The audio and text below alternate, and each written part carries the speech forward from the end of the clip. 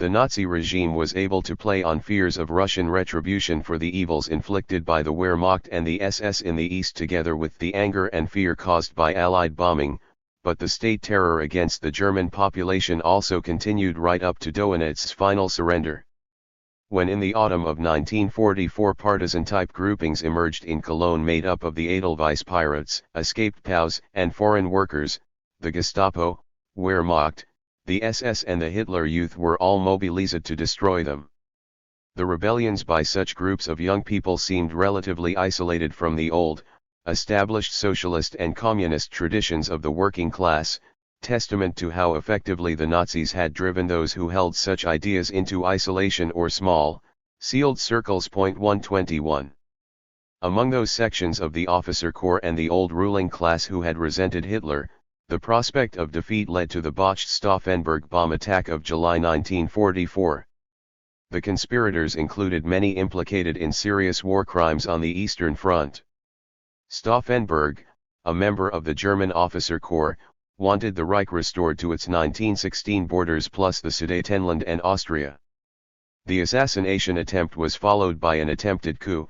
The relative ease with which it was crushed by army units loyal to the Führer speaks of the degree to which the old elites had been compromised and co-opted by Hitler. 122. Chapter 8. Resistance in Europe. "I guess the whole world is on a leftward march," exclaimed U.S. Senator Vanderburg in 1945. By the closing months of the Second World War, resistance movements had spread across Europe, most of them aligned with the left. They were a major concern for the Germans and a major worry for all three of the Allied powers. The experience of occupation breeds resistance, as has been repeatedly discovered since 1945. Resistance began early on in occupied Europe. In February 1941, for example, there were strikes in Amsterdam over the Nazi persecution of Jews, and in May in mining areas of Belgium and northern France. On the first anniversary of the German invasion, 100,000 miners walked out in the Belgian coal fields of Liege, Hainault, and Limburg. In Holland in 1943, 500,000 struck after the Germans ordered that all former POWs should be sent to Germany as forced labor. The SS imposed martial law and over 100 strikers were executed. In 1943, resistance began spreading across Europe in response to the brutality of German occupation, and Hitler's defeat at Stalingrad. 2. The collaboration of the European ruling classes with the Nazis, or at best their willingness to wait for liberation by the Allies, meant that resistance increasingly developed its own revolutionary dynamic.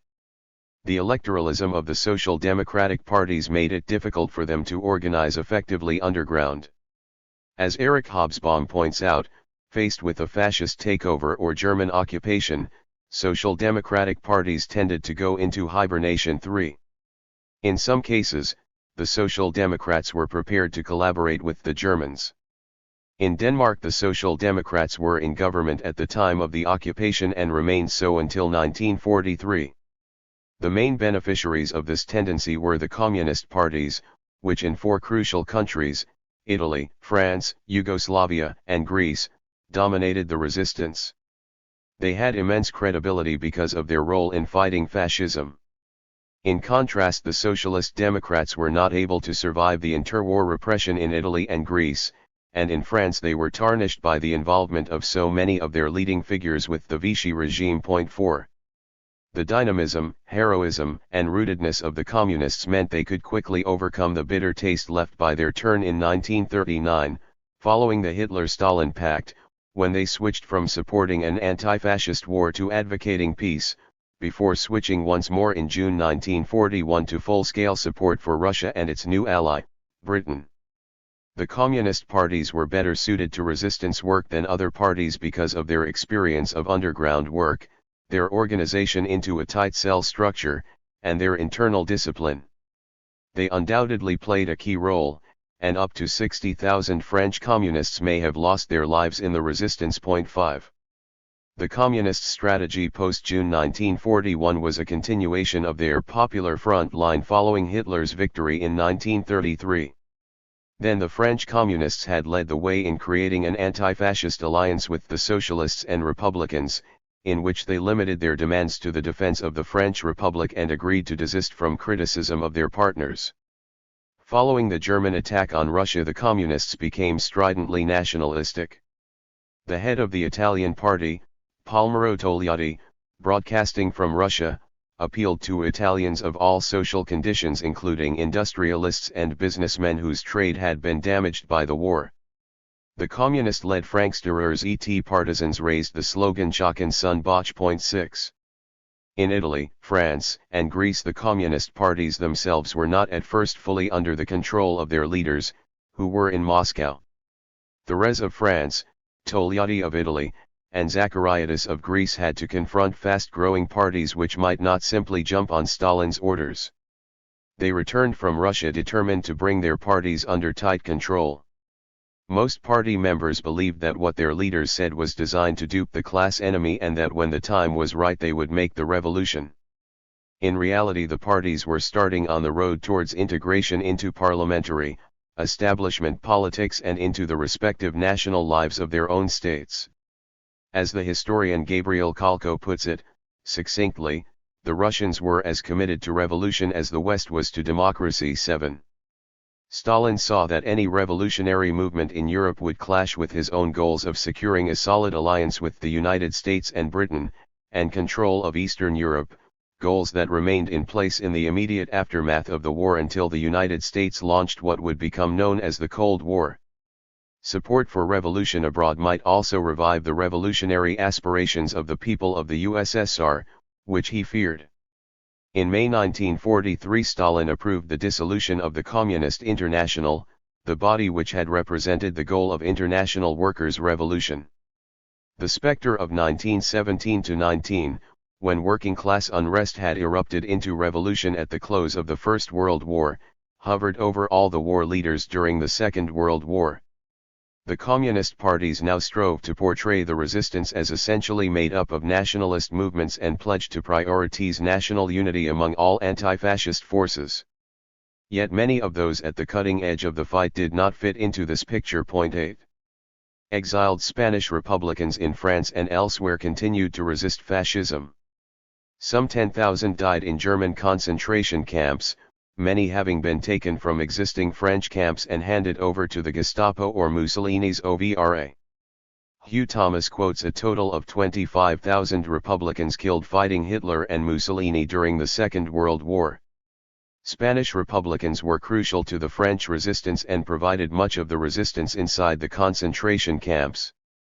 Volunteers who had fought Franco were often key figures in the resistance movements which flared up in occupied Europe. Colonel Fabian, who would carry out the first resistance killing of a German, served in Spain, as did Colonel Roltanguy, who led the resistance uprising which freed Paris in 1944. Luigi Longo, Gallo in Spain, would lead the partisans in northern Italy, and Giovanni Pesce, a key resistance fighter in both Turin and Milan, served in the international brigades. Joseph Tito had helped organize the flow of volunteers from Paris to the international brigades in Spain.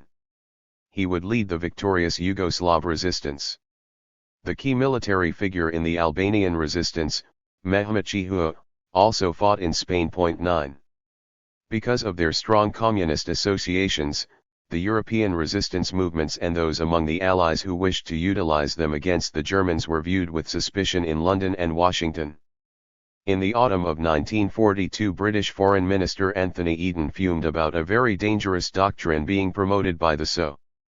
The danger was the SO's willingness to collaborate with parties of the left. 10 In his History of the OSS, Bradley F. Smith notes, every manifestation of irregular warfare watched with varying degrees of coolness or suspicion. 11. The best-known case was the Russian attitude to the Warsaw Uprising of August and September 1944.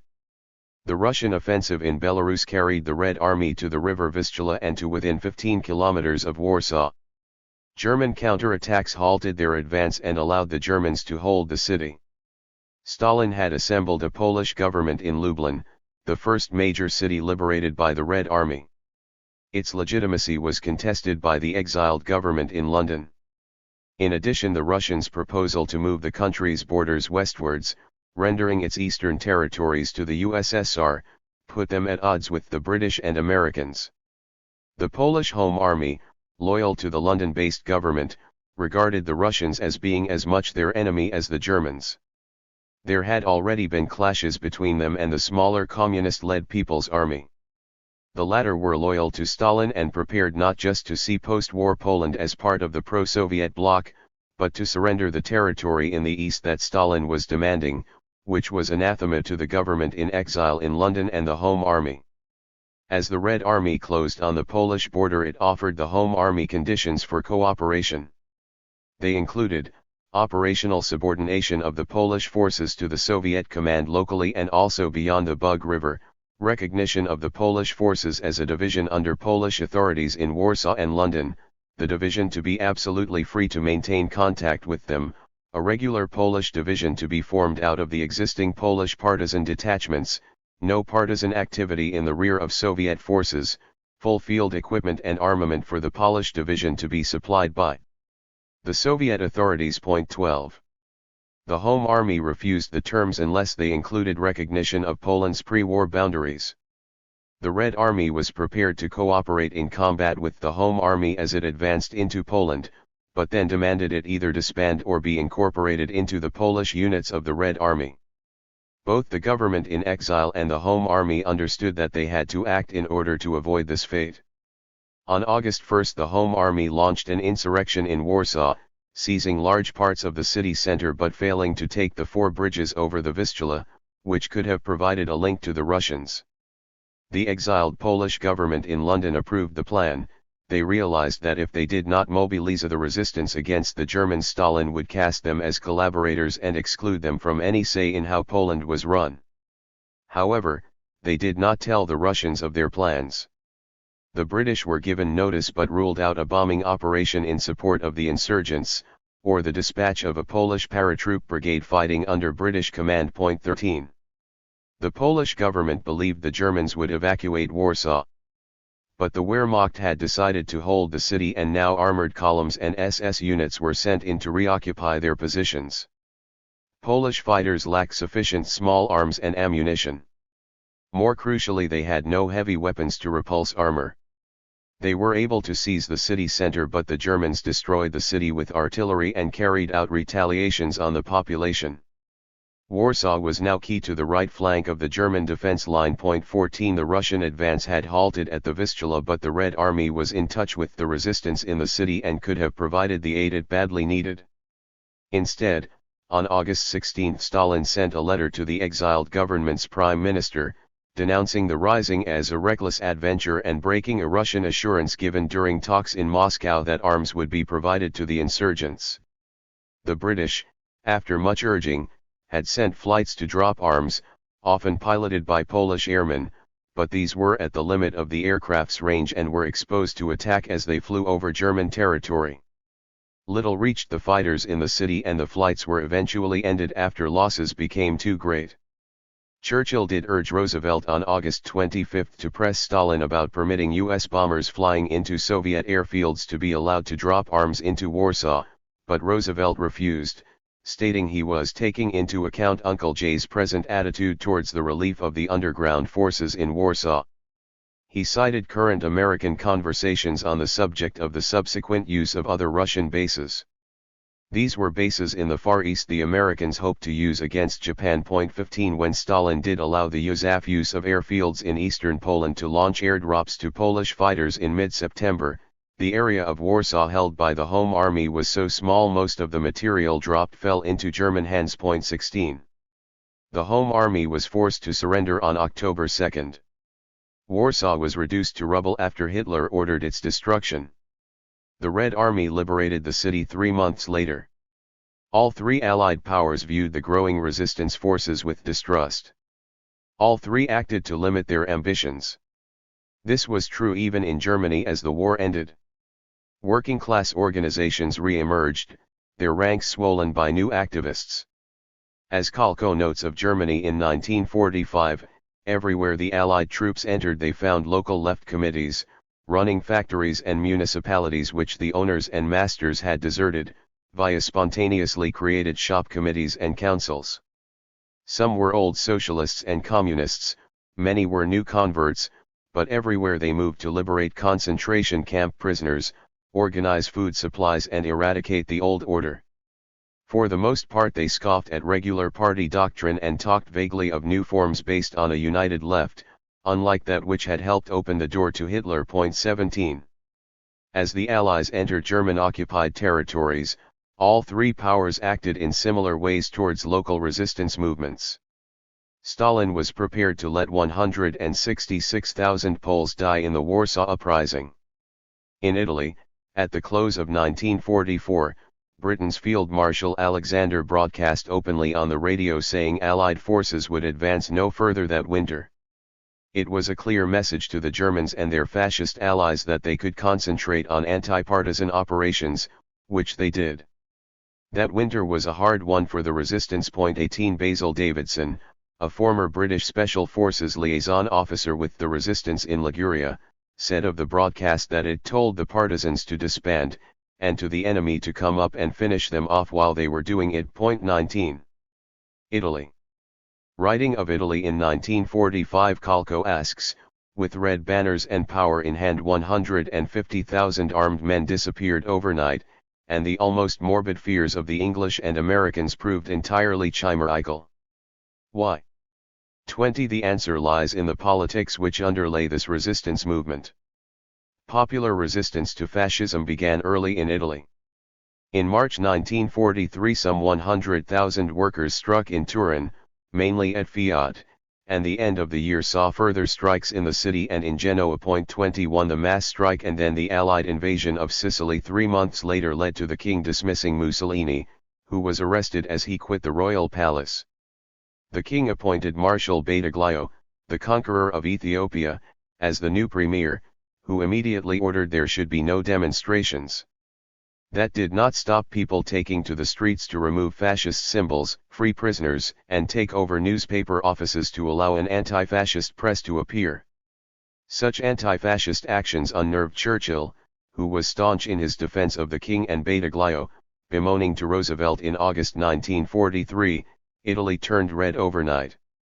In Turin and Milan there were communist demonstrations which had to be put down by armed force. 20 years of fascism had obliterated the middle class. There is nothing between the king with the patriots who have rallied around him, who have complete control, and rampant Bolshevism. 22.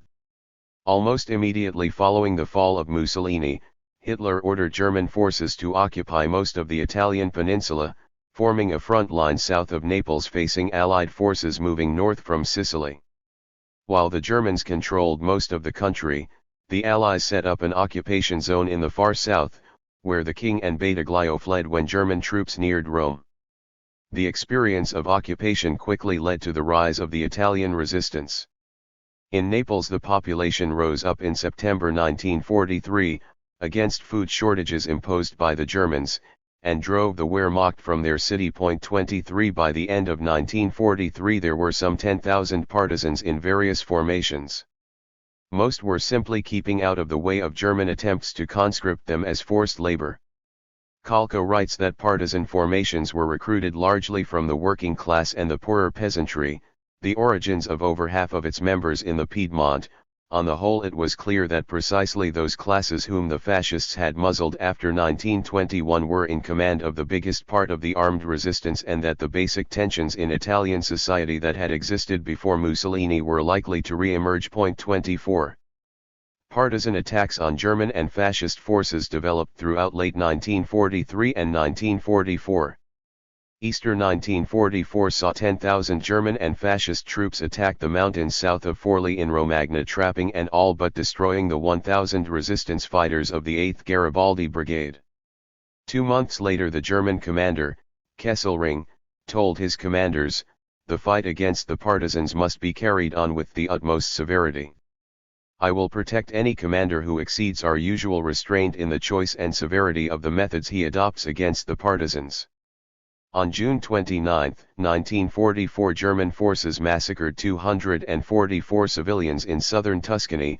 On July 4 they killed 176 in the same area. 25 By July 8 the Garibaldi Brigade had reformed in southern Tuscany.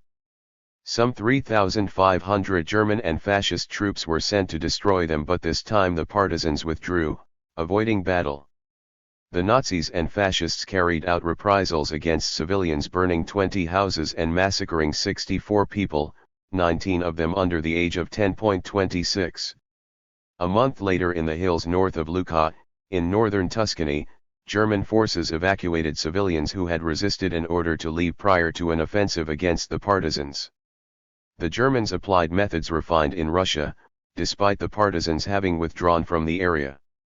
The village of Sant'Anna di Stazzema was swollen with evacuated civilians. The Germans burned houses, rounded up civilians and locked them in barns. Grenades were thrown in, machine guns fired, and finally the barns were set alight. 560 men, women, and children were butchered. 27. September saw 770 people killed in 3 days of reprisals in the Monte Sole area south of Bologna. Among the victims, 45 were under 2 years old, 110 were under 10, 95 were under 16, 142 were over 60, 316 were females, and 5 were Catholic priests.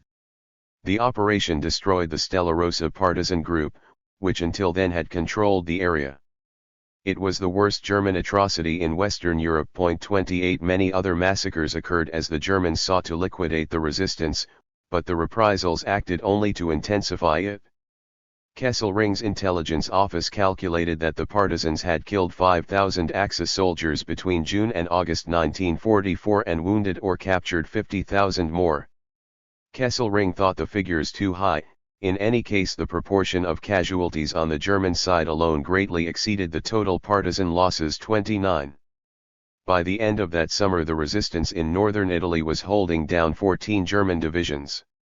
Between 17 and September 30, 1944, partisans carried out 280 attacks on German forces, killing 129 and wounding 3,663, as well as taking 8,241 prisoners. 30 The involvement of Italian fascist forces, whether operating under German or Mussolini's command, ensured that the resistance struggle took on aspects of a civil war.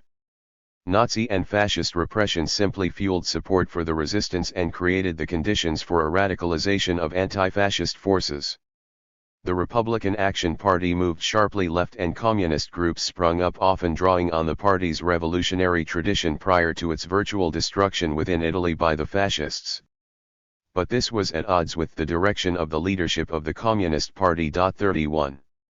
On 3 and March 4, 1944, shortly before his return to Italy, Palmiro Togliatti, leader of the Italian Communist Party, met Stalin to discuss the Italian situation.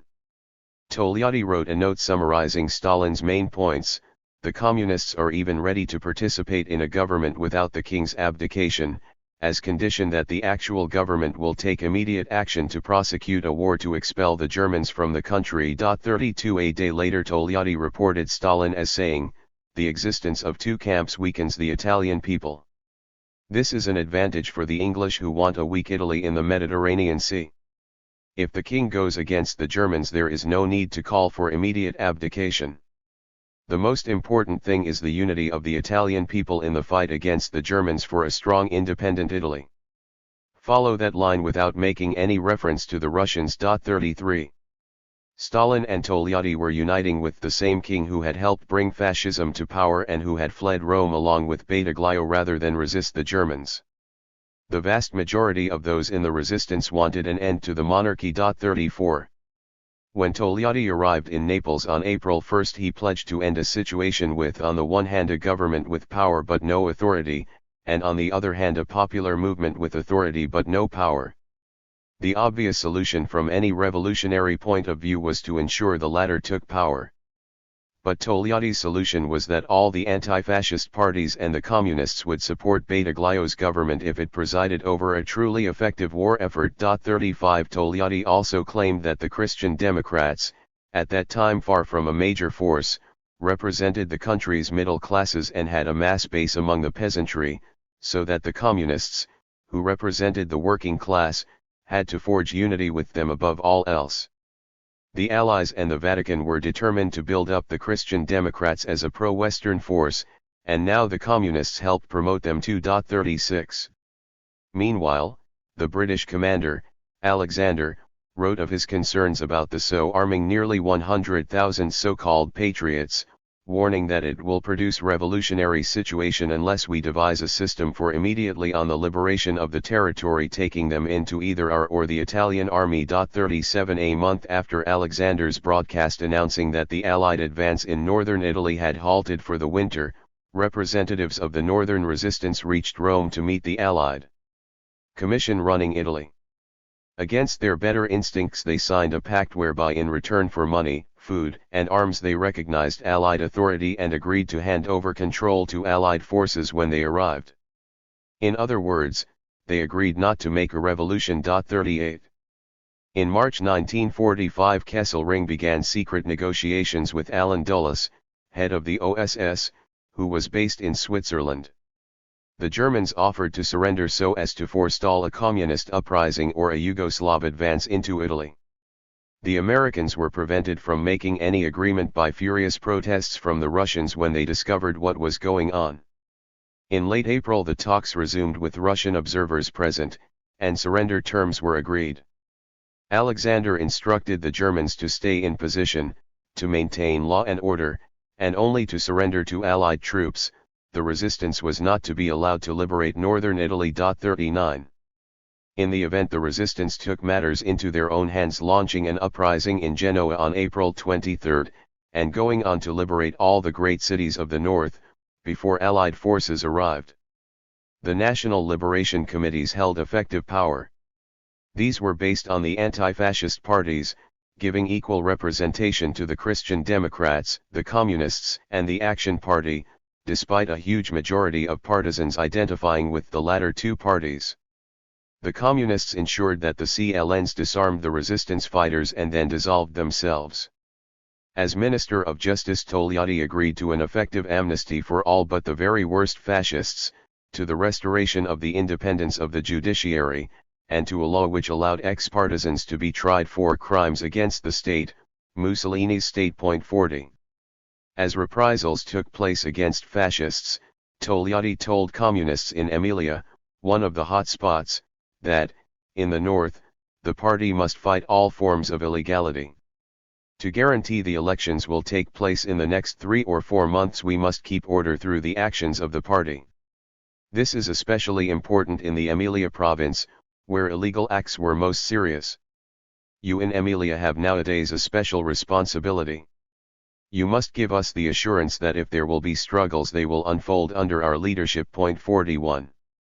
The number of Italians who died fighting the fascist and Nazi forces between September 1943 and May 1945 equaled those that died fighting for Mussolini between 1940 and 1943. 42. One member of British Special Forces who parachuted into Carnia in the far northeast reported thus, "I think that period for Italy, history will prove me on this point, will possibly be a more glorious period than the Risorgimento.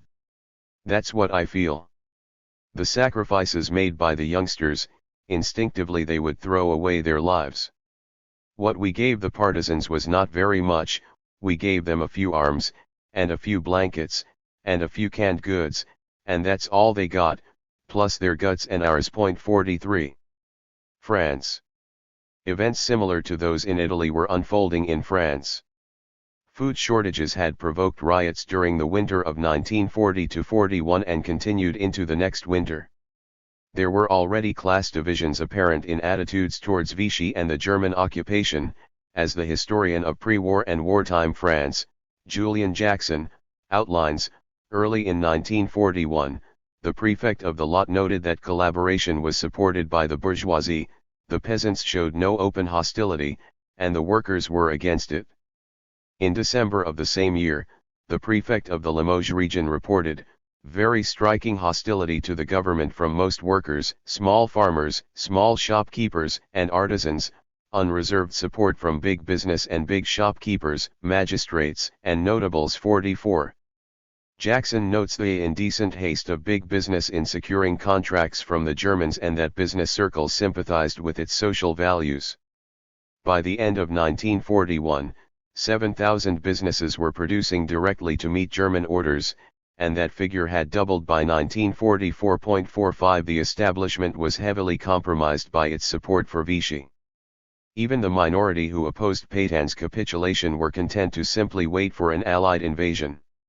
The German occupation became harsher with the move to a total war economy in 1942, which required more from France in terms of production, agricultural produce, and manpower for the Reich. France provided 42% of German transport planes by 1943.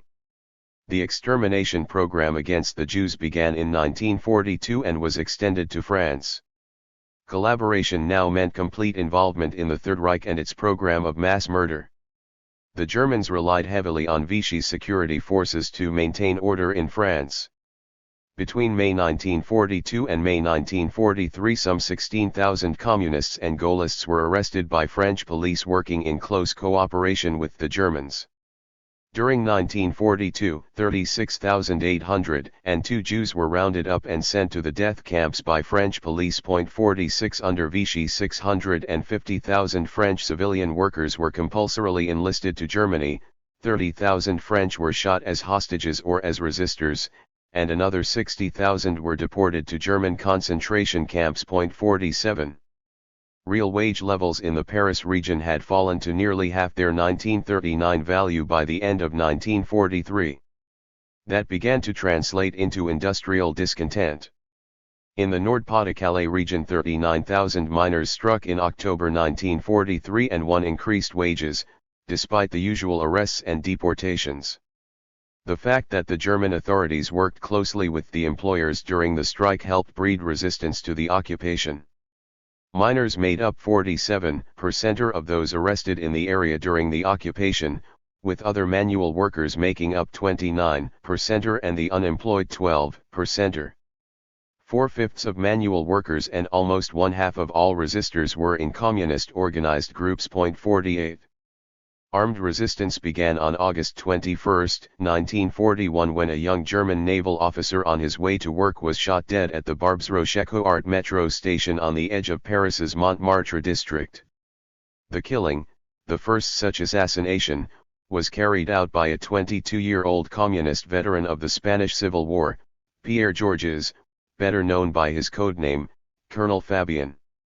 2 days before the attack, 2 communists had been executed after being arrested on a street demonstration. 5 French hostages were executed after Fabien's attack. Not to be outdone, Vichy tried and executed 6 communists in August and September, even though they were not involved in military resistance. The communists would soon set up the Franctireurs et Partisans Français. Resistance actions quickly led to German reprisals. Hitler directly ordered the execution of 97 hostages after 2 officers were killed in Nantes and Bordeaux in October 1941. After the Bordeaux hostages were murdered, de Gaulle broadcast from London ordering an end to the assassinations by the resistance. The communists ignored him. At this time he had only rallied some of the smaller garrisons in the French colonial empire and he seemed insignificant. The introduction of labor conscription led to the rise of the Maquis, young workers and peasants who had fled to the remote country and employed guerrilla tactics against the occupiers. They become an important part of the resistance. 49. In January 1943, Vichy launched the Milice Française under the command of Joseph Darnand, an activist in the pre-war fascist leagues.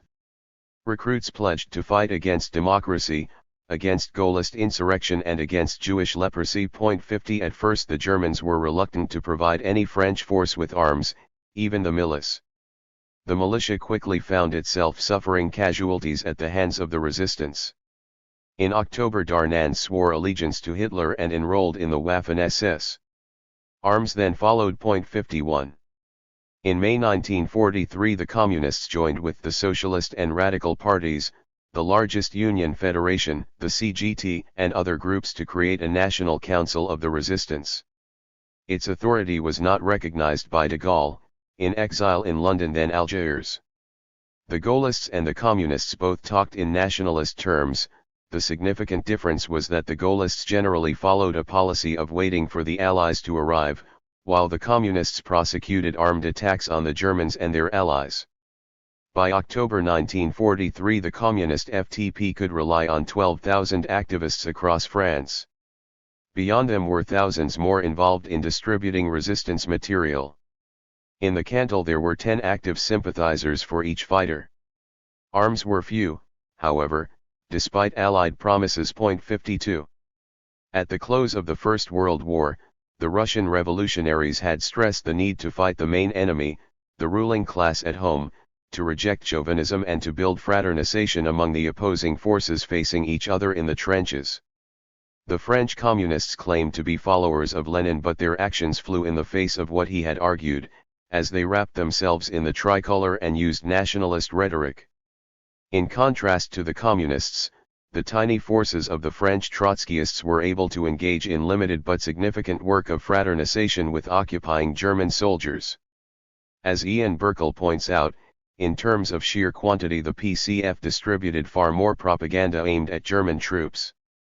But what they produced fell within the normal framework of military propaganda aimed at demoralizing enemy forces.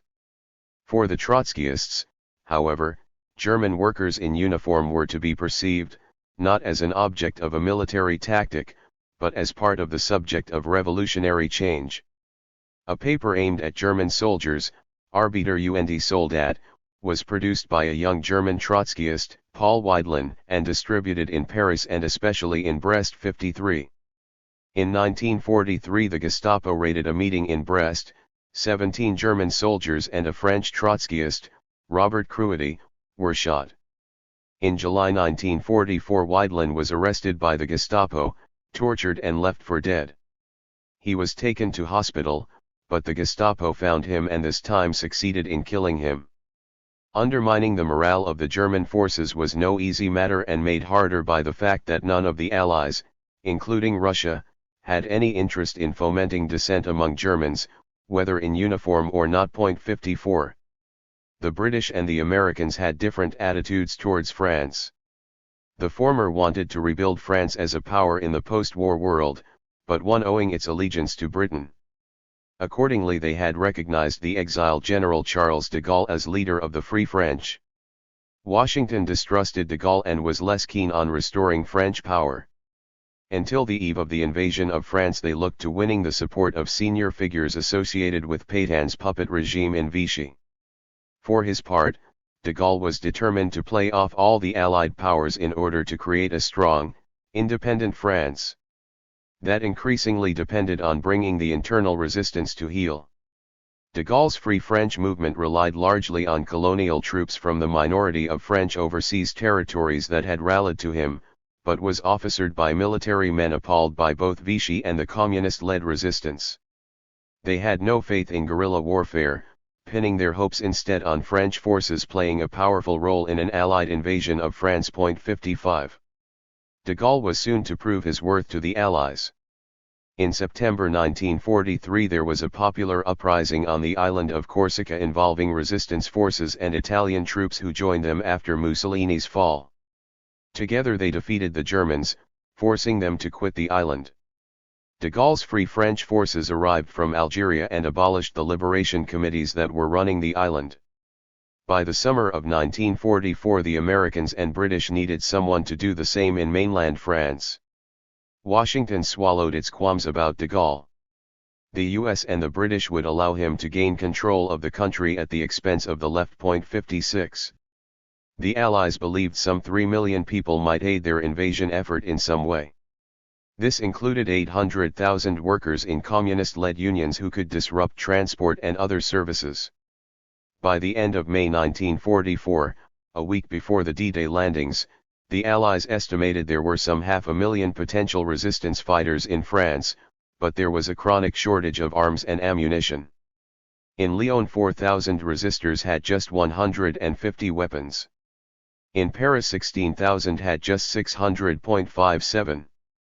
There were no clear directions to the resistance forces from Allied command or from de Gaulle.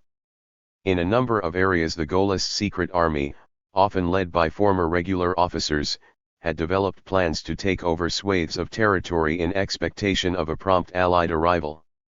The communist-led FTP scorned such tactics, arguing they left resistance forces liable to German attack. Free French units began concentrating in the Verkers, a high plateau south of Grenoble, on news of the landings to the north. By June 9 there were 3,000 fighters there. On July 3, they proclaimed the restoration of the French Republic. The resistance fighters expected arms from the Allies, but no deliveries of heavy weapons came. They expected an Allied landing on the Mediterranean coast, but this was postponed until August 15. They expected Free French regular troops to be airlifted in, but that did not happen either. 58 At the end of July the Germans attacked using Alpine units backed up by panzers and the Luftwaffe. The fighters did not have the means to resist such forces. 650 paid with their lives. 59. Meanwhile, the Germans reacted to resistance attacks elsewhere with reprisals against civilians. At Oradour-sur-Glane, north of Limoges, the Waffen-SS Das Reich Tank Division, moving north to Normandy, killed 642 people, virtually the entire population. 60 The Allied invasion unleashed uprisings in Paris and various industrial towns and cities. A nationwide rail strike in August 1944 paralysed the country. Liberation committees took over the running of much of France. On August 19, 1944 the resistance launched an uprising to free Paris before the Americans arrived. De Gaulle successfully persuaded the Allies to allow Free French armored forces to move forward to be the first into the city. De Gaulle quickly followed in their wake. He imperiously took over the capital, treating the resistance with disdain and demanding they demobilize and disarm. The Communist Party accepted this. One state, one police force, one army, was the slogan offered by Maurice Thérèse, General Secretary of the French Communist Party, on his return to France in November 1944. General de Gaulle had allowed his return knowing he would enforce Moscow's line of coalition with nationalist parties. Under Thérèse's leadership the party not only participated in de Gaulle's government but allowed him to veto its ministerial candidates. 61 De Gaulle himself was far from being a consistent Democrat. Prior to the war, in 1934, he had advocated the formation of a shock army of 6 mechanized divisions. The priority of this proposed force was to prevent a situation of anarchy, perhaps of civil war. He criticized the police's inability to maintain order, and claimed the army could not cope because its units are now all formed of voters or natives. 62 De Gaulle became president of the new French Republic following liberation but stepped down in 1946, and with the onset of the Cold War his Rassemblement du Peuple Français employed shock troops against the communists in a series of bitter street clashes. 63. In France the purge of Vichyite collaborators, the épuration, saw 10,000 people killed by local resistance fighters. Thérèse backed de Gaulle in demanding an end to the épuration and the dissolution of all extra-parliamentary institutions. During the official process of denazification nearly 7,000 people were sentenced to death, but, as Calco points out, only 770 were actually executed, and over 38,000 of the roughly 4 times that number who were tried for collaboration were sent to prison or forced labor for some term. 64 Vichy's defenders, who would quickly re-emerge after the war, would claim the resistance carried out up to 150,000 reprisal killings after the liberation. They wanted to paint this as another terror, similar to that of the Jacobins after the French Revolution. Probably some 10,000 reprisal killings were carried out, which pales before the 100,000 killings of French men, women, and children carried out by the Germans and Vichy during the occupation. 65. In Spain, Franco's forces carried out some 180,000 executions. 66 These were justified by the terror which supposedly gripped the Republican zone. Yet their executions totaled 38,000, about half taking place in the first 6 weeks of the war following Franco's rebellion. All the parties in the Republic argued against such killings and strove to end them, with some success. In the rebel zone executions were officially encouraged and continued unabated throughout the war. 67. A similar attempt was made to create a myth of mass reprisal killings by communist partisans in Italy at the end of the war. Belgium. In Belgium by mid-1944 collaborationist forces were carrying out attacks on resistance forces in what was becoming a civil war. In September 1944 British forces liberated Brussels and Antwerp. The Belgian resistance numbered 80,000, bigger proportionally than the French but much less disciplined by the communists. The monarchy and the established parties including the socialists had collaborated with the German occupiers.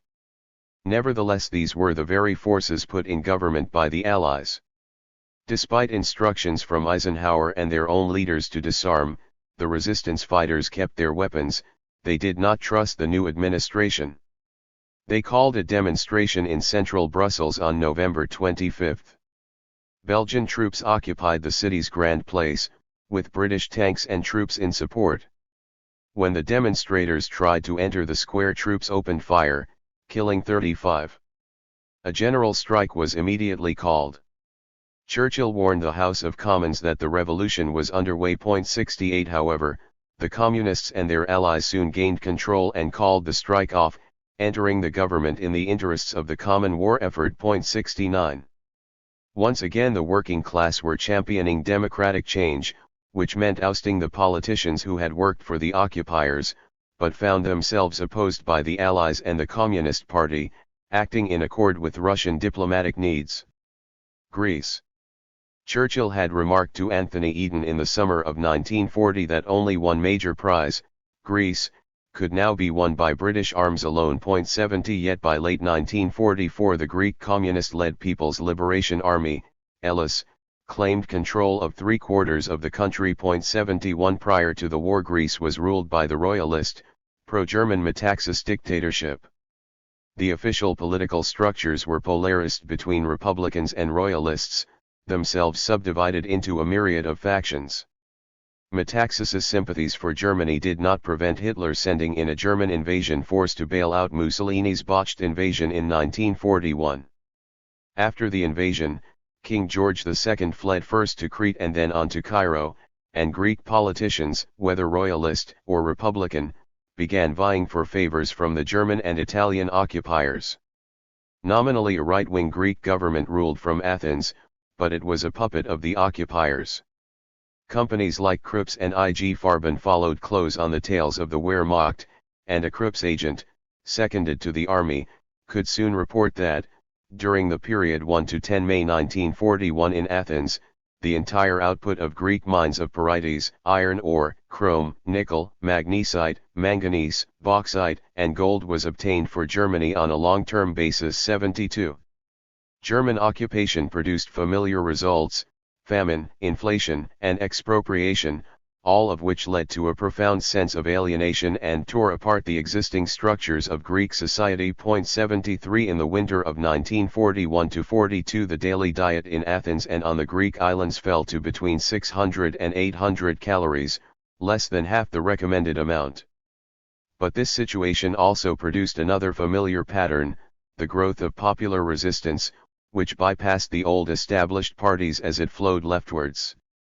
The Greek Communist Party, which had operated underground pre-war, took the decision to launch a broad resistance movement, EAM, the National Liberation Front.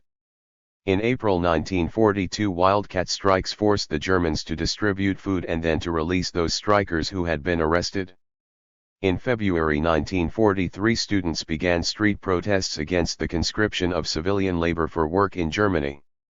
Strikes spread among civil servants, council, and bank workers, with workers joining the students on the streets.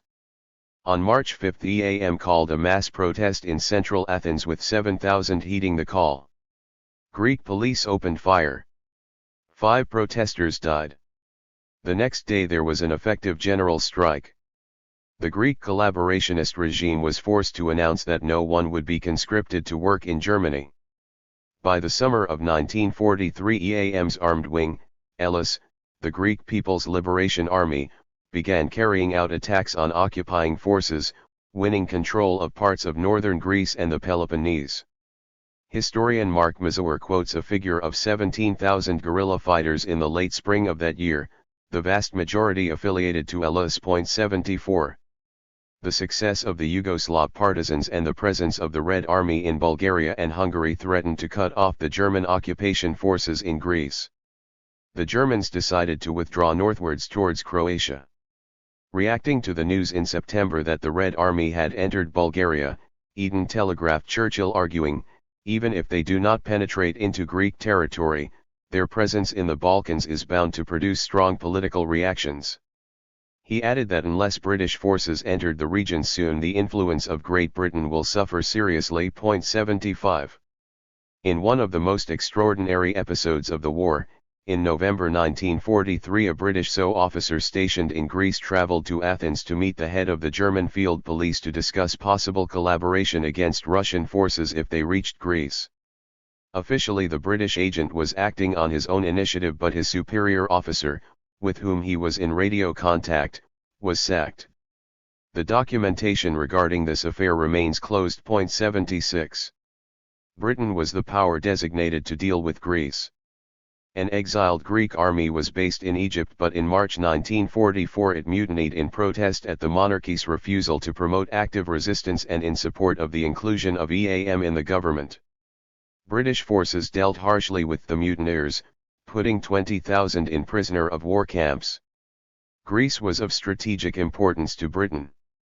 As one of its intelligence officers explained in May 1944, "Our long-term policy towards Greece is to retain her as a British sphere of influence, and a Russian-dominated Greece would not be in accordance with British strategy in the Eastern Mediterranean." 77. But Churchill also had an eye on resistance forces elsewhere in southern Europe. He argued that British intervention against the Greek resistance was needed to deter radical uprisings that may spread to Italy and beyond. 78. By the summer of 1944, EAM/LS controlled huge areas of the country, holding popular assemblies, granting votes to women for the first time, providing education and law courts. At the same time, rival political groups, Royalist and Republican, moved towards open collaboration with the Germans. The British, despite their hostility to EAM/LS, were forced to provide arms in recognition of the role they were playing in fighting the Germans. EAM/LS were suspicious of the British, whose aid had generally flowed to Royalist groups that were now collaborating with the Germans. In July 1944 a Russian mission arrived at LS headquarters, but Churchill needn't have worried. As military historian John Erickson argues, the role of the Soviet mission to LS proved to be policing the unpalatable decisions already made in Moscow, deferring all and any plans for a communist coup in Greece. 79. The Greek communist leadership met the following month and after a bitter debate agreed to join with the British-backed government in exile. In October 1944, as German forces began evacuating Greece, EAM took over the running of much of the country, but stood by an agreement with the British not to enter Athens, which the British would control. British forces landed in Patras on October 3 and then parachuted into Athens the day after the Germans left.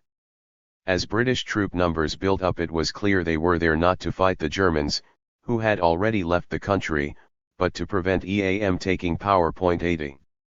Initially LS fighters were not interested in confronting the British but rather in pursuing those forces that had collaborated with the Germans, but a confrontation with the British could not be avoided. At this stage the Americans looked with some suspicion on Britain's involvement in Greece, not out of sympathy with the resistance but out of discomfort at Britain pursuing its own interests. The US refused to release landing craft to take British troops from southern Italy to Piraeus. The U.S. Chief of Naval Staff, Admiral King, said that the intervention in Greece does not appear to be a war in which the United States is participating. 81. EAM and LS had committed to avoid clashes with the British and offered to disarm as part of a general disarmament if the king stood down and was replaced by a regent.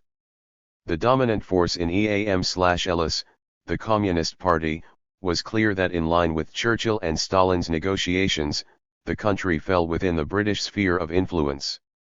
Churchill was determined to restore the king and to leave intact a vehemently anti-democratic elite. British troops were supplemented by the security battalions that had been recruited by the puppet regime installed by the Germans to fight the resistance. On December 2 the British-appointed government banned LS. EAM called a demonstration in central Athens for the following Sunday, which the government granted permission for. Hours before the Sunday demonstration, official permission was withdrawn. Crowds gathered in the city center. At Constitution Square, police opened fire, killing 24 demonstrators and wounding 150. British troops stood ready to help. 82 Churchill telegraphed the British commander, General Scobie, with the instructions: "Do not hesitate to act as if you were in a conquered city where a local rebellion was in progress. We have to hold and dominate Athens.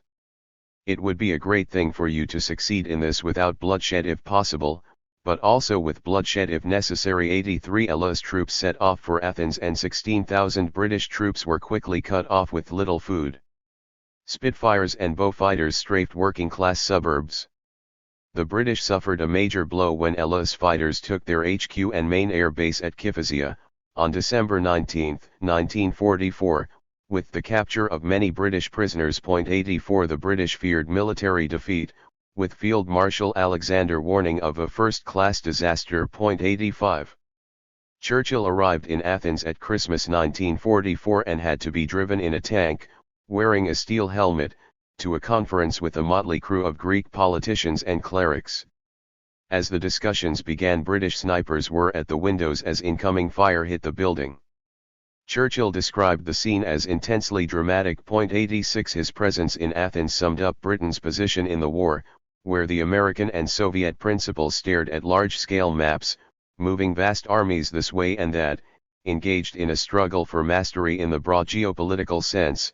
The British leader was ducking and weaving in the fragmented world of Greek politics, dealing in scarce landing craft rather than whole divisions, but determined for all that to ensure Britain got her dues as she conceived them to be. 87 Churchill installed a government excluding EAM. The new government began recruiting former collaborators, and Churchill told Anthony Eden, "It seems to me that the collaborators in Greece in many cases did the best they could to shelter the Greek population from German oppression. The communists are the main foe. There should be no question of increasing the severities against the collaborationists in order to win communist approval." 88 The British rounded up and interned 15,000 leftists, putting 8,000 in camps in the Middle East. The Russians actively helped the British in their conflict with Elis. Moscow insisted that the Greek Communist Party agree to a ceasefire.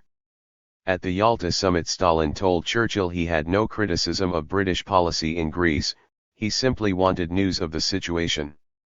As Ericsson comments, the hint was broad and crude: if the British did not break the rules, the situation in Greece would continue. 89 The subsequent agreement, brokered in February 1945, as the Allies met in Yalta, permitted the Communists to operate openly and pledged that there would be free elections. This was never acted upon. Instead, former Elis fighters suffered growing persecution and assassinations. Formally, EAM and the Communist Party were legal parties, but their activists faced jail sentences, newspaper vendors who sold their papers were beaten up, and general repression mounted. The key Elis commander, Volokiadis, was expelled from the Communist Party for opposing the peace agreement. 2 days later, right-wing forces captured and decapitated him.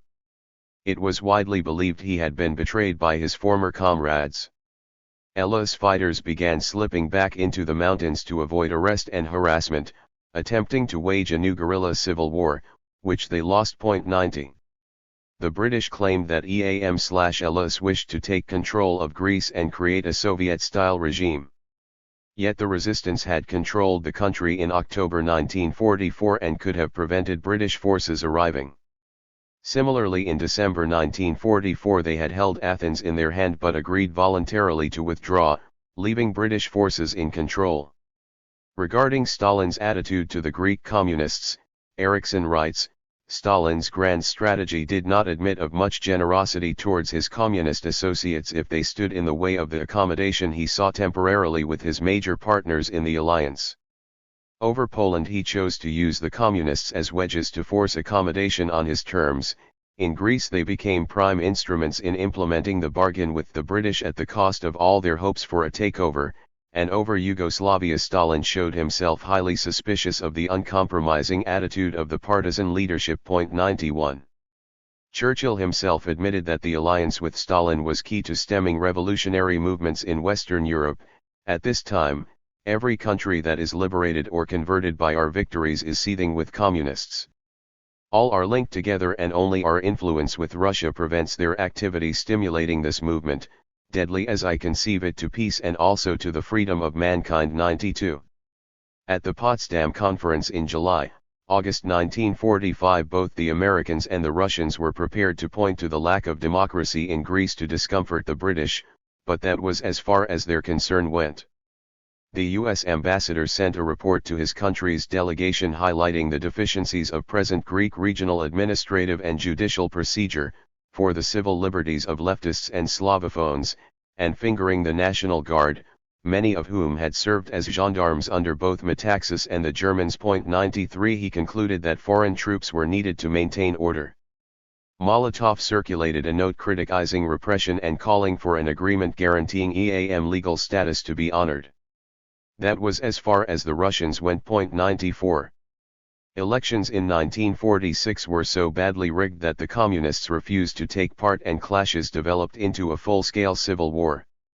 The Russians blew hot and cold over supporting the Greek Communists because they still hoped to maintain the wartime alliance, even though tensions were growing.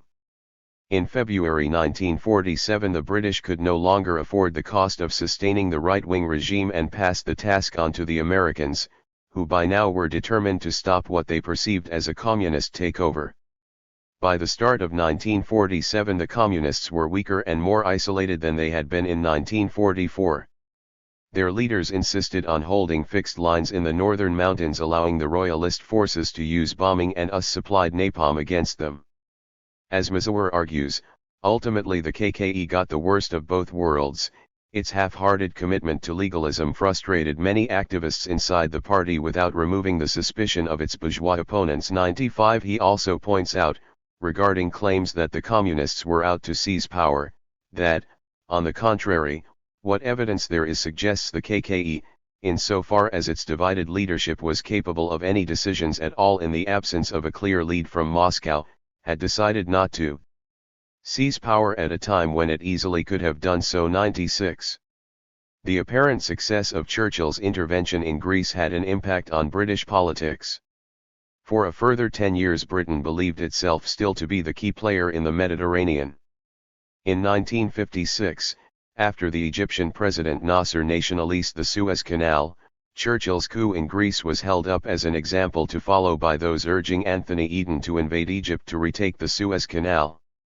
They assumed, wrongly, that the US would eventually accept this course of action as they had Churchill's in Greece. The Suez fiasco ended Britain's imperial illusions. In Greece, civil war and repression paved the way for the dictatorship of the colonels, which lasted from 1967 to 1974. Greek society still bears the scars. Parceling up Europe. As the prospect of Allied armies advancing into Europe loomed, in August 1943 Stalin proposed that a commission of the three Allied powers would jointly run Italy following Mussolini's fall, as well as Romania, Hungary, and Bulgaria. The US and Britain vetoed Stalin's proposal, being determined to exclude the Russians from Italy. But as Kalko writes, by blocking the possibility of a Soviet veto in Italy, the Anglo-Americans gave themselves a free political hand in that country, but also revealed to Stalin the decisive political constraints the Americans and British were prepared to impose where their political and strategic interests were involved. Much more important, it confirmed the reality that military conquest rather than negotiations would define the political outcome of the war in Europe. 97. Stalin now applied this principle vigorously. In Italy and Greece the British and Americans were given free hand, at whatever cost to the Communists. When in August 1944 Romania signed an armistice with the invading Russian army, Stalin announced he would apply the same arrangements there as the Anglo-Americans had applied in Italy.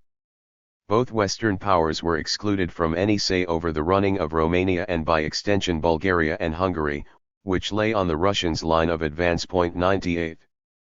In Romania, the Communist Party emerged from hiding to join a government which included the remnants of the old pro-fascist dictatorship under King Michael. The Communist Party, Eriksson points out, was swelled with a horde of place-seekers, collaborationists, and men on the run from their Iron Guard past. It was one bloated with elements which only weeks earlier had manned or supported the Antonescu dictatorship, the same thugs, secret policemen, and soldiers swelled with the riffraff signed up by the communist leadership. 99. After the initial Russian occupation, coalition governments were formed with communists in a minority, but in control of the security forces. As long as politicians agreed to follow Moscow's diplomatic line, they were acceptable. In 1947–48, as the Cold War developed, the Communists moved to exert complete control, bulldozing through mergers with the socialist parties, excluding virtually all non-communists, and then purging party members who had operated outside the Soviet Union during the war and were thus deemed too independent. 100. The US and Britain blocked Russia having any say in the unelected occupation administration of Italy and other Western European countries, but in Eastern Europe the US demanded elections. Stalin, naturally, had no interest in that. Above all, he did not want strong governments in Eastern Europe, even if they shared the same ideology as him. Yugoslavia. The most powerful European resistance force to emerge in the Second World War was in Yugoslavia. The Yugoslav state had been created at the close of the First World War as one of the cornerstones of a pro-French alliance of Central and Eastern states designed to police a re-emergent Germany. On March 25, 1941, the Yugoslav government signed a pact with Germany and Italy, allying itself with the Axis and permitting free passage of German troops en route to invade Greece.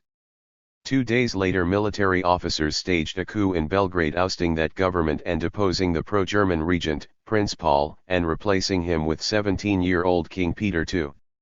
The new regime pleaded neutrality, but British funds had been available to the plotters. On April 6, the Germans bombed the Serb capital, and within a few days German, Italian, Bulgarian, and Hungarian troops invaded. The government surrendered on April 17. Yugoslavia was divided between its invaders, with Germany receiving the greatest territorial and economic control, to the chagrin of Mussolini, who viewed the Balkans as part of Italy's spazio vitale. 101. Mussolini championed Ante Pavlik and his Ustashi, who, after the destruction of Yugoslavia, took control of a rump Croatian state and began the ethnic cleansing of Jews, Orthodox Christians, and Muslims. By 1943, the German military estimated the Ustashi regime had murdered at least 400,000 people. The Germans too employed reprisals against opposition to their occupation of the bulk of Serbia. In October 1941, following a partisan attack on German soldiers near the Serbian city of Kragujevac, the Nazis shot and killed between 6,000 and 8,000 people in 3 days, 50 people for each wounded soldier, 100 for each dead soldier. Among those killed was a whole generation of boys taken directly from their secondary school. Meanwhile, 2 resistance forces began to emerge. The first was based around former Yugoslav officers who were loyal to the exiled Prince Paul, essentially Serbian nationalists who were extremely anti-communist. The other was led by the veteran communist Josip Broz Tito and began rallying wider forces loyal to the idea of a federation of Slav people within Yugoslavia. In October 1941, the German military commander in Serbia, Harold Turner, wrote of the German response to partisan attacks, "The devil is loose here. You probably know, 5 weeks ago, I put the first 600 against the wall. Since then, in one mopping up operation we did in another 1,000, in a further operation again some 1,000, and in between I had 2,000 Jews and 200 Gypsies shot in accordance with the quota 1:100 for bestially murdered German soldiers, and a further 2,200, likewise almost all Jews, will be shot in the next 8 days. Turner added that the Jews have to disappear. 102. During the winter of 1941–42, Hungarian occupying troops and security forces massacred several thousand Serbs and Jews in the area around Novi Sad. 103. The Royalists, Chetniks, as they became known, largely avoided military attacks against occupation forces, instead waiting for the British and Americans to arrive. Tito's partisans began widespread guerrilla warfare, from Ljubljana in Slovenia to the mountains of Montenegro, becoming known as the People's Liberation Movement. Tito's message of brotherhood, ethnic solidarity, and a common patriotic struggle to free the country from foreign domination began to attract wider support. The partisans were the lone force in Yugoslavia that refused to recruit on a religious basis and who always appeared to be on the side of the underdog, those fighting for their lives and livelihood against exploiters, exterminators, and invaders. 104 The partisans were also fired by the desire to give solidarity to Russia, Panslavism playing a part in this as well as party loyalty to Moscow. The partisans' base was overwhelmingly among the peasants who were attracted by the prospect of land reform, moderate though Tito's promises were, while the Chetniks represented the old landowning classes. As the partisans' support grew, the Chetniks felt threatened and began to broker local deals with the Germans and Italians, culminating in joint operations against Tito's forces. By the autumn of 1941, Tito's forces had begun operations in Serbia and established a headquarters with a printing press and arms factory at Uzas. When the Germans attacked Uzas, the Chetnik leader Mihailovic proposed a truce and then assisted their assault. 105. The partisans survived the winter of 1941-42 against the odds. In June 1942, 30,000 German and Croat troops were sent into the field against 3,500 partisans. Many partisans were killed, but Tito's force survived, a victory in itself. By the year's end there were 11,000 partisans in Bosnia and some 40,000 across the whole of former Yugoslavia. One reason for their survival was the failure of the two occupying Axis powers to coordinate counterinsurgency operations, reflecting the fact that Germany and Italy vied with each other for control of the Balkans, with the Germans enjoying overwhelming success. By November 1942 the partisans had sufficient support to convene a national assembly at Bihać, which allowed them to create the Anti-Fascist Council of National Liberation of Yugoslavia, laying the foundations for the provisional government to be formed a year later. 106. Following Mussolini's dismissal in July 1943, the Italian occupation collapsed. Many Italian troops attempted to flee home, most were rounded up by the Germans, while some joined Tito's forces, forming a Garibaldi brigade. The partisans seized large stocks of Italian arms and took control of large areas of Croatia and the islands in the Adriatic. 107 The Russians had done nothing to encourage Tito's partisan armies in Yugoslavia, while praising royalist forces that talked resistance but cooperated with Germany and Italy against their communist opponents. In 1942 the hard-pressed partisans had requested Russian aid and were refused, being advised instead to unite with the Chetniks and told that Moscow had sent a military mission to Mihailovic. Tito would receive more aid from Britain when Churchill, despite his monarchism, recognized that the communists were the ones killing Germans. The British had glimpsed that the Yugoslavs were on a collision course with Stalin. 108. Stalin was reported to have been enraged when in 1943 he received a telegram from the partisans asking, "If you cannot send us assistance, then at least do not hamper us." 109 Moscow suspected that the Yugoslavs were essentially nationalists who wanted to exercise hegemony in the Balkans, an area allocated to Russian control. The unity Tito had created among the component parts of the Yugoslav population was an attractive prospect for others in the Balkans. The crucial thing was that Tito had created his own popular base, which meant he could deal with Stalin on equal terms. By the close of 1943 Tito could claim some 250,000 fighters. His Chetnik opponents were openly siding with the Germans. 110. The scale of partisan support won recognition from the American news journal, Time, which featured their exploits in February 1943, reporting, "Down through the rocky hills of Croatia and Bosnia last week swept a formidable Axis army. Its aim, destruction of the partisan armies and liquidation of the free democratic state comprising roughly 1/6 of Yugoslavia, larger than Massachusetts, Connecticut, and Rhode Island combined." The Stukas started off well by destroying the towns of Drvar and Stalingrad. Not without reason had the German High Command decided to engage in a major operation against the Yugoslav partisans at a time when every Axis soldier was needed in Russia. The partisans had proved themselves a menace to Hitler's new order. In a recent advance their armies, commanded by stalwart, black-haired Kostanaki, captured the town of Karlovac, 30 miles from the Croatian capital of Zagreb, and approached Banja Luka, Bosnia's second largest town, throwing the fear of the Lord into the hearts of the puppet government. 111. The timepiece noted Eisenhower had issued a note of congratulations to Mihailovic, adding that when they approached the exiled royal government, pressed by journalists, the émigré officials admitted they had no idea where Mihailovic was, that he had been inactive for months while partisans were doing almost all the fighting. 112. This was the key reason why the British switched to supporting Tito. In contrast, as late as August 1944, the USOSS had sent a military mission to Mihailovic, which attempted to open negotiations about a separate surrender with German commanders. The mission was hastily withdrawn after Churchill complained to Roosevelt. The British and Americans agreed to provide air support for an offensive in September by 8 partisan divisions across Yugoslavia aimed at cutting German communications in the Balkan theater. Axis forces lost 4,187 killed, 2,000 wounded, and 5,782 captured.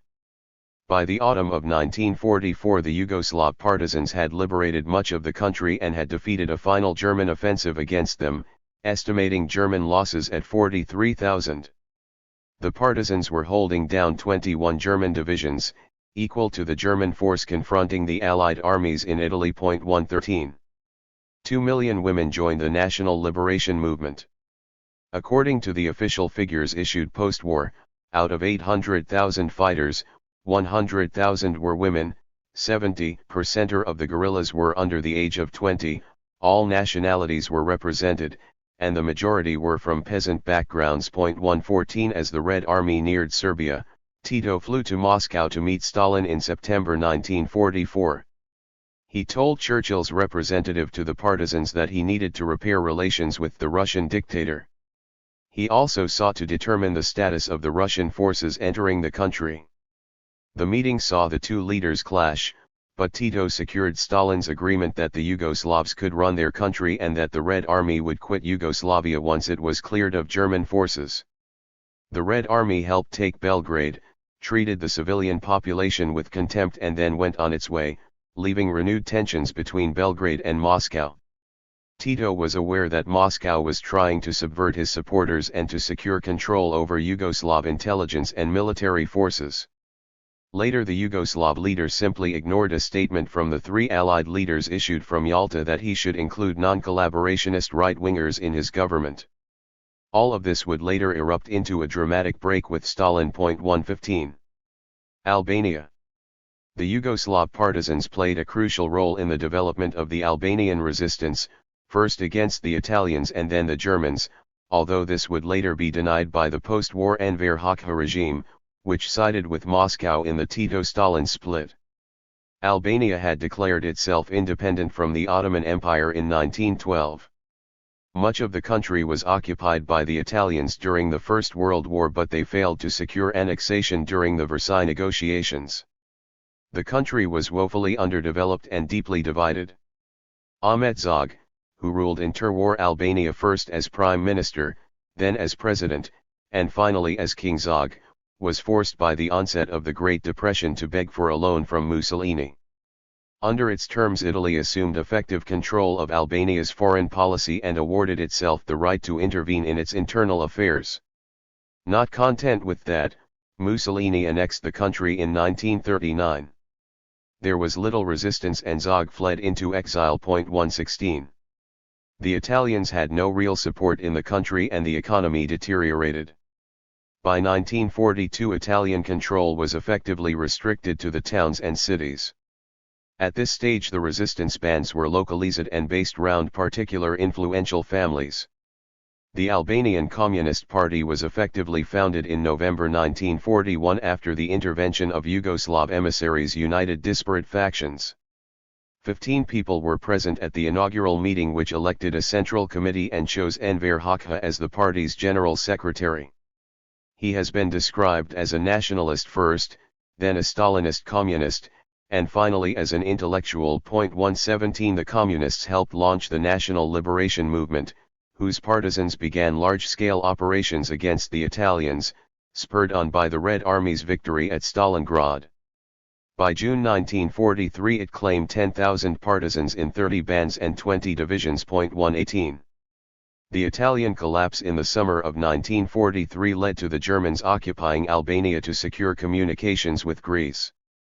15,000 Italian troops surrendered to the partisans, with between 1,500 and 2,000 joining the Antonio Gramsci battalion that fought with the resistance. 119 The various royalist and regional resistance groupings would be drawn into collaborating with the Nazis, who recruited Albanians for a special SS unit and for anti-partisan operations. By February 1943 the Germans could count on the cooperation of 10,000 Albanians formerly in resistance bands. In Kosovo, the mainly Albanian province of Yugoslavia incorporated into Greater Albania by Mussolini in 1941, the Third Reich encouraged the ethnic cleansing of the Serb population. 120 Despite a number of effective anti-partisan operations by the Germans and their Albanian allies, the NLM gathered strength. The German historian, Bernd J. Fischer, explains why the partisan goal of re-establishing an independent Albania under a social system based upon equality, was something for which many were willing to sacrifice. Conversely, few were willing to make similar sacrifices for the re-establishment of the old social system under Zog, which had clearly failed. 121. The other nationalist, anti-communist groups were tarred by their collaboration with the Germans, or at least their refusal to resist the occupiers. The German occupation also created widespread hunger, which boosted the NLM. British liaison officers estimated that by May 1944 the partisans had nearly 20,000 fighters. By October 1944 the Germans were withdrawing from Albania. The partisans launched an attack on the capital Tirana, seizing the old city and restricting the Germans to the new one. A month later, using artillery, the partisans broke through into the new city and the Germans hurriedly withdrew north. Fischer concludes, in November 1944 then, the communist-dominated NLM remained the only anti-fascist group with political credibility. They had fought the Germans more or less consistently and often under difficult conditions, although they had by no means defeated the Germans. 122. Hoxha's priority was to establish an independent Albania. That would entail breaking with his Yugoslav allies, who had provided much-needed aid and expertise, but who wanted to create a wider post-war Balkan federation. Conclusion. The resistance movements throughout Europe, largely led by communists and peopled by the working classes or peasants, were fighting a real anti-fascist war. It had a revolutionary potential which surfaced only to be thrust back by the communists in line with Stalin's wishes. All three allies either used the resistance to their own ends or actively crushed it. The key to ensuring that the revolutionary potential of the resistance did not come to fruition lay with the leadership of the communist parties, who limited their goal to achieving, at best, parliamentary democracy. The one leader who did not succumb to Stalin's wishes was Tito, because he had his own nationalist project and the mass support he built allowed him to realize it. Chapter 9. Asia and the Pacific. The early war in the East. The Japanese army wanted full cooperation with its Axis partners. The Navy and the Foreign Ministry were prepared to act in concert against the Soviet Union but did not want to antagonize Britain and the US.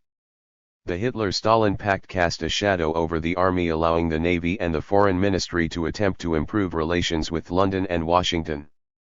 This quickly broke down over the issue of China, which the Americans saw as a crucial future market.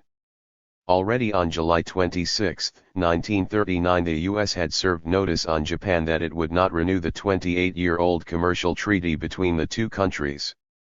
In December 1939 the Roosevelt administration prohibited U.S. corporations giving Japan technical information and manufacturing rights for the production of high-grade aviation gasoline. In June 1940 Congress passed the National Defense Act, which gave the President power to prohibit exports to Japan, and on July 2 Roosevelt restricted the sale of arms and ammunition, and materials such as aluminium and parts for aircraft. U.S. sanctions were potentially devastating. More than half of Japan's imports came from the U.S., with 40% of its exports being sold there. 1. German successes in the spring of 1940 reinforced Japan's alliance with Germany and Italy and brought the army back into dominance within the government. Berlin pushed for its ally to attack Hawaii and the Philippines, to which the army replied positively. Opinion in ruling circles now veered towards a drive south into Southeast Asia and its oil fields, but it could not get the army to halt or limit its operations in China. These splits were never resolved. In the absence of a unified strategy for both the Army and the Navy, the two services worked out their own plans for operations against Russia and the US respectively and then submitted them for the Emperor's approval. The government could not decide which the most likely enemy was, or whether it should insist on planning for a war with more than one power.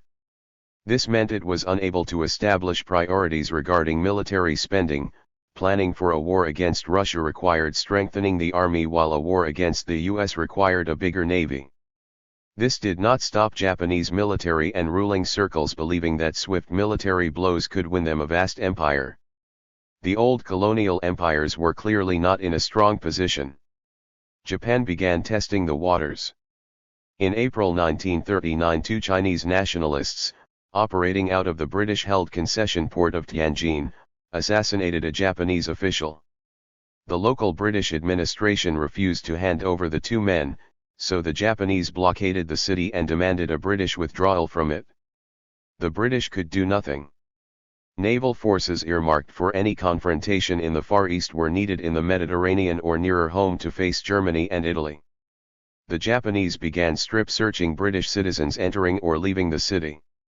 British officials on the ground eventually handed over the two men for execution, thus ending the blockade.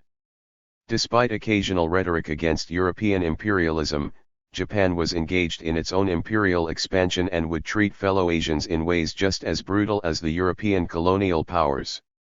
A new government took office in July 1940.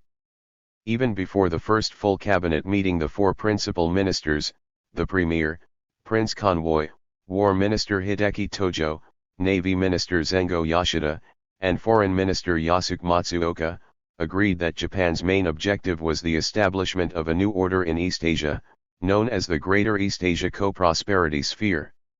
The first targets for inclusion were Hong Kong, Burma, French Indochina, Thailand, Malaya, the Dutch East Indies, the Philippines, and New Guinea. Later India, Australia, and New Zealand were added to the list. This involved a closer alliance with the Axis, a non-aggression pact with the Soviet Union, and every effort to bring the China War to an end.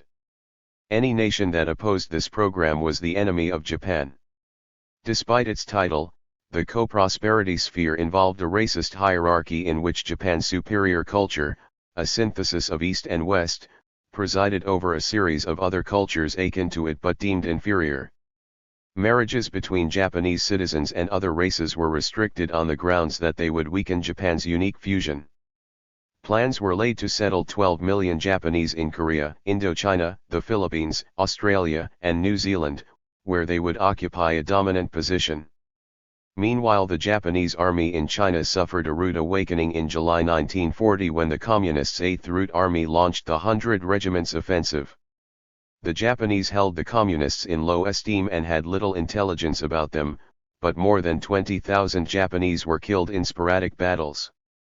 The initial Communist success was ended with the Japanese concentrating their forces, counterattacking and defeating their opponents. 2 The collapse of French and Dutch colonial power in the region in the summer of 1940, and the concentration of British forces in Europe and North Africa, encouraged Japan further, but there was still no unanimity on where to strike. One faction argued for the need to concentrate on China, another for taking Siberia from the USSR, and a third, now the largest faction, for a drive southwards to control the Western Pacific. In June 1940 the Japanese demanded that Britain withdraw its forces from China and block supplies from Hong Kong or Burma reaching Jiang's armies. Churchill argued for accepting this ultimatum, and after considerable discussion the British government acquiesced. The Japanese demanded of France, firstly, that Japanese troops be stationed in northern Indochina, adjacent to the China border, to intercept supplies to Chiang Kai-shek, secondly, to use airfields there to bomb the Burma Road, which carried supplies overland from Burma to Jiang's forces. Vichy accepted these demands and a month later Japanese troops entered Indochina. 3. In September 1940 Germany and Italy recognized Japan's construction of a new order in Asia, and in return Japan recognized the new order in Europe. Each signatory agreed to come to each other's aid with all political, economic, and military means should any of them be attacked by a power with which it was not then at war. With Germany and Italy already at war with Britain and the Hitler-Stalin Pact still in force, this was clearly aimed at the U.S. In his fireside chat broadcast on December 29, 1940, President Roosevelt argued that the Tripartite Pact represented a threat to the United States and that in response the U.S. must increase its aid to the free nations and make greater efforts to rearm. 4 In the spring of 1941 the Japanese foreign minister, on a visit to Moscow, drew up a neutrality pact with Stalin. Both states agreed to respect each other's territorial integrity and to remain neutral in case of attack by a third power. The pact was only agreed to in Tokyo after bitter argument and opposition from the army. It benefited the Soviets who would soon withdraw forces from the Far East to defend Moscow from German attack, but the Japanese army would not consent to any weakening of its strength in Manchuria. The huge Japanese army in Manchuria was left sidelined until the final days of the Second World War, when they were powerless in the face of a brief and successful campaign by the Red Army in August 1945. It was hoped too that a treaty with Moscow might lead to Chiang Kai-shek coming to terms. Next to the United States, Russia was his main support. Stalin did not believe the Chinese Communists could take power and did not want that to happen, in large part because they were a potential challenge to his own authority over the international communist movement. But there was no rapprochement between Toiko and Chiang. Japan ended up fighting a war on two fronts. The Navy would go on the offensive in the Pacific while the Army maintained its effort in China. In fact, while the Navy planned the southern advance, the Army was planning a northern advance, an attack on Russia. 6 The Army made little effort to evaluate the U.S. threat, concentrating their intelligence on Russia and insisting that the Americans were the Navy's responsibility. In addition, they dismissed the American ability to fight, claiming that Americans are individualistic and they cannot stand a long drawn-out war. 7 On the basis of this, the Japanese army believed the war with the U.S. would be over by the spring of 1942, leaving them free to fight the Soviet Union, and at the beginning of that year planned to send 4 more divisions to Manchuria for that purpose. 8. Japan's economy was a tenth the size of the US, with far fewer natural resources and no secure oil supplies. Its armed forces lacked tanks, their main infantry rifle dated back to 1905, and their artillery was of the same vintage. Japanese industry could not supply modern weapons in the quantities necessary to match the Americans. The Japanese ruling class, unlike the generals, did not believe they could defeat the U.S., but they hoped they could inflict heavy enough blows to force Washington to accept Japanese hegemony in Eastern Asia and the Eastern Pacific. There were some who grasped the limits of Japan's economic and military capacity to fight a prolonged war. In late 1940, a Japanese government report drawn up by Army, naval, and government research officers concluded that Japan's national power could allow her to fight against the Allied powers for at most 2 years, and that the Soviet entry into the war would deliver a final blow to Japan. When it was read by the war minister, Tojo, he responded, "You did a good job, but your report is based on a kind of armchair theory, not a real war." As you can imagine, we had never expected to beat Russia before the Russo-Japanese War, but we won. War is not always carried out as planned. We will face unpredicted elements in War 9. The Economic War Planning section of the War Ministry also reported to the Army General Staff in September 1941, "The Japanese industrial capacity will peak in the near future, while Allied capacity will continue to increase. We cannot fight a long drawn-out war with the Allies.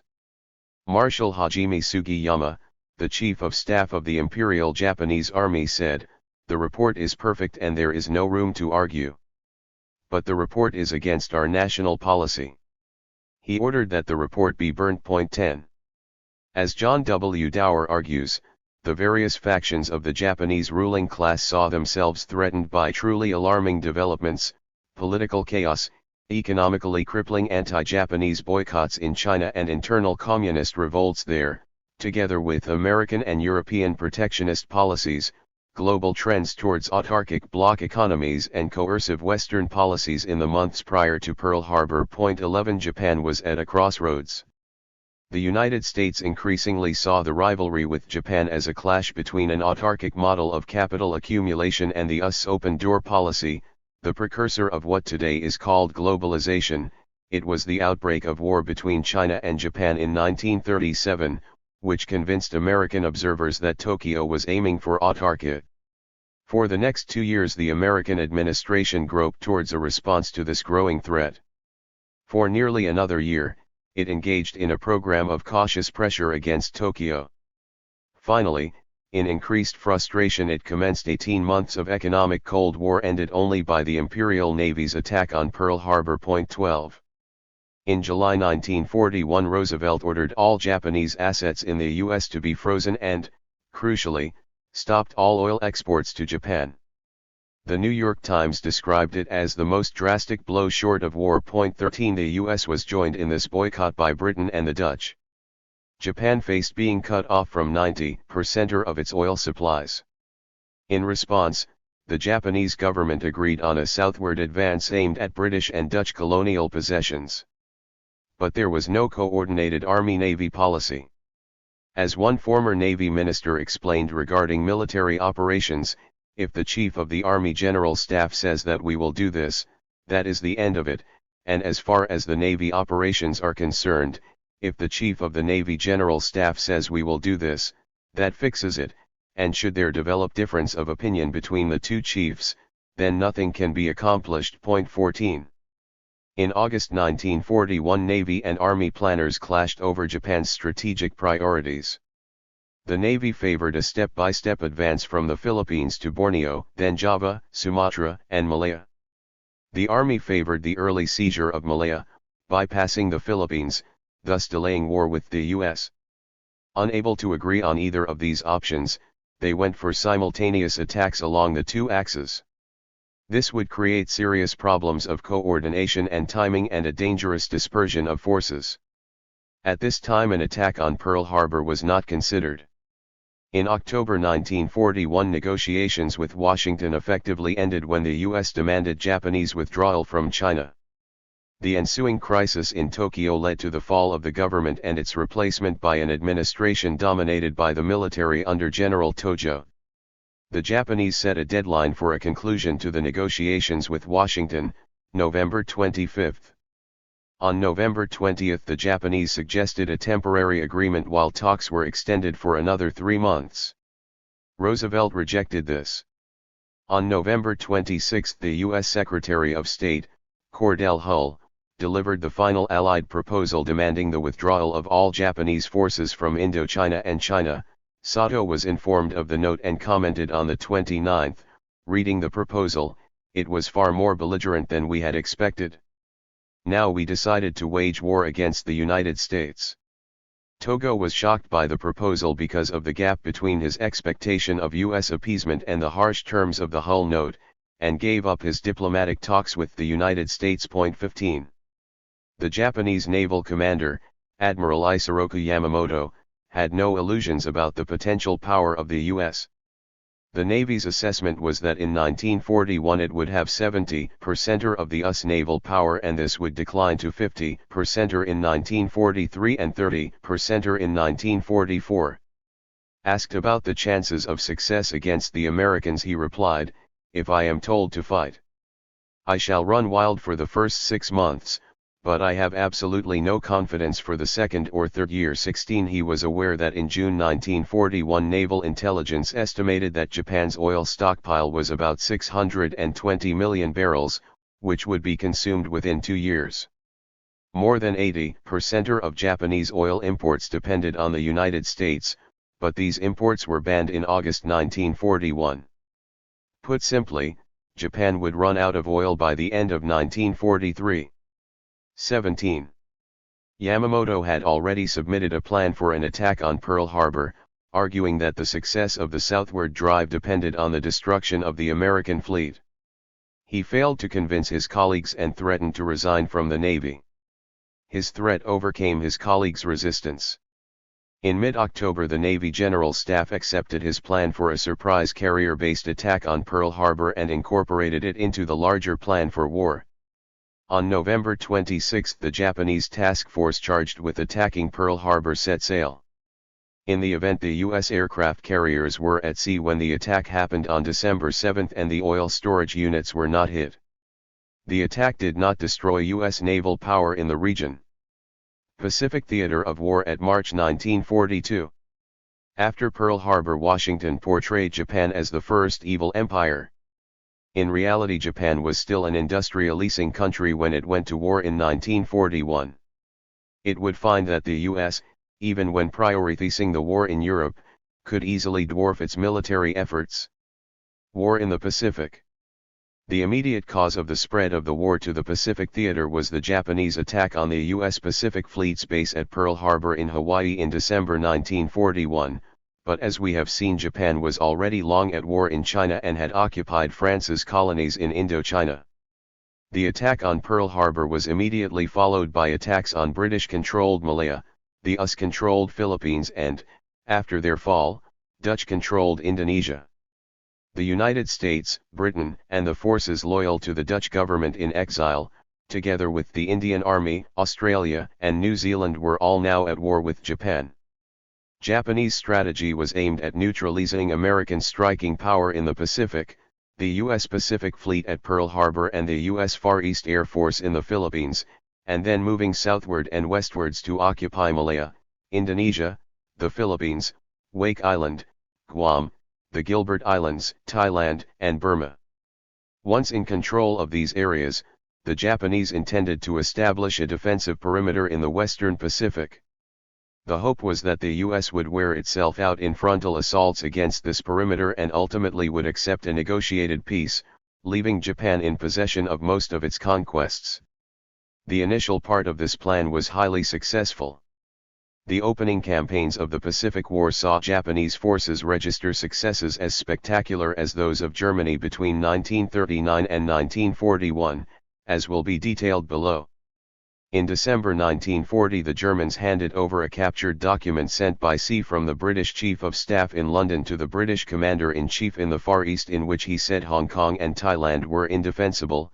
There is no doubt that the document encouraged the Japanese war planners in their decision to advance into Southeast Asia. A month later, Japanese Army intelligence decoded a cable from the head of the British Far Eastern Command describing the British position in Malaya as highly vulnerable. 19. The British had a racist attitude to the Japanese. In 1935 the British naval attaché in Tokyo informed naval intelligence, the lack of command experience at sea of the more senior officers must be a serious handicap to fighting efficiency. I cannot believe that the system is capable of producing really efficient ships companies for war purposes. I think the IJN is of the second class. 20 Not to be outdone, the British military attaché argued, the Japanese are a slow-thinking and naturally cautious people. This applies especially to the army, in which the officer class is still very largely bound by tradition. 21 Taking matters further, the British commander in the Far East, Air Marshal Robert Brooke Popham, commented after a visit to Hong Kong in December 1940, where he looked across the border into Chinese territory occupied by the Japanese, I had a good close-up, across the barbed wire, of various subhuman specimens dressed in dirty grey uniforms, which I was informed were Japanese soldiers. 22. The whole basis of British strategy in the event of war with Japan was that Singapore would become the crucial base for operations in the region. Within 2 days of the attack on Pearl Harbor on December 7, 1941, the Japanese had succeeded in destroying nearly all the RAF's frontline planes in attacks on air bases on the Malayan Peninsula. After this, Japanese troops began landing in Malaya. On December 8 the battleship Prince of Wales, one of the most modern in the Royal Navy, and the battle cruiser Repulse were sent north to block the landings. The two ships were all that the Royal Navy could provide to defend Singapore. The aircraft carrier that was supposed to provide air cover had broken down en route and the ships had no protection against air attack. 2 days later both vessels were repeatedly attacked and then sunk by Japanese torpedo bombers. It was the Royal Navy's most devastating defeat of the war, a body blow to Churchill, and proved that capital ships without air cover were very vulnerable to air attack. The loss of the Prince of Wales and Repulse signaled something else, as acknowledged by the British Chief of the Imperial General Staff. It means that from Africa eastwards to America through the Indian Ocean and the Pacific, we have lost command of the C-23. The loss of control of the Indian Ocean was a serious matter. The British moved quickly to occupy the island of Madagascar, having to defeat the French colonial forces which controlled it, to forestall the Japanese. It was the growing demand of Japan's naval war with the US in the Pacific which allowed the British to regain control of the sea lanes to India. The British forces in Malaya, comprising 90,000 British, Indian, and Australian troops, outnumbered the Japanese, who had 65,000 troops. But after their defeat at the Battle of Jitra, fought on 11 and December 12, the British were in retreat. By January 31, 1942, British forces had evacuated Malaya, crossing over to the island of Singapore. Their commander, Lieutenant General Arthur Percival, spread his men along the 70-mile coastline. When the Japanese, concentrating their forces, penetrated the stretched defense line, they left many British troops isolated from the fighting. As the Japanese advanced through Malaya, Percival had said, "It will be a lasting disgrace if we are defeated by an army of clever gangsters many times inferior in numbers to our men." 24. On February 15, 1942, to the surprise of the Japanese, who were by now desperately short of ammunition, Percival surrendered. 23,000 Japanese soldiers captured 100,000 of the island's garrison of British Imperial and Commonwealth forces. Percival ignored Churchill's insistence that they should fight to the last. Many of those captured had landed on the island after it had become clear defeat was looming and had never fired a shot. General Gordon Bennett, commander of the Australian 8th Division, decided that it was vital he report back to Canberra on how to defeat the Japanese, something he had failed to do in the Malay fighting. He defied orders to remain with his men, commandeered a boat out of Singapore and returned to Australia. He did not receive another command. The Indian nationalist Subhas Chandra Bose called Singapore the graveyard of the British Empire. 25 Since the 18th century, British military power had swept all before it in Asia. Now, with one stroke, the myth of its invincibility was gone. Nationalists sensed they could throw off the shackles of colonial rule. In January 1942 the Japanese attacked the south of Burma. British forces were too few and had only outdated air support. The Japanese were able to take Rangoon, the chief port, by March, and, reinforced by the troops who had taken Singapore, they pushed the British back into India. Burmese nationalists fought alongside the Japanese and formed a government under their protection which was soon engaged in attacks on ethnic minorities. The British were not alone in their humiliation. Within hours of the Pearl Harbor attack, Japanese planes had struck the main U.S. air base in the Philippines, destroying 100 aircraft caught on the ground. This raid was followed by a Japanese landing. In 3 weeks Japanese forces established complete aerial and naval supremacy, cut the line between the Philippines and Australia, and stood ready to advance on Manila. The U.S. commander, General Douglas MacArthur, decided he could not block the Japanese advance and withdrew his forces into the Corregidor Fortress, on an island in Manila Bay and the Bataan Peninsula on the other side of the bay from the capital, in the hope relief would come. When it became clear no help was coming, MacArthur was evacuated to Australia and the US troops abandoned by him surrendered. Dutch forces in Indonesia loyal to the government in exile numbered 98,000 men. But the Dutch fleet and the few British warships operating in these waters were wiped out in February 1942, and the Dutch surrendered the archipelago with its vital oilfields. Between the spring of 1941 and the spring of 1942, the Japanese Navy was the most powerful in the world, with 7 aircraft carriers deploying 474 aircraft. It needed to secure a quick victory in the Pacific before the US mobilized their industrial resources to build a fleet to match it. The gap between the wartime economies of Japan and the US was simply huge. As A.D. Harvey points out, the Japanese leaders had realized from the very beginning that the productive capacity of the Japanese munitions industry could not compete with that of the far more technically advanced industrial sector in the US, though they could not possibly have guessed how great their inferiority would be. Coal output per miner was 164 tons in Japan and 1,021 tons in the US in 1940, and in 1944 it had fallen to 119 tons in Japan while rising to 1,430 tons in the US. High explosive output per man was only 3.68% of American levels, propellant powder output an incredible, humiliating 0.54%, pro rata 1 American working a 44-hour week produced 8 times more propellant than 15 Japanese working a 67-hour week. 26. The ability of the US to sink Japanese shipping quickly began to be felt. Only several hours after the attack on Pearl Harbor, the US Navy decided to engage in unrestricted air and submarine warfare against Japan. The American submarine fleet achieved its first significant results during its mission to block Japan's maritime transport of reinforcements and supplies to Guadalcanal. From August to November of 1942, American submarines sank 62 Japanese ships. Over the course of the entire war, the U.S. Navy's submarine attacks accounted for Japan's loss of 213 naval vessels and roughly 1,150 merchant ships. 27. The Japanese state was far from being the monolith it was portrayed as in U.S. propaganda.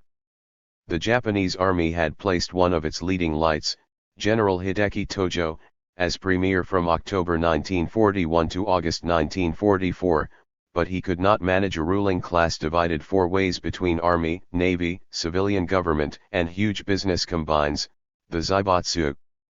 Early military success only accentuated these divisions. The army simply took control of all raw materials in the territories they occupied, with the navy doing the same in the islands, and also taking control of the shipping. Both wings of the armed forces then cut deals with the Zaibatsu. Things got more complicated with the Army and Navy placing orders for 2 completely different aircraft designs for a 2-engine bomber and a fighter plane. They also both insisted that the one company capable of producing radar build 2 different systems in a factory divided in 2, where the engineers working for one service were barred from entering the area working for the rival service. The result was 2 entirely separate systems, neither of which worked properly. Japanese plane design was excellent and Mitsubishi built one of the world's largest aeroplane plants. But in 1941 productivity in the aircraft sector was 44% or that of the US, falling to 26% or 3 years later. Japanese machine tools lagged behind American or German designs. There was not enough skilled labor. By 1944 the physical health of the workforce suffered from food shortages and the effects of bombing. Throughout it all, aeroplane plants had to produce 2 separate fighters and night fighters for the Army and the Navy. From the beginning America's war against Japan took on a racial character. As one history notes, all Japanese people were lumped together as misshapen, ugly, stupid, dwarf people. They were like nothing so much as Mr. Tolkien's orcs in The Lord of the Rings, creations of a people of sheer malevolence and hideousness. 28 The U.S. Commander General Douglas MacArthur, who would be the occupation ruler of Japan after the surrender, viewed the war as a Christian mission, part of the white man's burden. 29. Allied advances in the Pacific to September 3, 1944. A U.S. Army poster urged workers to stay on the job until every murdering Jap is wiped out. Douglas Aircraft commissioned the Tokyo Kid, which appeared on the back cover of its monthly magazine. A semi-human Japanese figure complete with fangs thanked slackers. The Tokyo Kid would branch out to appear on propaganda posters. Hollywood, comic books, and newspapers portrayed the Japanese as inhuman, ape-like figures who threatened American civilization, and women in particular. Disney sent Bugs Bunny to nip the nips, while Popeye rooted the Japanese Navy in "You're a Sap, Mr. Jap," which spawned a hit record. Those of Japanese origins living in the U.S. were on the receiving end of Jap hunts. At first the Japanese American population were subjected to abuse, harassment and worse as individual American citizens took matters into their own hands. Various curfews were imposed and Japanese Americans were excluded from specified prohibitive zones, which grew in number and extent over the first few months after Pearl Harbor until these unfortunates were barred altogether from the western third of Washington and Oregon, the western half of California and the southern quarter of Arizona. Then in June 1942 orders were given that led to further controls which effectively deprived all Americans of Japanese extraction of their liberty within any part of those 4 states. Eventually, 119,000 were taken away to be concentrated at 10 internment camps established for that purpose at remote, inhospitable sites. 30. No compensation was paid by the federal government until the 1980s. Americans of German or Italian extraction did not suffer internment. The U.S. on the offensive. Japan was not in a position to strike directly at Britain or the U.S. They could only hope to sever the long-distance communications the powers would need to sustain their positions in the Pacific and Southeast Asia. They succeeded with Britain, though it was able to rely on the Indian Army to repulse an attack through Burma. With the Americans they failed. Japanese invasion forces had limited supplies of food, slightly better supplies of ammunition, and little else. There were no field hospitals, stretcher bearers, or first aid teams, and few medical supplies. As early as October 1942, Japanese troops fighting at Guadalcanal had much less ammunition than their American opponents and faced starvation as rice supplies failed to reach them. American losses were 1,979 killed and 6,000 wounded. The Japanese lost over 32,000 dead, more than half of them due to lack of medical care. 2 years later, in the battles at Imphal and Kohima, in northeast India, half of the 115,000-strong Japanese army died from malnutrition or lack of medical care. On the Burma-Siam Railway, for each of the 5 POWs who died building the railway, 3 Japanese guards died. 31 In the Pacific Theater, for every American GI there were 4 tons of supplies, for each Japanese soldier 2 pounds. 32 Ultimately the Japanese failed to press home their early advantage and failed to exploit the vast resources under their control. In May 1942 the Americans fought their first major sea battle, engaging Japanese naval forces, who were defending an attack on New Guinea and the Solomon Islands as a prelude to an assault on Australia. In what became known as the Battle of the Coral Sea, neither side achieved a clear victory, but the Americans blunted the Japanese attack. A month later the Americans won a crucial victory at the Battle of Midway, the westernmost point of the Hawaiian Islands. The Japanese had planned on surprising and destroying the remnants of the U.S. fleet, but the Americans had broken the enemy code and were ready. The 2 fleets did not sight each other. The issue was decided by air power. As Dallas Woodbury Easom points out, the lethal damage that determined the outcome was done during a 2-minute period when 3 out of the 4 Japanese aircraft carriers were set ablaze by American dive bombers. When the battle was finally over, all 4 carriers were at the bottom of the ocean. With 4 of the 6 fleet aircraft carriers in her navy now gone, along with about 250 carrier planes and more than 100 irreplaceable pilots, Japan's naval air power was decimated. What little chance Japan had of winning the war in the Pacific went up in the smoke of her burning carriers. 33. The outcome at Midway meant that the U.S. could both prioritize the war in Europe and plan to go over to the offensive in the Pacific theater. 34 Despite their defeat, Japanese forces launched a land offensive along the northeastern coast of New Guinea, seizing Tulagi and Guadalcanal in the Solomon Islands, astride the US-Australian lines of communication. In hard fighting in the autumn of 1942, Australian, New Zealand and US forces halted the Japanese offensive on New Guinea and counterattacked, eventually clearing out Japanese forces by the year's end. In the Solomon Islands, a U.S. Marine assault on Guadalcanal succeeded in taking an airfield being completed by Japanese. The Japanese Navy launched a night attack using surface ships with no air support, aiming to destroy troop transports. The attack destroyed 1 Australian and 3 American cruisers but not transports. 35 Japanese troops landed on the island but could not break through the defenses to retake the airfield. Starvation and disease affected them badly. Rations were reduced to 1/6 of what was the norm on the front line and most Japanese soldiers died of hunger and disease. 36. The Japanese naval commander, Admiral Yamamoto, once more hoped for a decisive battle in which he could destroy U.S. naval power in the Pacific. Mustering all the ships he could, he moved to meet the U.S. fleet which was gathering at Guadalcanal, confident of achieving victory. Nevertheless, at battle's end the Americans had won a conclusive victory. They destroyed 2 Japanese battleships along with sundry other vessels and almost completely interdicted the Guadalcanal-bound transports. American pilots and anti-aircraft gunners also took a fearsome toll of Japanese flyers, further eroding Japan's already tenuous air superiority. 37. U.S. naval planners now called for a major thrust across the Central Pacific towards Taiwan, while General Douglas MacArthur, commander of ground forces in New Guinea, argued for a major offensive aimed at liberation of the Philippines. This was not simply about strategy. MacArthur believed the U.S. had to undo the damage done by the loss of the Philippines in order to demonstrate its might. The Navy wanted to attack Japan as quickly as possible in order to guarantee U.S. hegemony of the Pacific. In the end, the U.S. Joint Chiefs of Staff, surveying the US's growing resources, settled this dispute by sanctioning both offensives. Admiral Nimitz and General MacArthur began 2 campaigns of island hopping, advancing towards the Japanese home islands.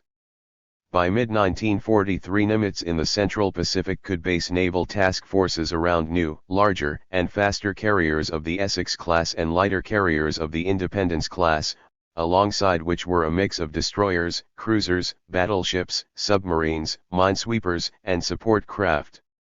In the Central Pacific these task forces could provide both air and naval support for long-distance operations, with the entire Pacific Fleet ready to confront the main Japanese fleet if it threatened to give battle. Nimitz aimed to advance via the Gilberts, Marshalls, Marianas, Carolines, and Palau towards Japan itself. This was the axis most favored by the U.S. Chiefs of Staff. MacArthur aimed to advance from the north coast of New Guinea to the southern Philippines, relying more on land-based than carrier-based aircraft. The range of land-based aircraft set the limits to his advance. Nimitz's forces were charged with taking a succession of atolls and islands. That required sufficient naval power and carrier-based aircraft to establish air and naval superiority and the ability to take on the main body of the Japanese fleet if need be. The U.S. benefited from being the dominant naval power, leaving Britain and Japan trailing in its wake. The key measure was the number of aircraft carriers. The U.S. Navy had discovered that groups of aircraft carriers could advance deep into enemy-held territory, within range of Japanese air and naval forces, without land-based air cover. This made possible the long-distance operations required in the Central Pacific. The success of the island-hopping assault on Japan depended on carriers that could neutralize enemy airfields and counterattacks, and defend amphibious operations and convoys. Having achieved early success with carrier fleets, the Japanese now seemed to retreat towards reliance on capital ships, building only 3 new aircraft carriers. As serious was the weakness of its merchant marine. Pre-war Japan had relied on foreign trading vessels, now it did not have enough ships to supply the home islands and U.S. submarines relentlessly destroyed those it had. In September 1943 the Japanese drew a gloomy assessment of their ability to wage war. Ships and aircraft were needed to blunt and repel an American offensive. The Army and Navy estimated they required 55,000 aircraft in 1944, but total Japanese aircraft production in August 1943 was only 1,360 and in September 1,470. The shipping problem was no less serious than the shortage of aircraft. In a period of less than 2 years, 445 vessels had been sunk and another 414 damaged. Japan had to match US and British naval forces, maintain sufficient forces in Manchuria to deal with a possible attack by the Russians, and sustain large-scale operations in China. It was impossible. Accordingly, the Japanese devised a defensive line extending from the Kuril Islands southward through the Bonins, Marianas, and Carolines, New Guinea and the Sunda Islands to Burma. This line encompassed the Greater East Asia Co-Prosperity Sphere. It contained the raw materials and food required by Japan to wage war. It also meant shorter lines of communication, allowing Japanese commanders to believe they could repulse any large-scale enemy offensive and ultimately launch a counter-offensive of their own. It was not to be. By late 1943 the Americans had already pierced the new defense line. The US had initially hoped British forces would be able to launch an amphibious operation from India to retake Rangoon in Burma and to reopen a supply line northwards to Chiang Kai-shek's forces in China. But the British did not have the resources to do this. By the end of the year the Americans had concluded that their Pacific forces would reach the China coast before either British or Chinese forces could come in through the back door. At the Cairo Conference in November 1943, attended by Roosevelt, Churchill, and Chiang Kai-shek, it was agreed that the main effort against Japan should be concentrated in the Pacific, with operations elsewhere given subordinate roles. In other words, the war against Japan would be conducted by the US. The declaration issued at the conference also stated that Manchuria and Taiwan would be returned to China, that Korea would be given independence, and other territories occupied in 1941 and 1942 would be returned to their former owners, that is Britain, France, and the Netherlands would regain their colonial possessions. At the subsequent summit of Russian, US and British leaders in Tehran, Stalin pledged to attack Japan after victory over Germany. Nimitz and MacArthur's dual advance gathered pace in 1944. Nimitz took Kwajalein in the Marshall Islands and that summer his forces conquered Saipan, Tinian, and Guam in the Marianas. The Americans now had air bases from which they could carry out extensive air attacks on Japan. Meanwhile MacArthur advanced through the Bismarck Archipelago and thence westward along the New Guinea coast towards the Philippines. In October 1944 the U.S. Chiefs of Staff accepted Nimitz's proposal to shift the Central Pacific attack to Iwo Jima in January 1945 and then against Okinawa and northwards to Japan. Operations aimed at taking Taiwan and bases on the Chinese coast were dropped. MacArthur was directed towards the conquest of the Philippines, though this was now secondary to Nimitz's thrust. That October MacArthur's forces landed on the Philippine island of Leyte, through which Japanese oil supplies were transported. The Japanese gathered their remaining forces to try to prevent the landing. The Japanese Air Force had attacked the American fleet off the island of Taiwan and despite suffering a heavy defeat announced it had sunk 19 aircraft carriers and 4 battleships. The Japanese Navy believed they could only have sunk 4 but in fact none had been sunk. On this false information they decided on what they believed would be the decisive naval battle of the war. 38.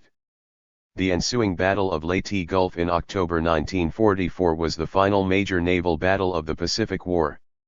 The Japanese fleet deployed just 90 planes on its 4 remaining carriers. The Japanese surface fleet was virtually destroyed. Simultaneously US submarines sank much of the Japanese merchant fleet. The loss of naval control of the Western Pacific meant that even though Japan controlled the oil fields to the south they could not get the oil, other raw materials or food supplies back to Japan. Back in May 1944 the Japanese had overrun the U.S. air bases that had recently been established in China, precipitating a near collapse of Chinese forces. U.S. General Joseph Stilwell, the U.S. representative in China, blamed Chiang Kai-shek for the fiasco. So did his superiors in Washington, who demanded that control of Chinese forces be ceded to Stilwell. Chiang, however, insisted that Stilwell was the problem and demanded his recall. Roosevelt complied and replaced him with General Albert C. Wedemeyer, but the Americans downgraded the importance of China and military operations there, increasingly looking to Soviet entry into the Far Eastern War in order to eradicate Japan's forces in China. By the end of 1944, MacArthur's forces were firmly established in the central Philippines and preparing to land on Luzon, while B-29 Super Fortress bombers based in the Marianas were bombing the cities of Japan. The Japanese Navy had been virtually defeated, and carrier forces of the U.S. Pacific Fleet had penetrated Japan's inner defense zone. Japan was facing defeat. American forces continued to make substantial progress during the first half of 1945, liberating the Philippines, destroying what remained of the Japanese merchant fleet, conquering the islands of Iwo Jima and Okinawa, and beginning the aerial devastation of Japan. The British were effectively sidelined in the war with Japan. In 1943, Britain had been forced by the U.S. to sign an agreement with China abolishing the extraterritorial agreements that had given Britain control of crucial areas of port cities such as Shanghai. In May 1944, Churchill told the Dominion Prime Ministers that, "We must regard ourselves as junior partners in the war against Japan." In Burma, which the Japanese regarded as of secondary importance, the British-led forces had acquired great superiority over the Japanese, deploying 6 divisions against a single Japanese one, and they also had air superiority. 60% of these troops were from the Indian subcontinent, 12% from Africa, and just 12% were British. The victory at Impel Kohima repulsed a Japanese invasion of northeast India in March 1944. The following year, British-led forces advanced into Burma, eventually reoccupying Rangoon in May 1945. Churchill himself was clear about what really mattered for Britain. In September 1944, he told the assembled chiefs of staff that the recovery of Singapore was key because it was the supreme objective in the whole of the Indian and Far Eastern theaters, the only prize that will restore British prestige in this region. 39 In the event, British forces only entered Singapore after the Japanese surrender, Churchill's hopes of restoring imperial prestige were dashed. Japan defeated. General Tojo resigned from the Japanese premiership in July 1944 after failing to stop U.S. bombing attacks on Japan. This represented a major defeat for the faction of the ruling class around the army. Their rivals, grouped around the navy, pressed for an end to the war. So fine was the balance between these factions that the new government could not move too openly or quickly towards negotiations with Washington for fear of a coup by their rivals. In September 1944, the Japanese ambassador in Sweden approached his British counterpart to suggest that peace might be possible with Japan giving up all it had conquered after the invasion of Manchuria. The British refused to follow up the approach, holding to a position agreed with Washington that unconditional surrender was the only option. The U.S. Air Force decided on a strategy of launching fire raids on Japanese cities. An incendiary attack was carried out on a mock-up Japanese town built at an air base in Florida. Results were deemed to be satisfactory. 40. In early 1945, General Curtis LeMay, commander of 21 Bomber Command in the Pacific, carried out a 130-plane daylight raid on Tokyo. 25,000 houses were destroyed. The USAF bombing offensive now targeted highly populated residential areas aimed at causing great fires. Japanese air defenses and civil protection was woefully inadequate, allowing the Americans to bomb with impunity. 41 On the 9 and March 10, 1945, a huge fire raid was carried out on Tokyo using an early form of napalm. Some 90,000 died in 3 hours, fewer than would later die in the atomic bomb attack on Hiroshima but more than in Nagasaki. 42. From April to August 1945, the U.S. Air Force began to work systematically through Japan city by city. 40% of urban areas were destroyed, with 30% of the population homeless at the war's end. In the biggest city, Tokyo, 60% of homes were destroyed. 8 million refugees fled to the countryside. 4/5 of Japan's shipping had been destroyed, along with 1/3 of machine tools and almost 1/4 of rolling stock and motor vehicles. Absenteeism at work reached 50% 43 as the historian A.D.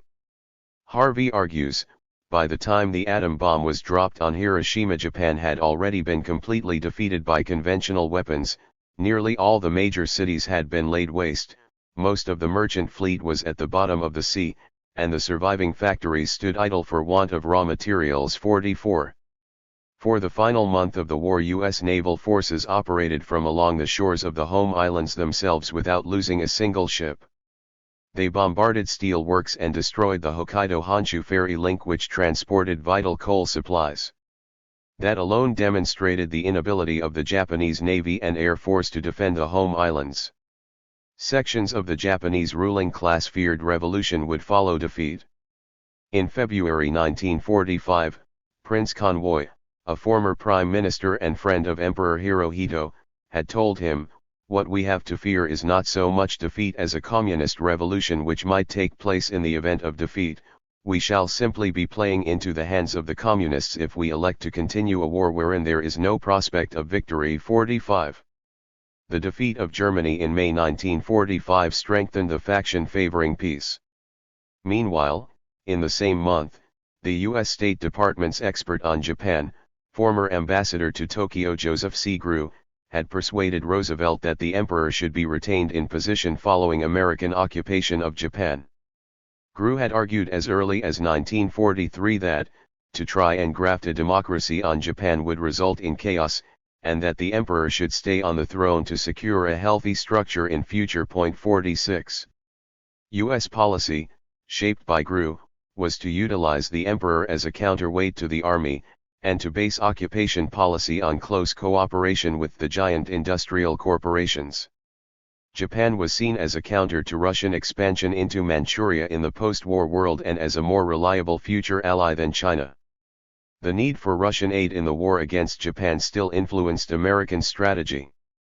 On July 23, 1945, U.S. President Harry Truman met with Churchill and the combined chiefs of staff and reiterated the policy to encourage Russian entry into the war against Japan. 47. The desperate Japanese resistance and the resulting American casualties in the fighting at Okinawa, as the Americans neared the Japanese island home chain, determined Truman's position at the Potsdam summit in July 1945.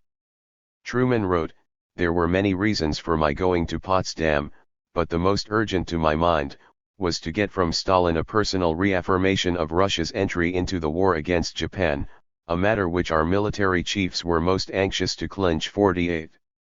By the summer of 1945, the Japanese Navy, the leaders of Japan's corporations, and even the emperor and his circle, accepted that it was necessary to open peace talks, but they needed to do this without provoking a coup by the army. For 8 months the Japanese government tried to broker peace talks through its Moscow embassy. The US was fully aware of this, having broken the Japanese secret codes. The Americans, it seems, did not believe the Japanese were serious about surrender talks. Also, whatever damage they could inflict on the Japanese home islands, there were still over 1 million Japanese troops in China, where the army still believed partial victory was possible. After bitter experience with Chiang Kai-shek, the Americans decided they could not afford, financially or militarily, to get sucked into a war on the Chinese mainland. On August 6, 1945, an atomic bomb was dropped without warning on Hiroshima, destroying the entire city and killing 100,000 civilians. 3 days later the US bombed Nagasaki, leveling it and killing 70,000 people. With the additional impact of slow radiation poisoning, nearly 500,000 civilians died in the 2 attacks. The Americans now pressed for a quick Japanese surrender, and Japanese leaders agreed, with the proviso that the emperor be retained. Admiral William Leahy admitted in 1946 that the Japanese had already been prepared to surrender before the bombs were dropped. "It is my opinion use of this barbarous weapon at Hiroshima and Nagasaki was of no material assistance in our war against Japan.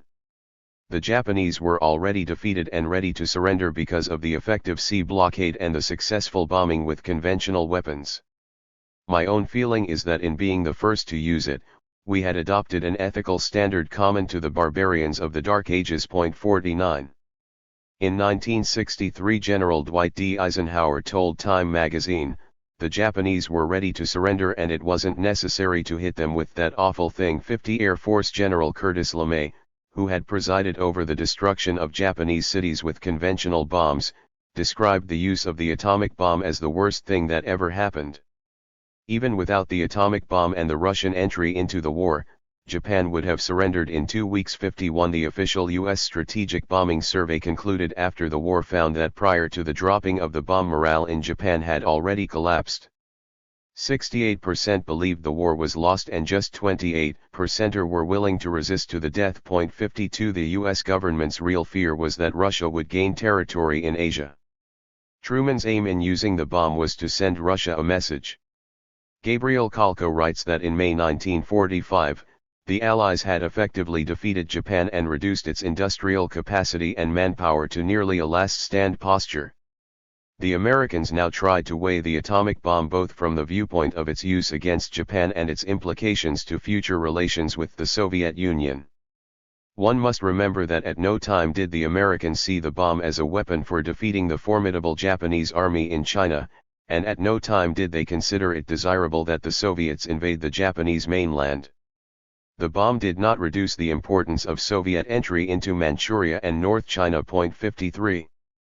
The U.S. Secretary of State for War, Henry Stimson, recalled telling Truman in June 1945 that he was a little fearful that before we could get ready the Air Force might have Japan so thoroughly bombed out that the new weapon would not have a fair background to show its strength. The president laughed and said he understood. 54. Meanwhile, on August 9, the Russians, acting on Stalin's pledge to the Americans, attacked the Japanese positions in Manchuria. The Russian advance finally achieved a rapid breakthrough. Russian forces entered Korea almost a month before U.S. troops arrived, whereupon the Red Army withdrew to an agreed occupation boundary on the 38th parallel. Russian troops also landed in the Kuriles, in the far north of the Japanese island chain. The Americans were now keen to secure a quick Japanese surrender. Decisive action was required to preempt the Russian advance by ending the war. Truman needed to secure the US dominant position in the post-war world. One explanation for the dropping of the atomic bombs was that it was a warning to Russia. Stalin reacted by stepping up Russia's own atomic program, which benefited from valuable spies in the United States. The Russian advance now meant Washington needed to bring the war to an end before Stalin's forces advanced further into Japan. On August 15, the recording of the Emperor was broadcast on the radio conveying news of the surrender to the population of Japan, citing a new and most cruel bomb and warning further resistance would not only result in the ultimate collapse and obliteration of the Japanese nation but would lead also to the total extinction of human civilization. 55. On September 2, after much preparation, on board the USS Missouri anchored in Tokyo Bay, General Douglas MacArthur accepted the surrender of the Japanese. The British, Chinese and Russians were effectively excluded from the ceremony. All were also excluded from any say in the American occupation of the country. In the Pacific there was little pretense that the Allies were on an equal footing, as Holland points out, for such heroes of America's Pacific struggle as Admiral Nimitz and General Douglas MacArthur, the Grand Alliance was, in the main, a ritual rather than a practical bond. 56. Japanese armed forces, who were faced with an imperial order, not just one from civilian politicians, surrendered unconditionally, but, unlike in Germany, the civil authorities retained their powers. The emperor would become the cornerstone of the U.S. strategy to rebuild Japan. The Americans effectively buried his direct involvement in ordering not just the Japanese attack on Pearl Harbor but the savage colonial order it imposed in China, Korea, and elsewhere. Gerhard L. Weinberg puts the figure for the numbers of Chinese killed in the war with Japan at 15 million. 3 million Japanese died in the Second World War. Japan was guilty of serious war crimes against people in its Greater East Asia Prosperity Zone, as John Dower argues. From the rape of Nanking in the opening months of the war against China to the rape of Manila in the final stages of the Pacific War, The emperor's soldiers and sailors left a trail of unspeakable cruelty and rapacity. 57. The Japanese biological warfare program involved experiments on prisoners first in Manchuria and then across the occupied territories. More than 5,000 people worked on this program. Thousands were murdered in the name of science. The Japanese employed biological weapons against Chinese forces and civilians. After the war, MacArthur granted an amnesty to the scientists and technicians involved in the program. The information acquired from them was sent to the US and Britain. British forces even took over a fully operational laboratory in Singapore. Despite these war crimes, the US saw Japan as a vital part of its New World Order. Even in the immediate aftermath of Pearl Harbor, the State Department argued that post-war Japan should be brought into US orbit. Official Hugh Borton authored a memo, A Framework for Long-Range Planning for US-Japanese Relations, which set the aim to reintegrate into the world economy of economic interdependence. 58 Japan remained under US occupation for 6 years and 8 months, until April 1952. The US reshaped the existing institutions of the imperial state. As the historian of the US occupation, John Dower, notes, for all practical purposes, General MacArthur relied on the Japanese bureaucracy to carry out its directives, creating in effect a two-tiered mandarinate. When the Americans departed, the native mandarins carried on, stronger than they had been even during the war. For ideological purposes, MacArthur also chose to rely on Emperor Hirohito, in whose name all of Asia had been savaged, publicly praising him as the leader of the new democracy. 59. Yet the US authorities faced an unexpected challenge. Support for socialist and communist agendas exceeded anything the Americans had anticipated, as did the explosive challenge of the nascent labor movement. 60 US policy in Japan paralleled that in Italy, the Japanese Liberal Democratic Party playing a similar role to the Italian Christian Democrats. Both were forged in the Cold War, both enjoyed office for decades, both were reliable allies of the US, both were tied to big business, both were prepared to utilize organized crime, and both were made up of warring factions who fought over key positions. There was one difference: in Italy the Christian Democrats had to uphold the new post-war republic, in Japan the Liberal Democratic Party was a bastion of the old emperor system. Japan became a frontline state in the Cold War, with ex-intelligence officers being recruited to the US-run Japanese Research Division to provide information on China and Korea. By the early 1950s, Japanese airmen were flying covert reconnaissance missions over North Korea, northern China, and the Eastern Soviet Union. Chapter 10. The East is Red. China. The United States had a number of aims in the Second World War. They included the dismantling of the British and French trade blocs, achieving a permanent military presence in Europe, and control of Middle East oil. But there was another, hegemony over China. Washington championed an open door to China, meaning it wanted free trade which would benefit the sale of American goods and the purchase of raw materials from China. To that end, Washington opposed the ceding of Chinese territory to the European powers and, more importantly, Japanese attempts to control the country. The Chinese government led by Chiang Kai-shek had hoped that elements in the Japanese ruling class who were open to rapprochement with China would come to power. Instead, as Japan was drawn into war in China in the 1930s, it became more militarist. 1. In 1937, Chiang was forced to formally resist a full-scale Japanese invasion because he was under two pressures, neither of which would disappear until 1945, as the American historian of modern China, John W. Graver, points out. First, was the mounting force of nationalist pressure within China. The Japanese advance in North China in the early 1930s challenged the nationalist government's legitimacy, deriving as it did from its claim to represent the redemption of China from the depths of national humiliation. Second, by late 1936, the growing power of the militarist faction in Japan and the failure of Chinese diplomats to achieve a fundamental adjustment in Sino-Japanese relations induced Chiang to abandon his earlier hope that more moderate forces might prevail in Tokyo. Only after Japan suffered a military rebuff at the hands of China and its allies would it come to its senses. 2.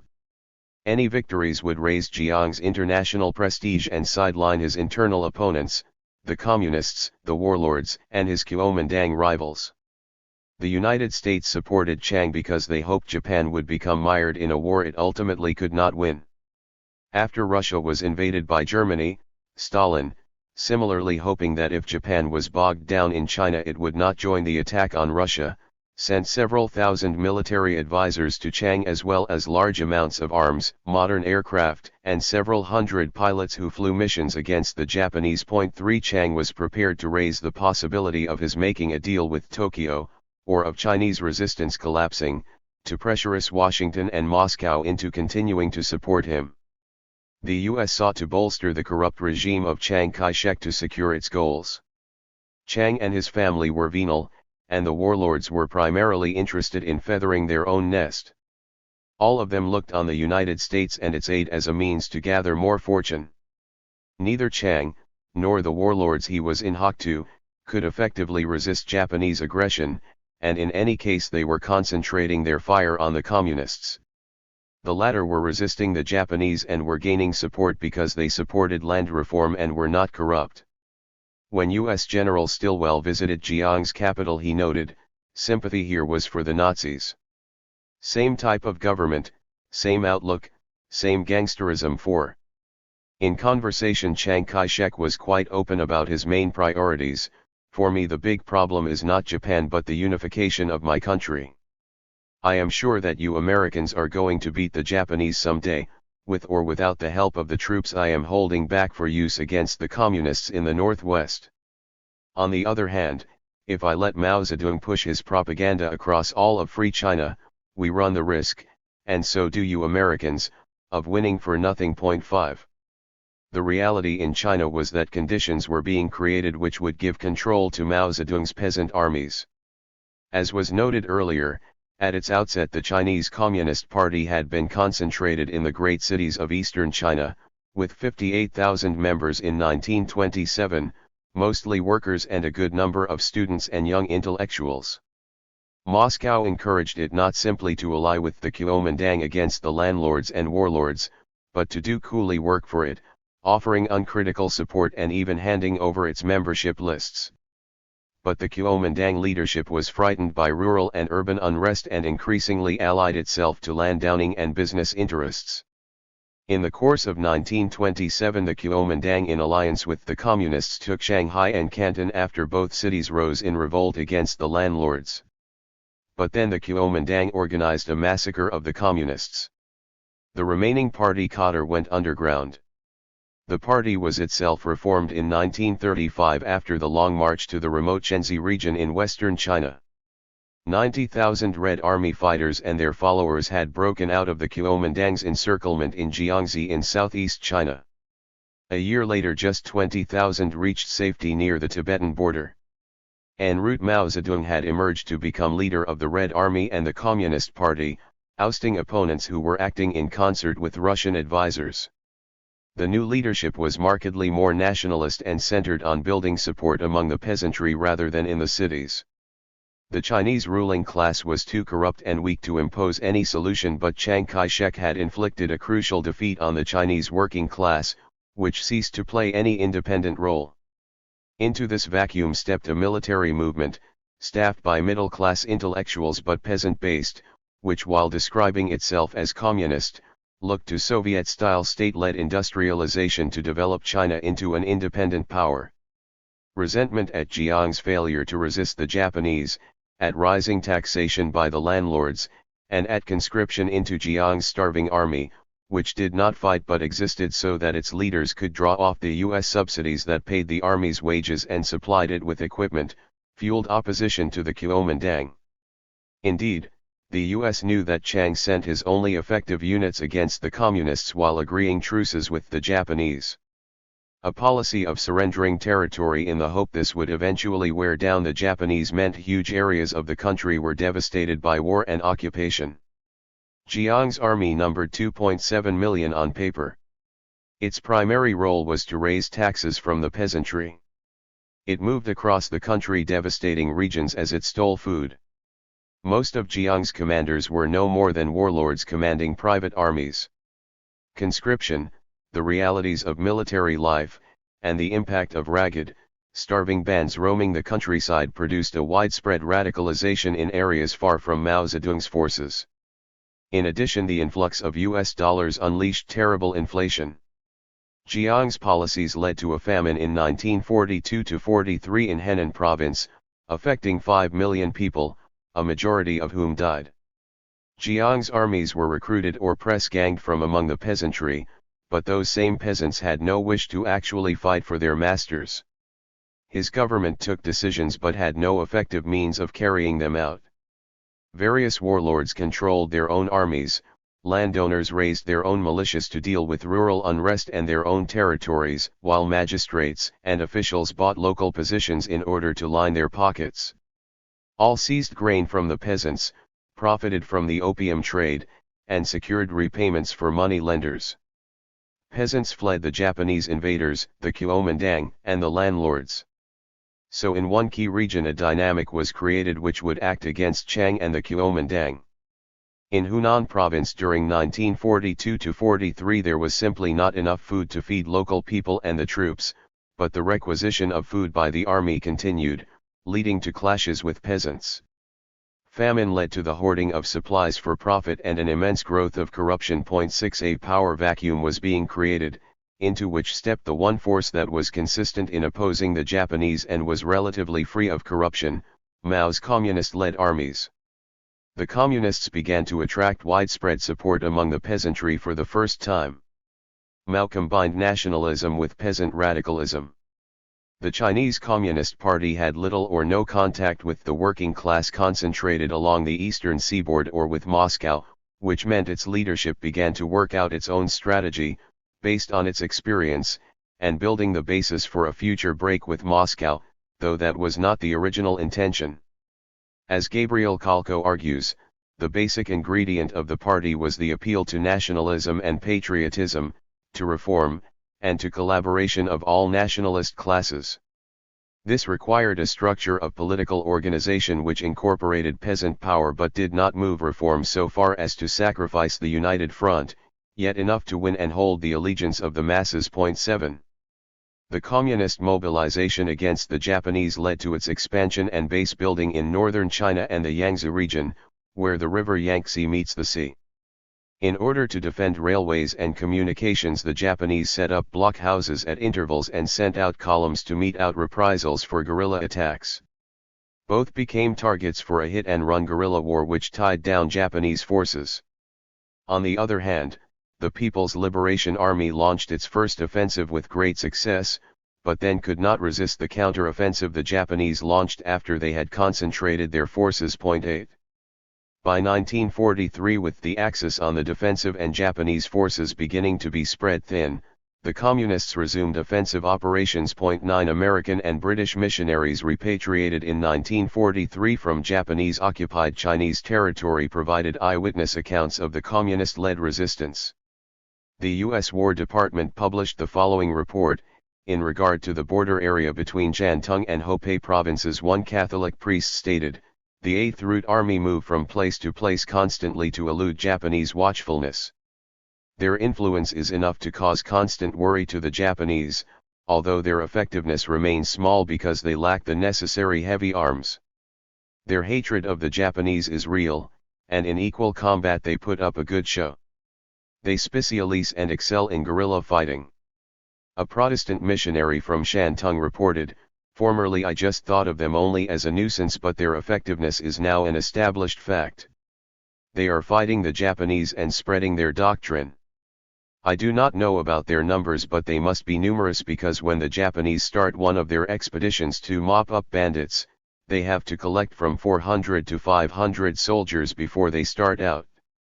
The Eighth Route Army are well disciplined, and where they have control the common people enjoy a measure of security and of freedom from exorbitant taxes." 10.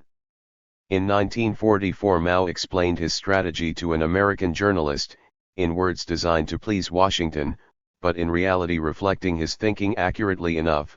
"What China needs now is democracy and not socialism. To be more precise, China's needs at present are three: to drive the Japanese out, to realize democracy on a nationwide scale by giving the people all the forms of modern liberty and a system of national and local governments elected by them in genuinely free general elections, which we have already done in the areas under our control, and to solve the agrarian question, so that capitalism of a progressive character can develop in China and improve the standard of living of the people through the introduction of modern methods of production. These, for the present, are the tasks of the Chinese Revolution. To speak of the realization of socialism before these tasks are accomplished would merely be empty talk. Point 11. The Communists lowered rents and interest repayments but did not abolish them. Land was redistributed but private ownership remained. Mao was able to win over the resistance forces on the basis of nationalist politics which stressed cross-class alliances and which pursued moderate social policies with honest government. Above all, the communist-led forces fought the Japanese and their soldiers did not steal from the peasants. In April 1944 Mao explained to his comrades, what the Kuomintang has gained from looking on with folded arms for 5.5 years is the loss of its fighting capacity. What the Communist Party has gained from fighting and struggling hard for 5.5 years is the strengthening of its fighting capacity. This is what will decide China's destiny. Point 12. The United States urged the Kuomintang and the Communists to form a coalition. Both seemingly agreed while preparing for renewed civil war when Japan eventually surrendered. American diplomats on the ground warned of an incipient civil war but were ignored. Point 13. Stalin meanwhile backed Chiang, in large part because he saw that a communist takeover in China would create a rival to Moscow control in the communist camp, telling the Americans that Mao's supporters were margarine communists.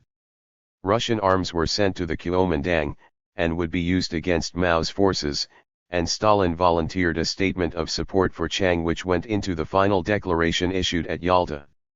Yet Stalin was not in a position to control events. The Chinese Communist Party was already operating independently of Moscow, and while it looked to the Soviet model of forced industrialization it was not prepared to obey Russian diktats. The US had slowly grasped that Chiang was a gangster and that no amount of money or aid would make him fight the Japanese. Inflation and a rigged exchange rate to the disadvantage of the dollar meant that even the Americans could not carry the cost of prosecuting a war in China. Yet there were over 1 million Japanese troops there. In April 1945 Roosevelt's personal envoy to Chiang Kai-shek had met with the Russian Foreign Minister, Molotov, in Moscow.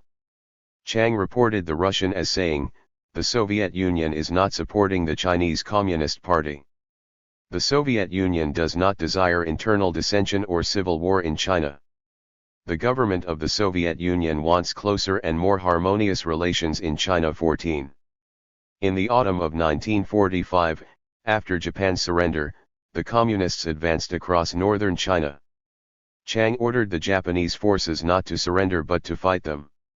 As the Japanese in Manchuria laid down their arms, Kuomintang and Communist forces raced to take control of territory, the former garrisoning the cities, the latter concentrating on building support in the countryside.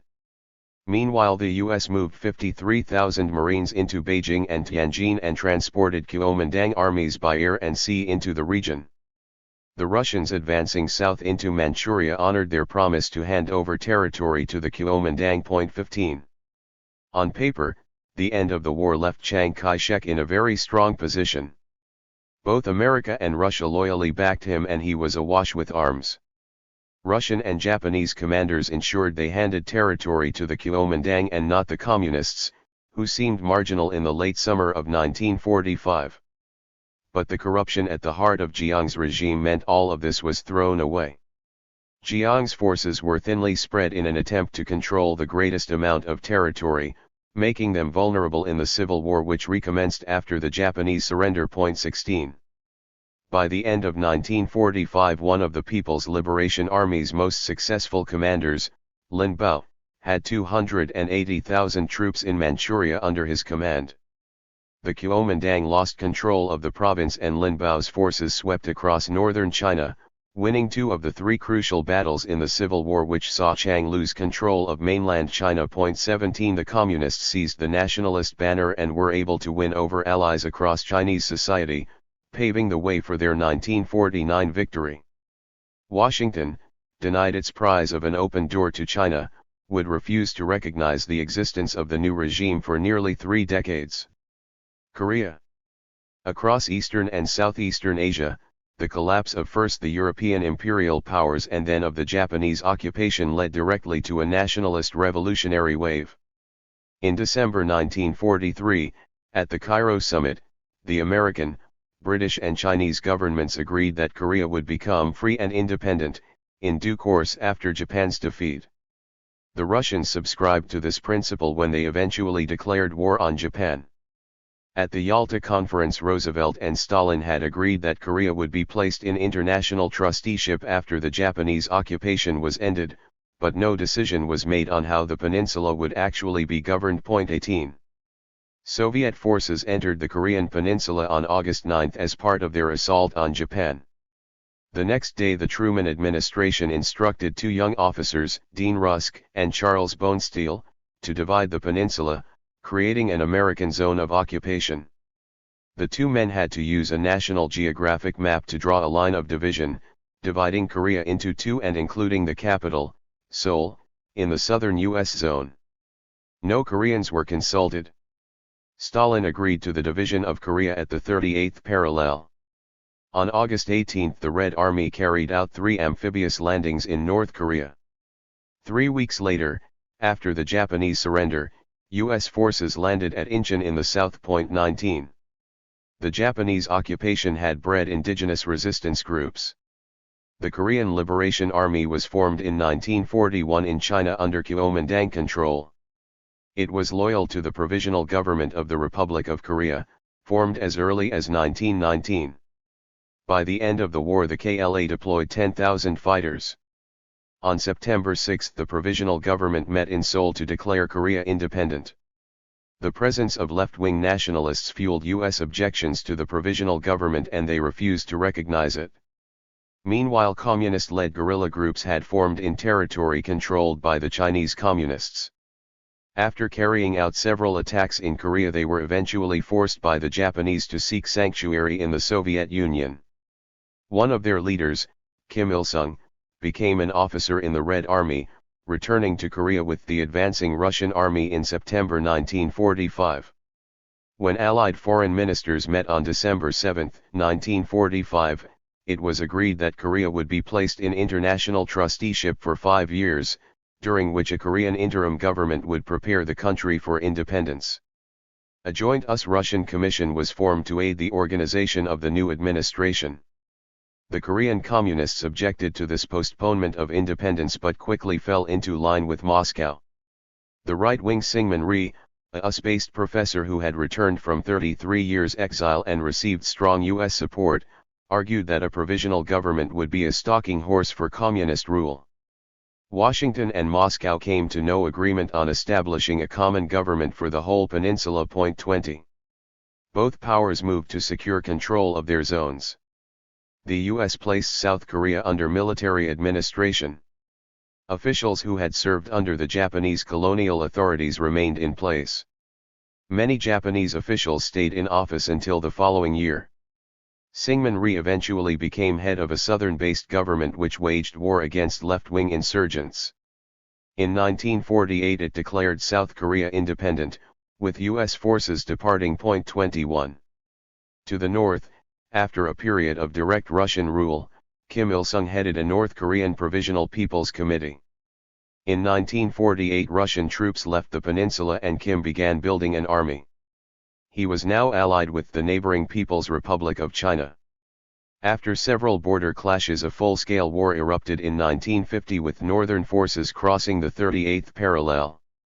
U.S. forces rushed to stop a complete victory for the North but their advance northwards led to the Chinese People's Liberation Army entering the war.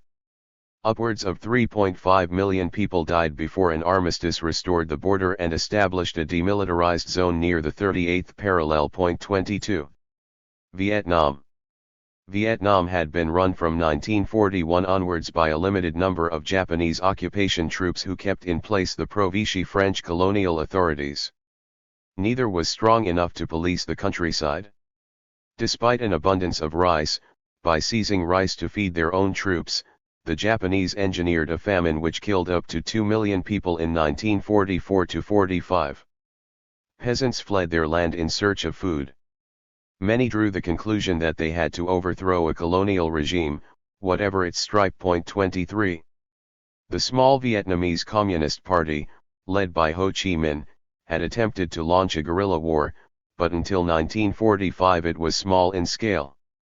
In March 1945 the Japanese disarmed and jailed the French colonial forces because with France now liberated they could no longer depend on forces once loyal to Vichy.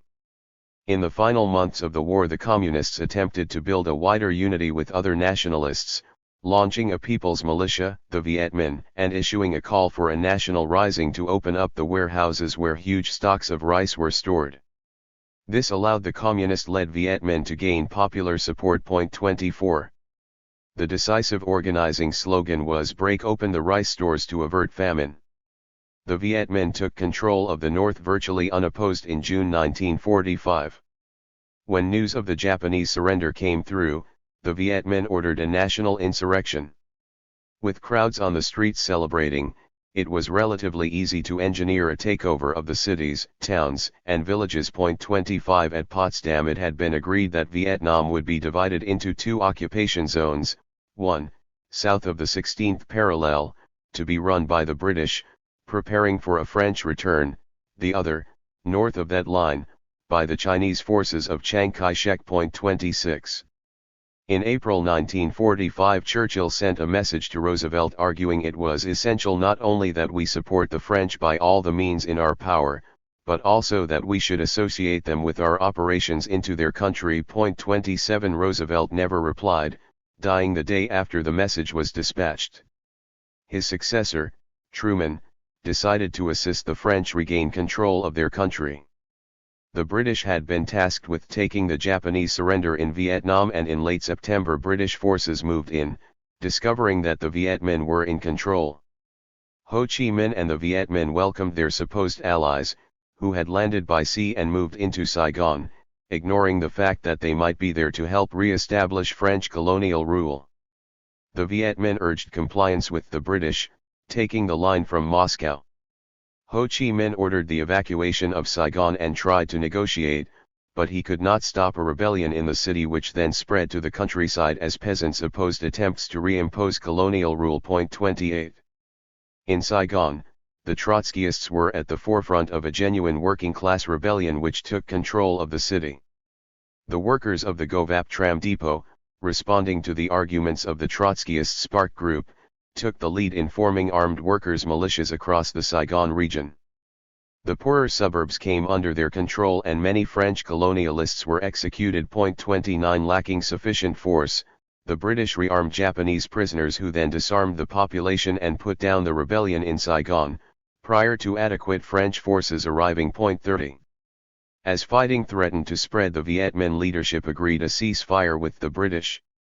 In the meantime the Viet Minh had eradicated the Trotskyists, murdering their leaders.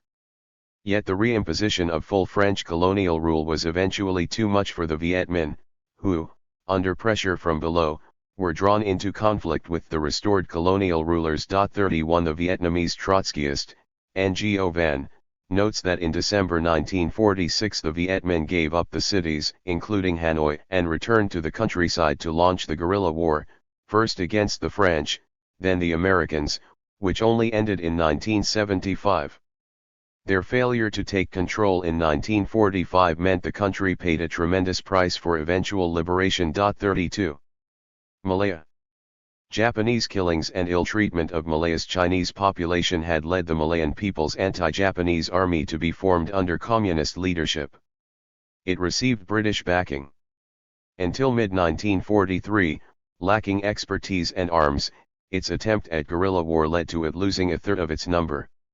Over the next year, it reorganized and grew fourfold. 33 The guerrillas claimed to have eliminated 5,500 Japanese troops, losing 1,000 fighters themselves. The Japanese admitted to losing 600 of their own troops and 2,000 local police, claiming PJ losses at 2,900.34. After the Japanese surrender, the British returned and attempted to reimpose the old colonial order. Malayan rubber and tin were vital dollar earners for the post-war British Labour government. Unemployment, low wages, high prices, and lack of food led to a strike wave in Malaya between 1946 and 1948. The colonial authorities met labor unrest with repression. 35 The killing of 3 white plantation managers in June 1948 was immediately followed by emergency measures. The Malaysian Communist Party and other leftist parties were outlawed, while police were given the power to imprison without trial communists and those accused of helping them.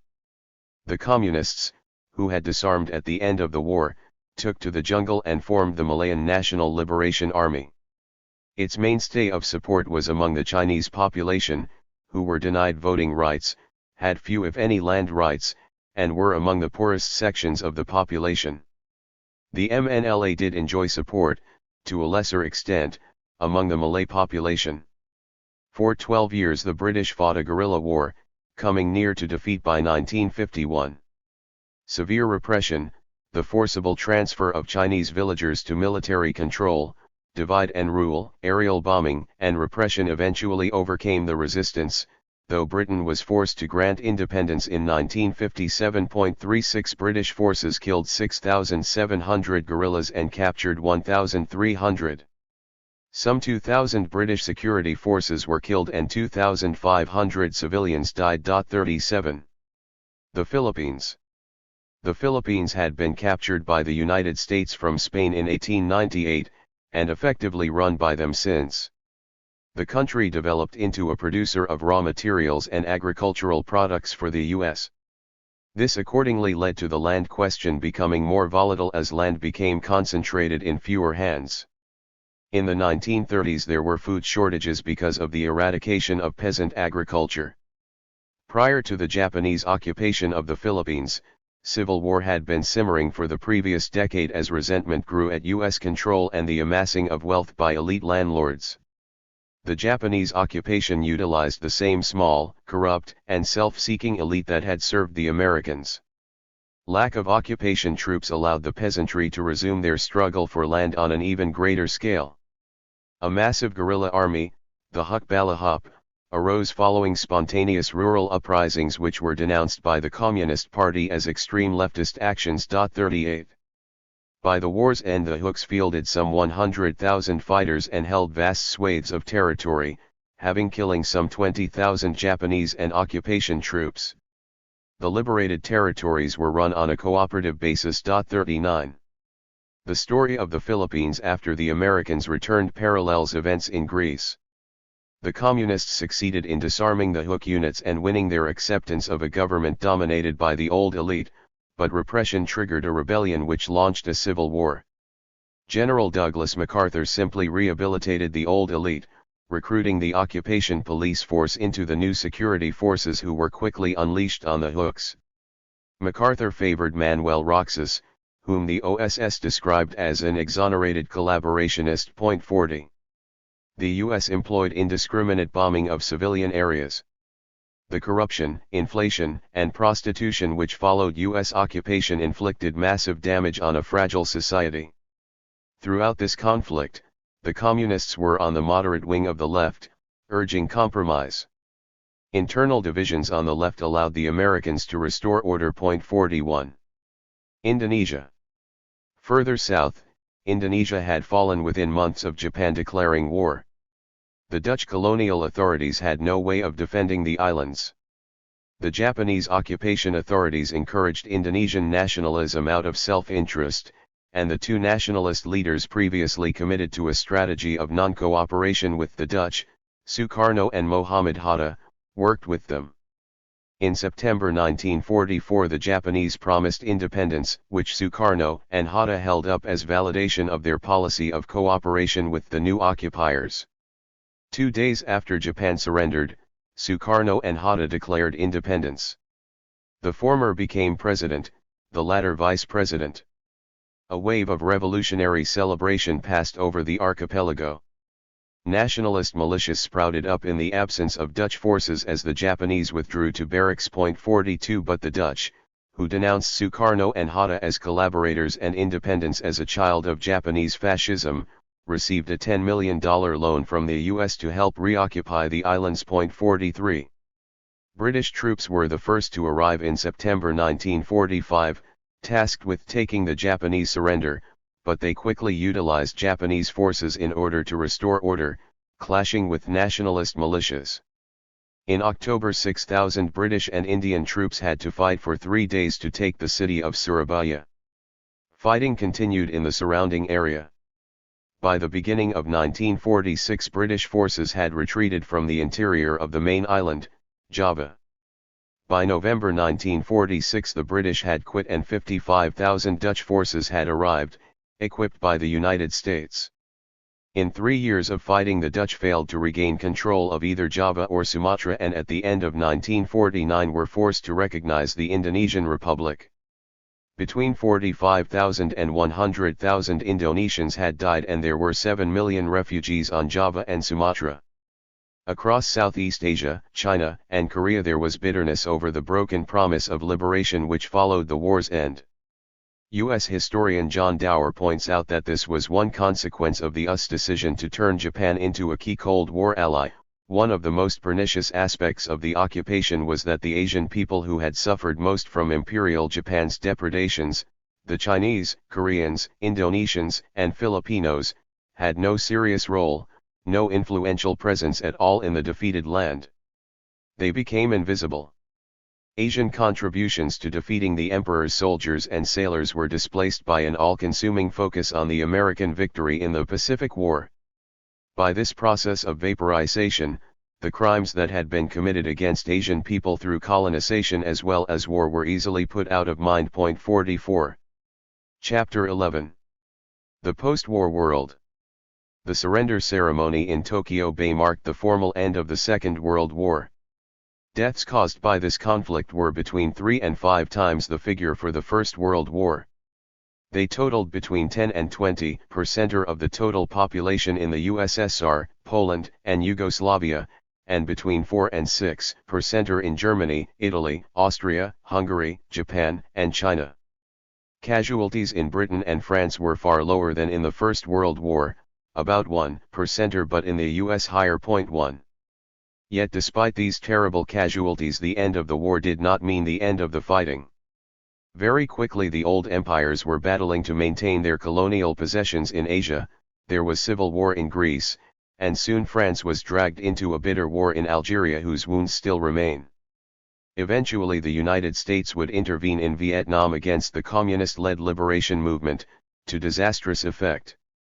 The Cold War that developed between the US and Russia boiled over into full-scale war in Korea.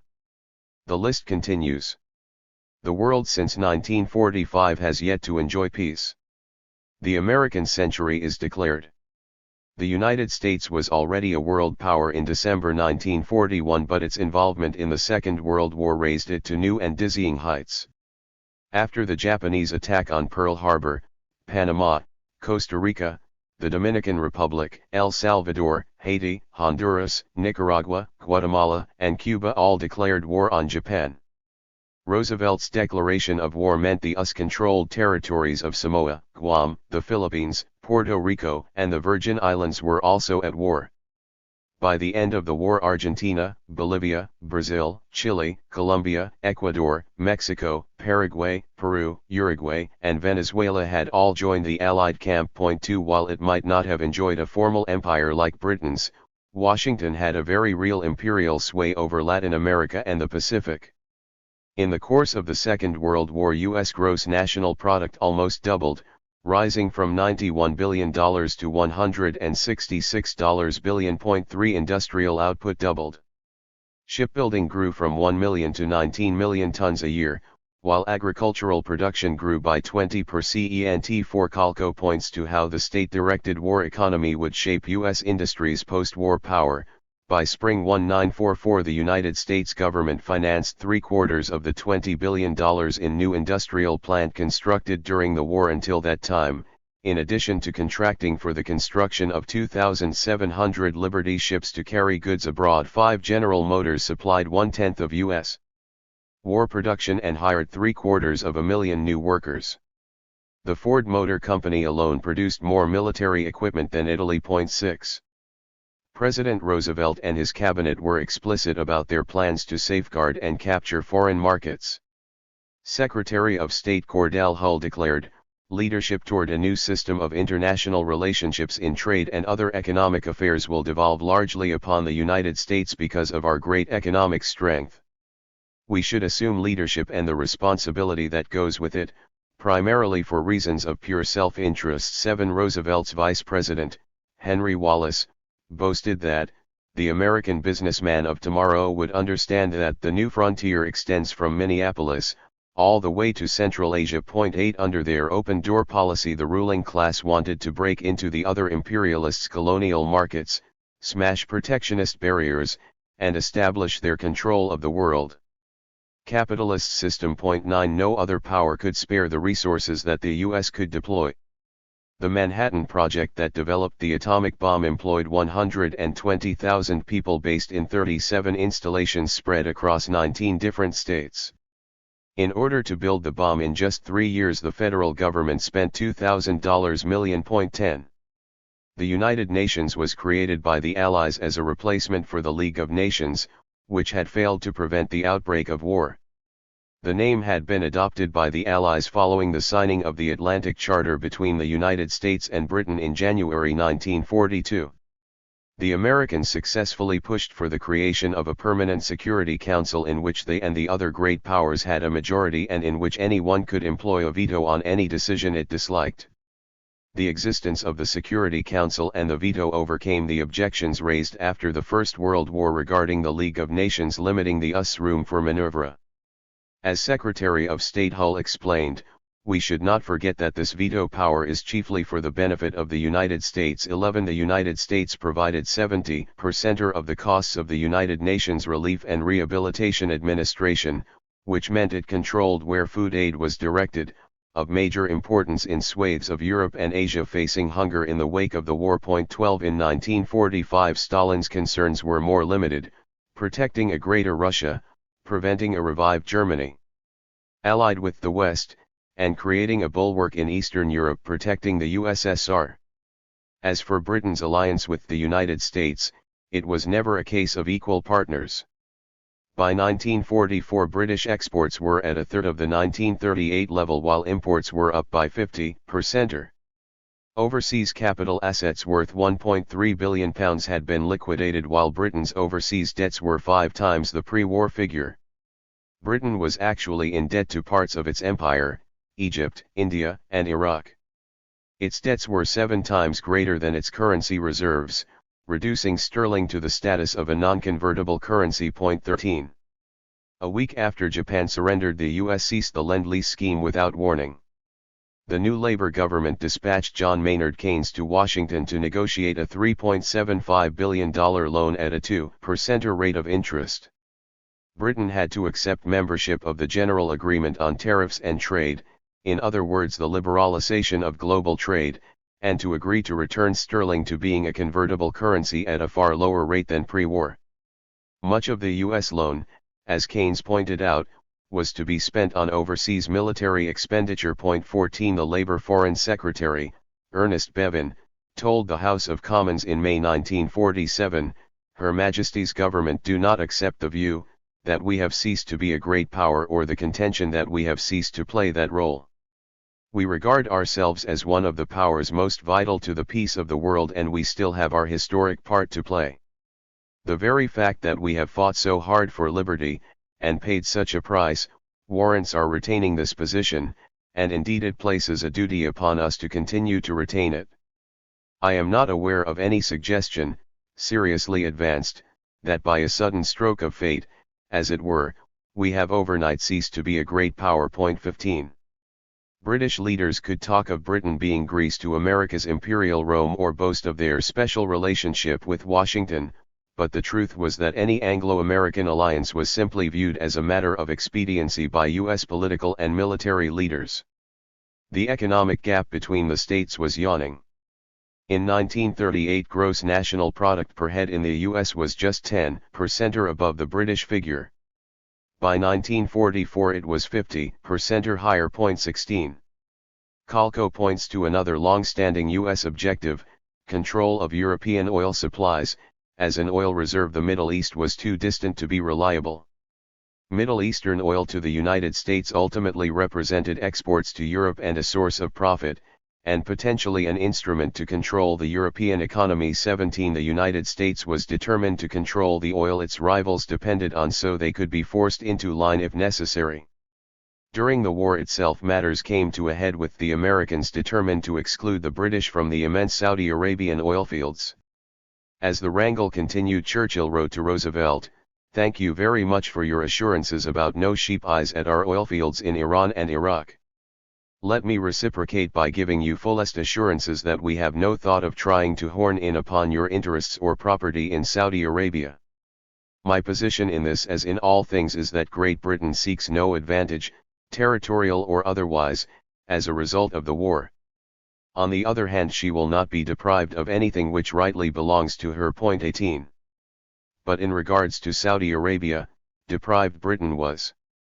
In 1943 and 1944 the US pushed the British to allow an open door to Middle Eastern supplies. After difficult negotiations, the British were forced to cede control of Saudi Arabia.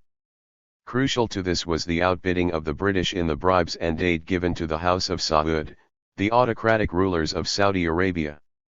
The Saudi king was awarded major US loans and arms, and Washington clinched the deal in late 1944. In Iran, however, the Americans failed to secure outright control. They, the British and the Russians, became embroiled in a fight for control of the oil fields. After the Germans attacked Russia, Iran had become vital not only for its oil but as a supply line to the Soviet Union. Both London and Moscow were nervous at the pro-Nazi sympathies of Iran's ruler, the Shah, and in August 1941 Soviet troops invaded from the north, linking with British and Indian forces invading from the south. 2 months later they forced the Shah to abdicate in favor of his son, Mohammad Reza Shah Pahlavi, who ruled until his overthrow in the Iranian Revolution of 1979. American troops arrived in Iran after the US had joined the war. The British effectively controlled Iranian oil fields through the Anglo-Iranian Oil Company, the future BP. The Russians wanted control of oil development in the north and the US began courting the new Shah to break the British monopoly. 20. All of this helped create a popular campaign for the nationalization of Iran's oil. The Iranian parliament asserted its right in December 1944 to control the granting of oil concessions. The prime mover in this was Mohammad Mossadegh. Anglo-Iranian Oil continued to exploit its concession, but in 1951 a nationalist government led by Mossadegh took the company into state hands, sparking a CIA/MI5 sponsored coup 2 years later which gave full powers to the Shah. 21 In the end, Washington, fearful of the rising power of Russia, decided that it could not afford to weaken Britain too much. A deal was reached over Iranian and Iraqi oil which gave Britain the junior share in an American-controlled global oil industry. Meanwhile, Washington acted to increase its hegemony over Latin America by excluding British goods. Britain accounted for 40% of Latin American imports in 1938, but 10 years later this figure had fallen to 8%. Washington was particularly keen to eradicate British economic influence in Argentina, part of the Sterling bloc. As late as 1942 Britain controlled 60% of foreign investment there, compared to the US 20%. In January 1945 the U.S. ambassador to Mexico, who worked closely with the State Department on policy towards Latin America, stated that one aim was to bring about the appropriate change in Argentina and bring her back into the fold. 22 Washington succeeded.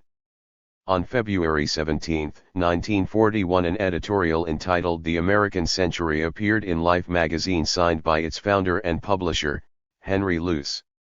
This Republican-supporting millionaire had been an admirer of Mussolini prior to the war and was violently opposed to Roosevelt's New Deal.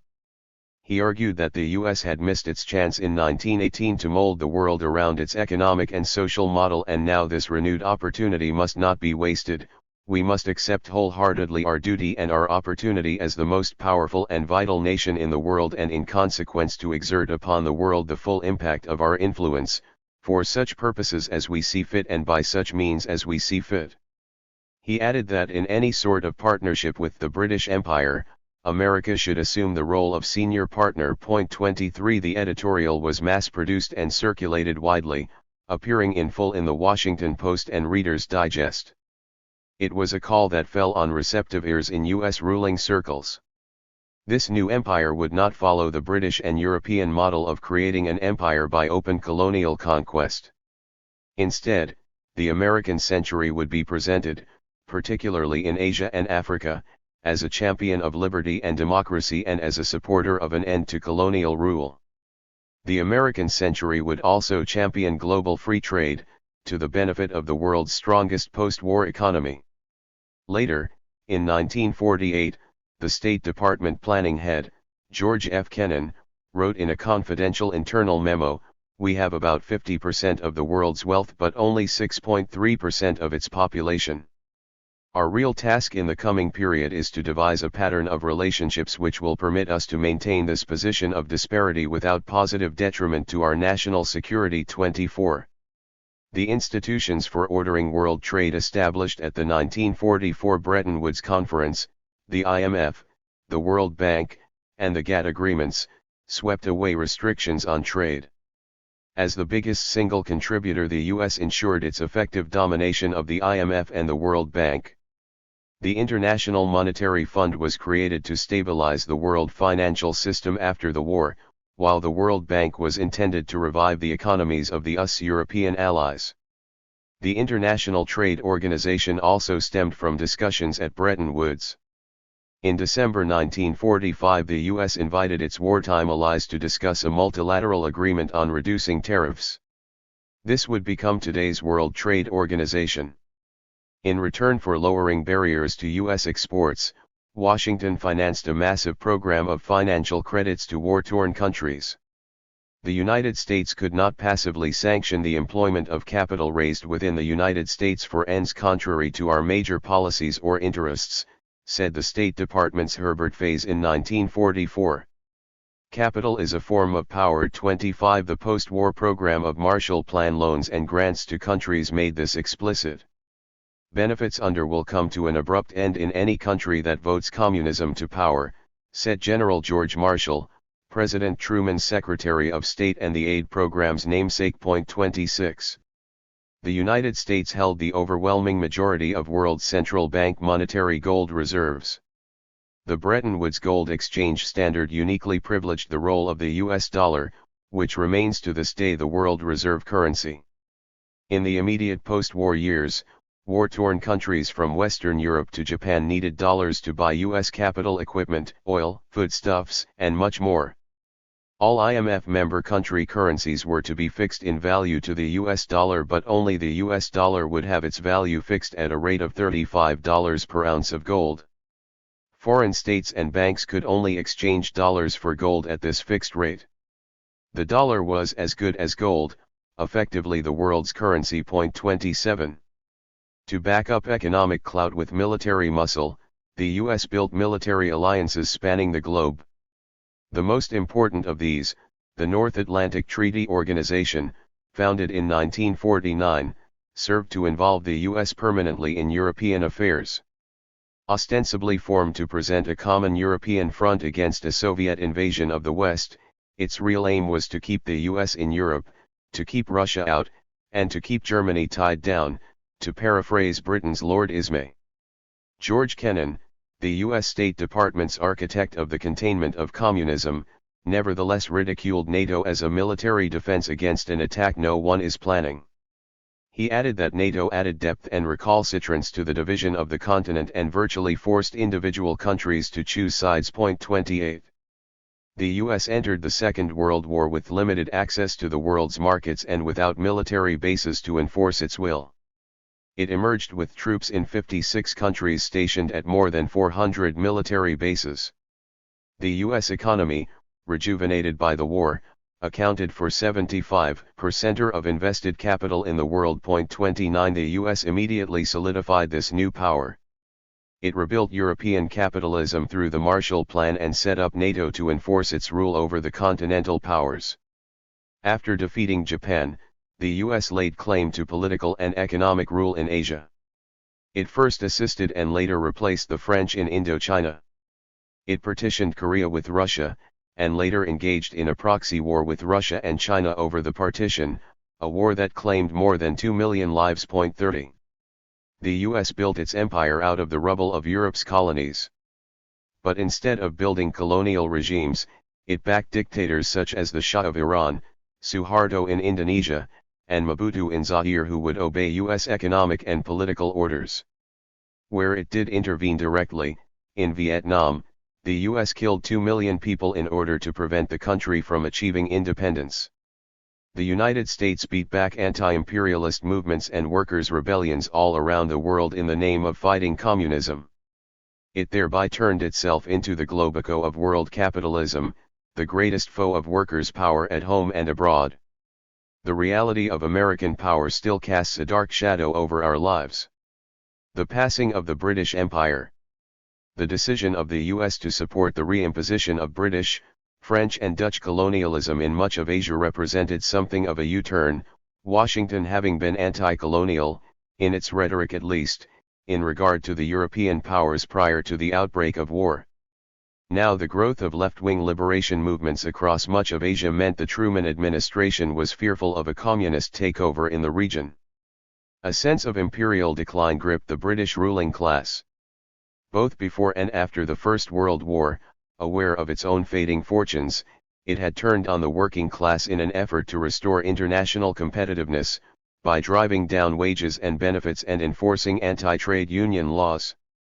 Churchill had been associated with much of this, and his post-war career was marked by a virulent anti-communism, a refusal to grant any concessions to Indian demands for self-government, and support at the time of the 1936 abdication crisis for Edward VIII.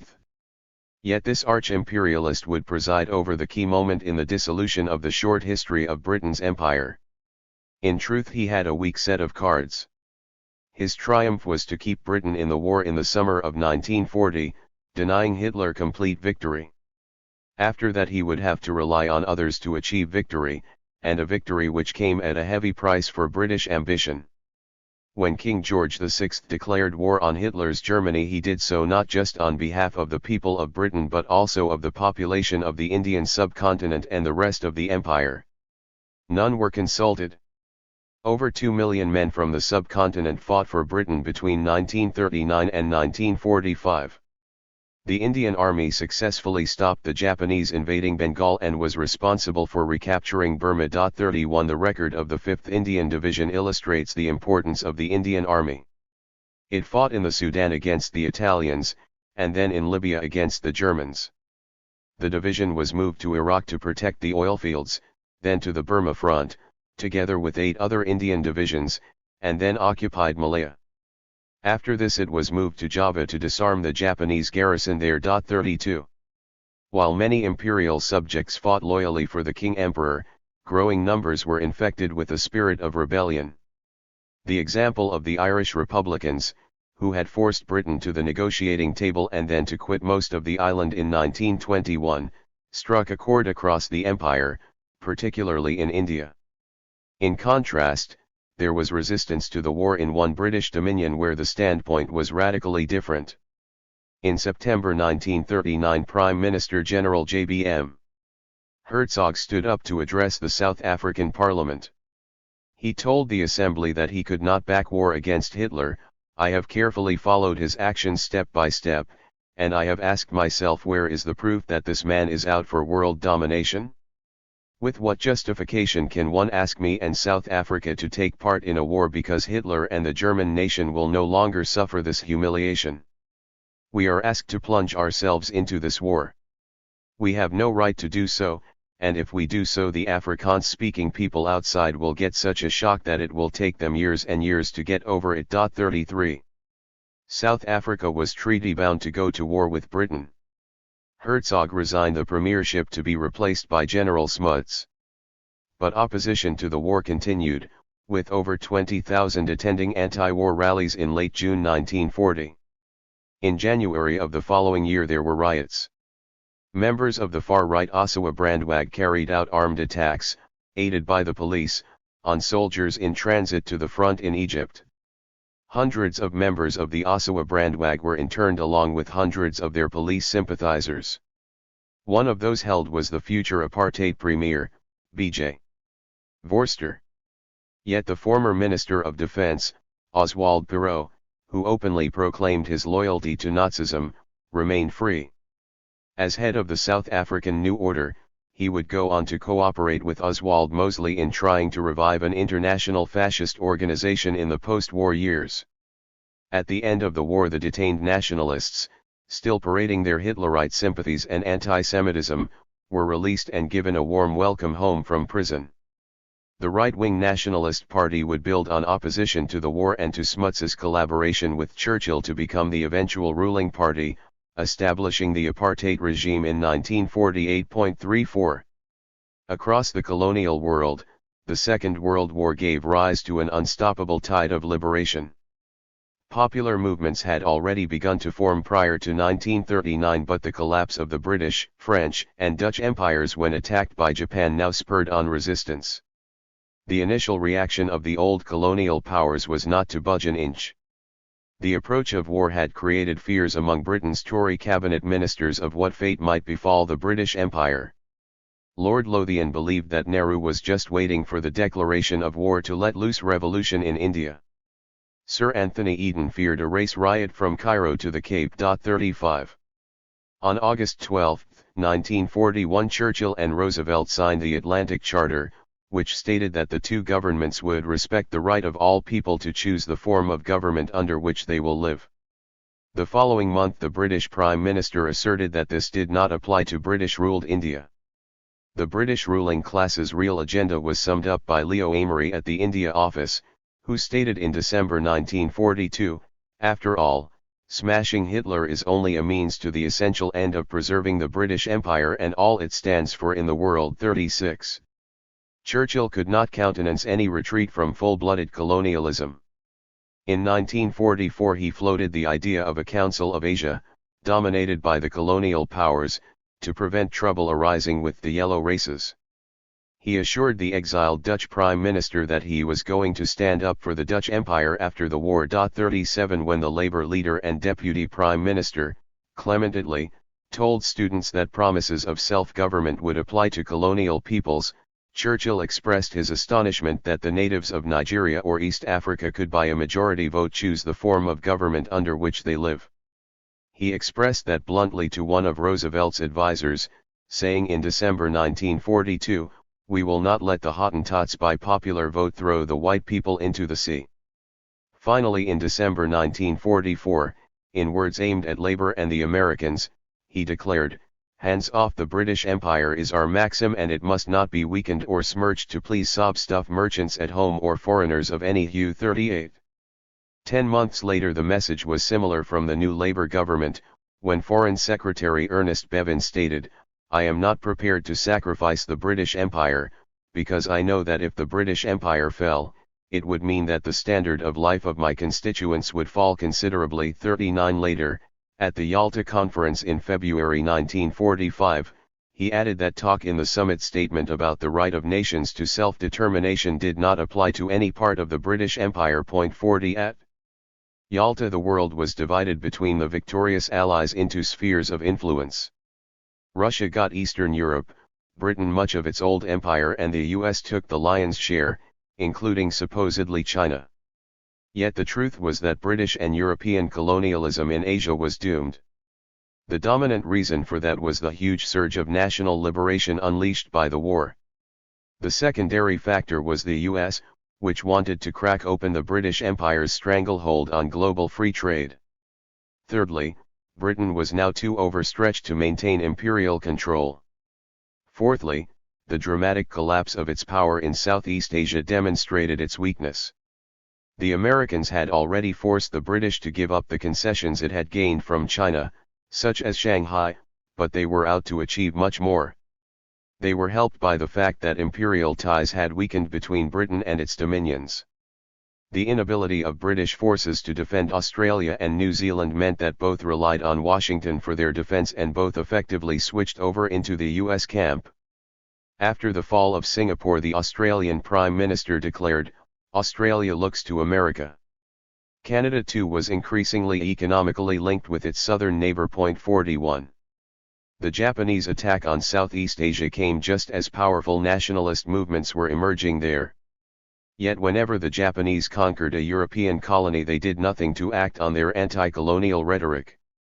Rather, they established puppet regimes which ruled in Japan's imperial interests.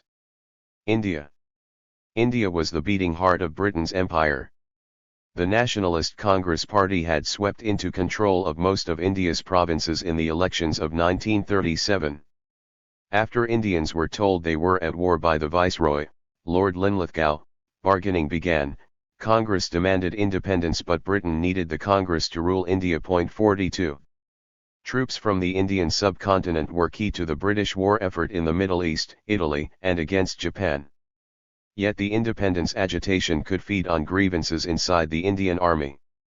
Until 1932 the British had refused to commission Indians as officers.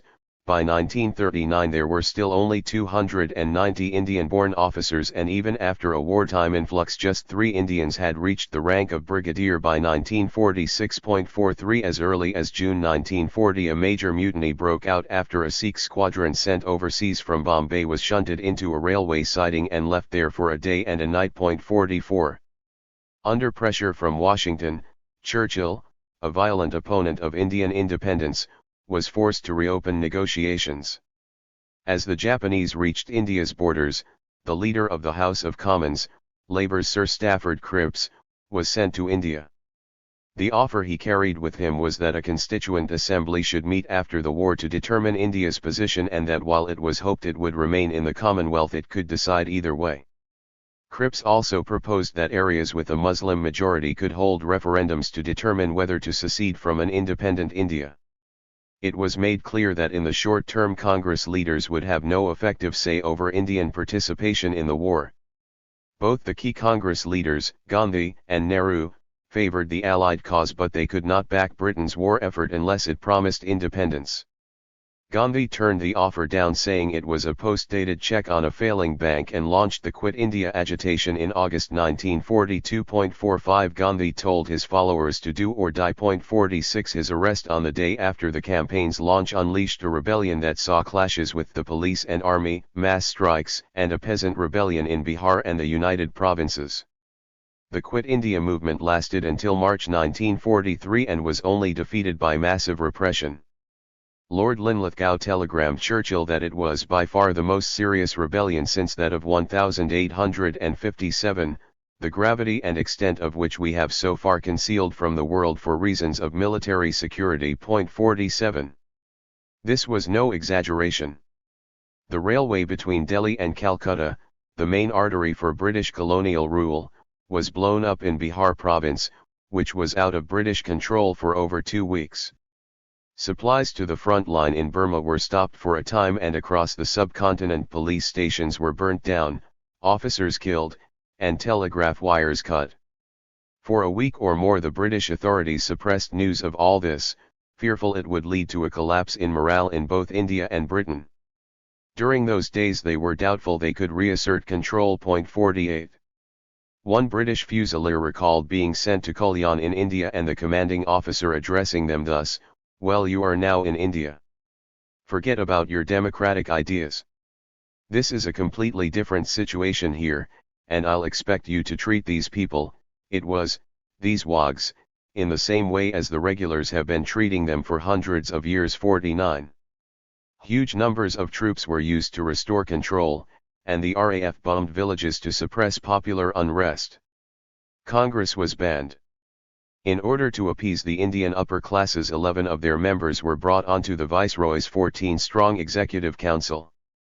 At this point Britain promoted Muhammad Ali Jinnah's Muslim League, which was invited to form regional governments in Sindh, Assam, Bengal and the northwest frontier province. For centuries Hindus, Muslims, and Sikhs had lived together. Now the British were promoting the idea of a Muslim state in what was termed Pakistan and an essentially Hindu state in India. This, as the British authorities were aware, was likely to unleash communal violence in mixed communities across the subcontinent.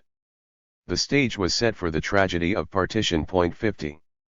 Some nationalists were not prepared to limit themselves to non-violence.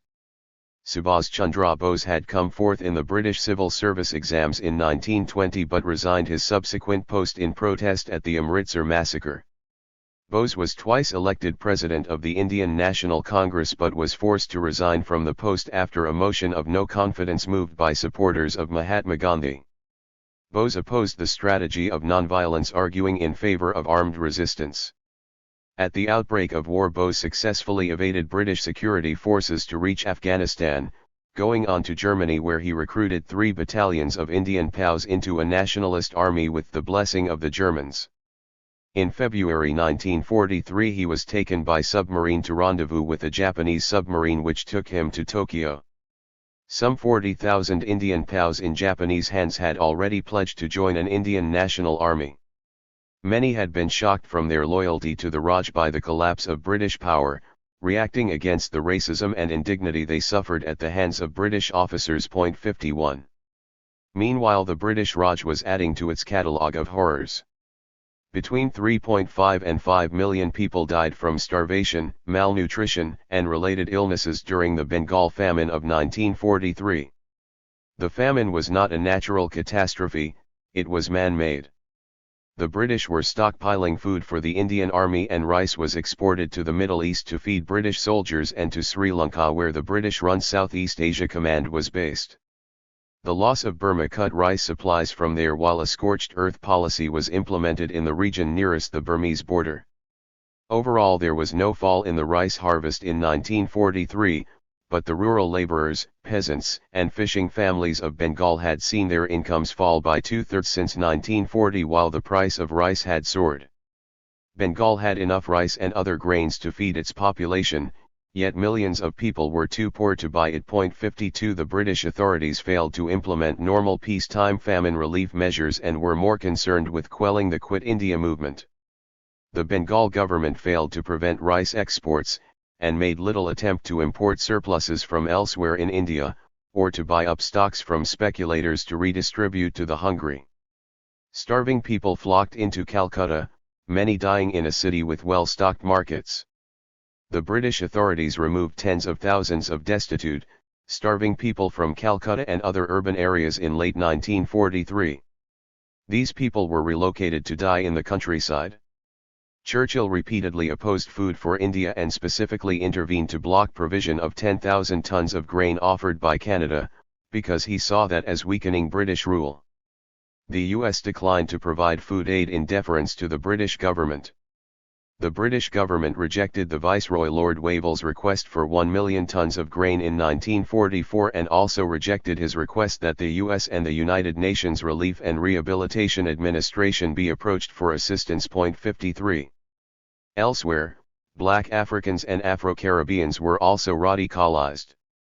Ex-soldiers were to the fore in the militant anti-colonial campaign which developed in the Gold Coast after the war. Some 374,000 had enlisted from Britain's African colonies. 54 The Caribbean contributed too, with 8,500 joining the RAF. 55 West Indians were recruited to aid Britain's domestic war effort. 800 forestry workers were brought from British Honduras to work in the freezing highlands of Scotland. On their arrival some discovered that they had to build their own barracks, and all were paid less than they had been promised. Some 520 men came from the Caribbean colonies to work in Britain's war industries. Approximately 15,000 colonial merchant seamen served in the British merchant fleet, of who 5,000 perished. 56. The Middle East. Britain had conceded formal independence to Egypt after the First World War but retained the right to maintain a considerable garrison. There was both a king and a government in Cairo, rivals often at daggers drawn, but the British also wielded considerable power. At the outbreak of war, Egypt broke off diplomatic relations with Germany and ceded control of its ports to Britain. The Egyptian government refused, however, to declare war on Italy and withdrew its troops from the border with Libya when Mussolini entered the war in June 1940. The British forced the government's dismissal and the retirement of the Army Chief of Staff. In February 1942 the British were facing the prospect of losing control of Egypt. Axis forces were nearing Alexandria. King Farouk was regarded as being fickle in his loyalty and had recently appointed as Prime Minister a man the British regarded as pro-German. The British demanded Farouk appoint the pro-British Nahas Pasha as Prime Minister. Farouk refused. The British issued him with an ultimatum to comply by 6 p.m. or face the consequences. Brian Lapping describes events. At 6:15 p.m. the king delivered his reply. The ultimatum was an infringement of the Anglo-Egyptian Treaty and of the rights of Egypt. The king could not assent to it. Lampson sent a message to say that he would be calling on the king at 9 p.m. By the time he did so, British tanks and armoured vehicles had surrounded the Abdon Palace. The king prudently ordered his royal guard not to resist. 57. Farouk gave way after this threat of forced abdication. A young Egyptian officer wrote of these events of February 4, 1942, "What is to be done now that this has happened and we accepted it with surrender and servility? I believe that colonialism, if it felt that some Egyptians intended to sacrifice their lives and face force with force, would retreat like a prostitute." 58 Lieutenant Gamal Abdel Nasser spoke for a generation of young Egyptians. Iraq had been a British protectorate since the end of the First World War and Iraqi oil was important to Britain. In 1941, however, a coup brought a new pro-Axis government headed by Rashid Ali to power. The pro-British King Faisal II fled to the Habaniyat RAF air base and was spirited out of the country. Hitler promised weapons to be delivered from Vichy-run Syria, but in the meantime Rashid Ali surrounded the RAF base to try to stop reinforcements arriving. It was surrounded by an 8-mile fence and was home to 56 tennis courts, swimming pools, stables, a polo ground and golf course. RAF bombers were called in and 2 relief columns marched from Jordan. German aircraft were operating from Syria and the RAF had to attack their bases before Imperial troops forced Rashid Ali to flee. 59. Iraq was the main outlet for British-controlled oilfields in neighboring Iran. Germany had vied for influence there, and with the Wehrmacht seemingly near victory in Russia in 1941, the Shah, Reza Khan Pahlavi, was in touch with the Germans and refused to obey British orders. At a time of serious military setbacks for both countries, Russia and Britain sent in large numbers of troops, tanks and aircraft to occupy Iran and depose the Shah in favor of his son.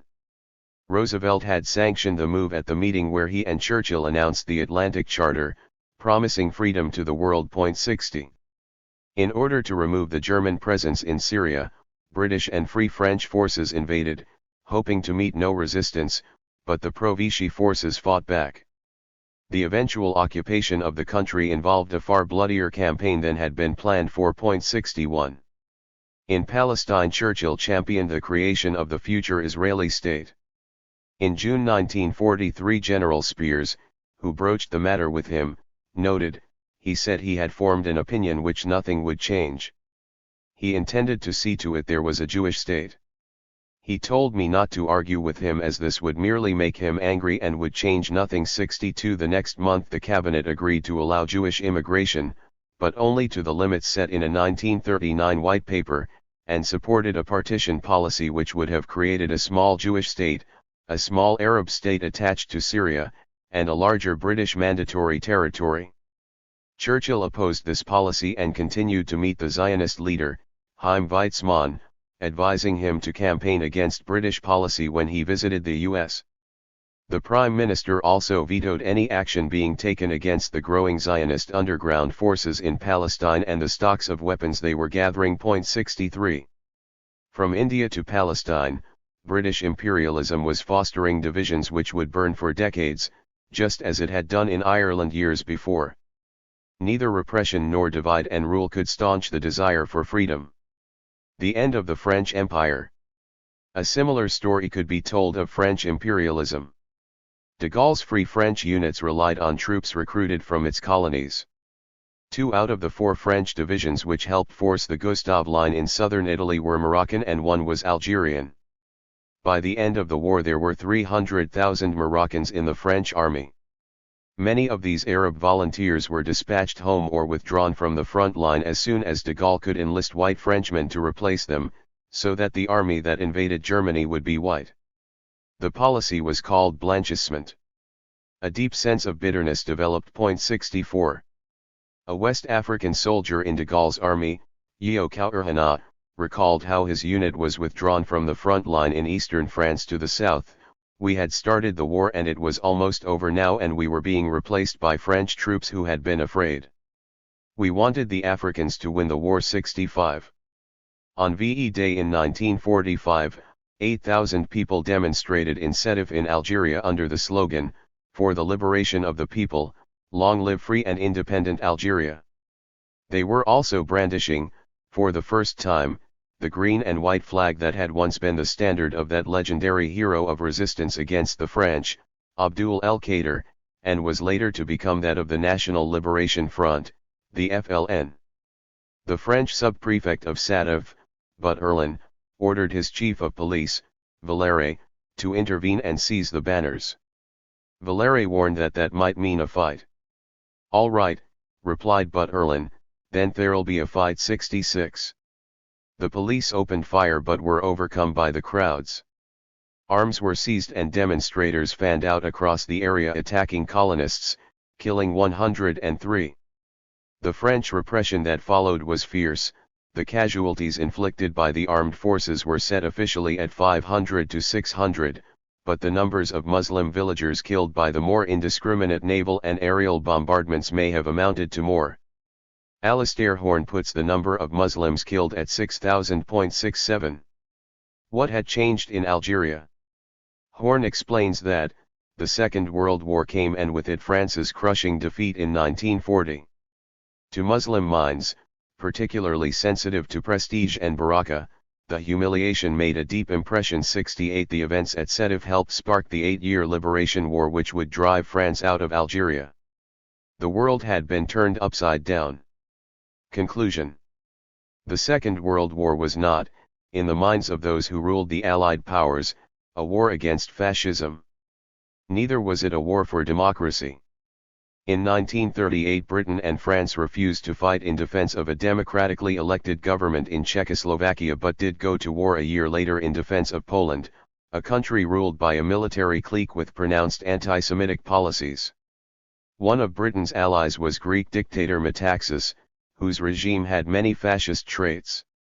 Britain's major concern when its forces entered Greece was not to enforce democracy but to crush the communist-led resistance army, ELIS, and its civilian wing, EAM, in order to restore the old order. Regarding Italy, Churchill's Secretary of State for India, Leo Amery, said in August 1941 that, if Italy prefers, after we have got rid of Mussolini, to retain their corporative and functional basis of government, there is no reason why she should not do so. 1. In 1942, at the time of the Allied landings in North Africa, President Roosevelt wrote to the Spanish dictator, Franco, describing himself as your sincere friend and assuring him, Spain has nothing to fear from the Allies. 2. On May 24, 1944 Churchill told the Commons that, the internal affairs of Spain were a matter for Spaniards alone. 3. The former leader of the Spanish Communist Party, Fernando Clausen, points out that this position was also accepted by Stalin. The maintenance in power of the fascist dictatorship in Spain after the Second World War is one of the clearest results of Stalin's policy of sharing out areas of influence. 4. In Portugal and Spain fascist dictatorships would survive until 1974 and 1975. In terms of the colonial world, talk of a war for democracy must have seemed risible. There the old colonial powers were fighting to preserve their empires and the racism embedded in colonial rule. While the US might have used anti-imperialist rhetoric to undermine Britain's imperial position, when it came to its own sphere of influence it was similarly ruthless. Towards a Marxist interpretation of the war. The central argument of this book is that the Second World War was an imperialist war, but that fascism ensured it took place in an entirely different ideological environment than did the 1914-18 conflict.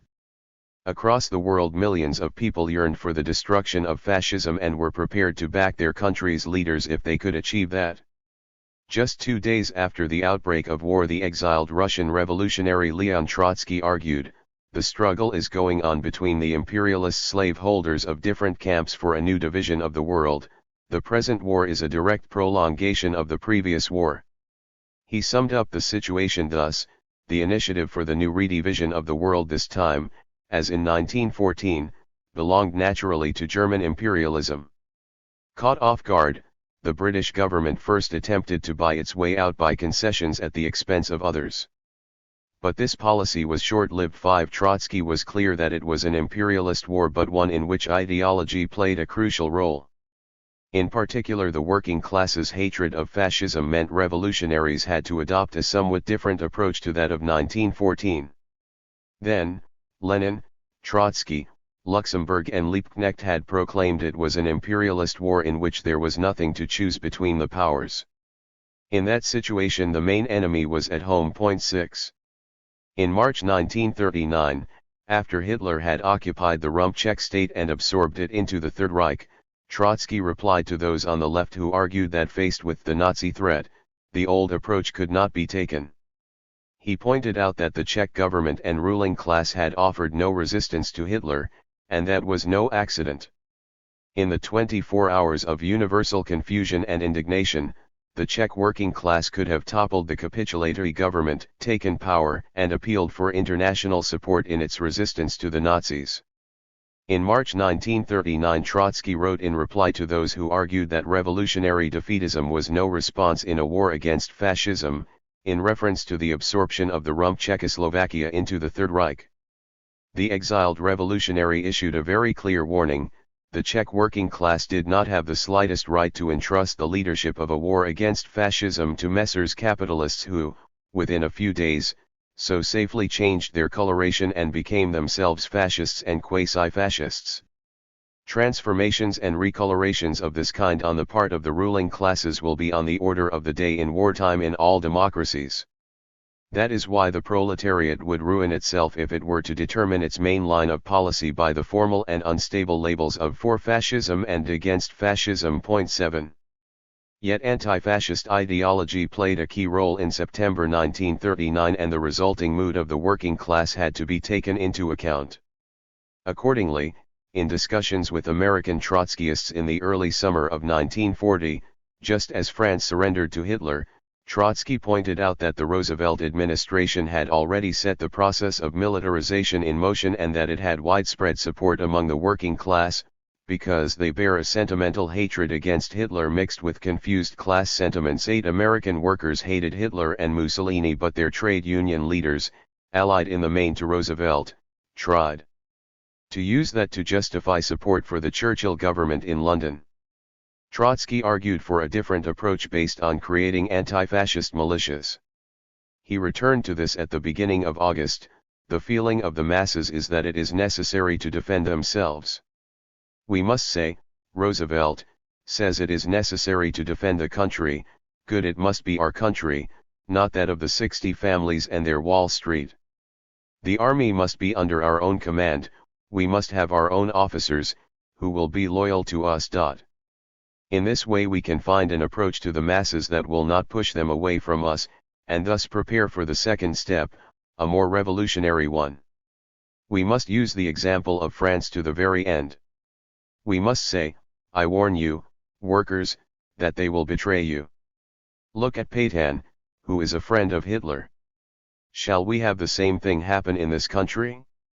We must create our own machine, under workers' control." 9. The reference to Pétain would have struck a chord in Britain in the summer of 1940, when there were numerous candidates for such a role in Britain. Many working people in Britain believed that if Hitler did invade, then a section of the ruling class would speedily come to a deal.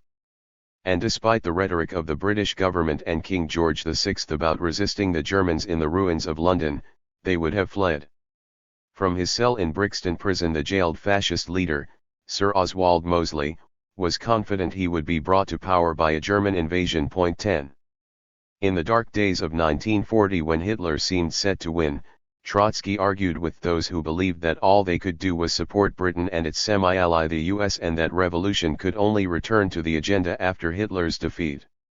Trotsky was confident that in occupied Europe Hitler's problems had only just begun, pointing out that the Third Reich was not sufficiently strong to position a soldier over every worker and peasant in the occupied territories, and did not have the means to transform them from a foe into a friend. While Hitler boasted of a 1,000-year Reich, Trotsky doubted it could last 10 years. As resistance to Nazism grew, that would create revolutionary explosions, and the task of the left was not to trust in British or US imperialism but to prepare for those explosions. He pointed out that if the left renounced independent revolutionary politics, who would utilize a revolutionary situation which might result from Hitler's defeat? 11. As we have seen, his question was prescient. Trotsky started from the need to maintain independent working-class organization. He proposed building a bridge to those workers who wanted to see fascism defeated but were uneasy with their own rulers' war aims. But this meant little, as the tiny Trotskyist movement was a weak vessel cast adrift in stormy seas, unable to act on Trotsky's strategic and tactical advice. In both France and the US the Trotskyists suffered damaging splits. Added to this was Trotsky's assassination and then the repression suffered by his followers during the war. More generally, the left felt the impact of the collapse of the French Popular Front government, the defeat of the Spanish Revolution, and the harmful impact of the Hitler-Stalin Pact. 12.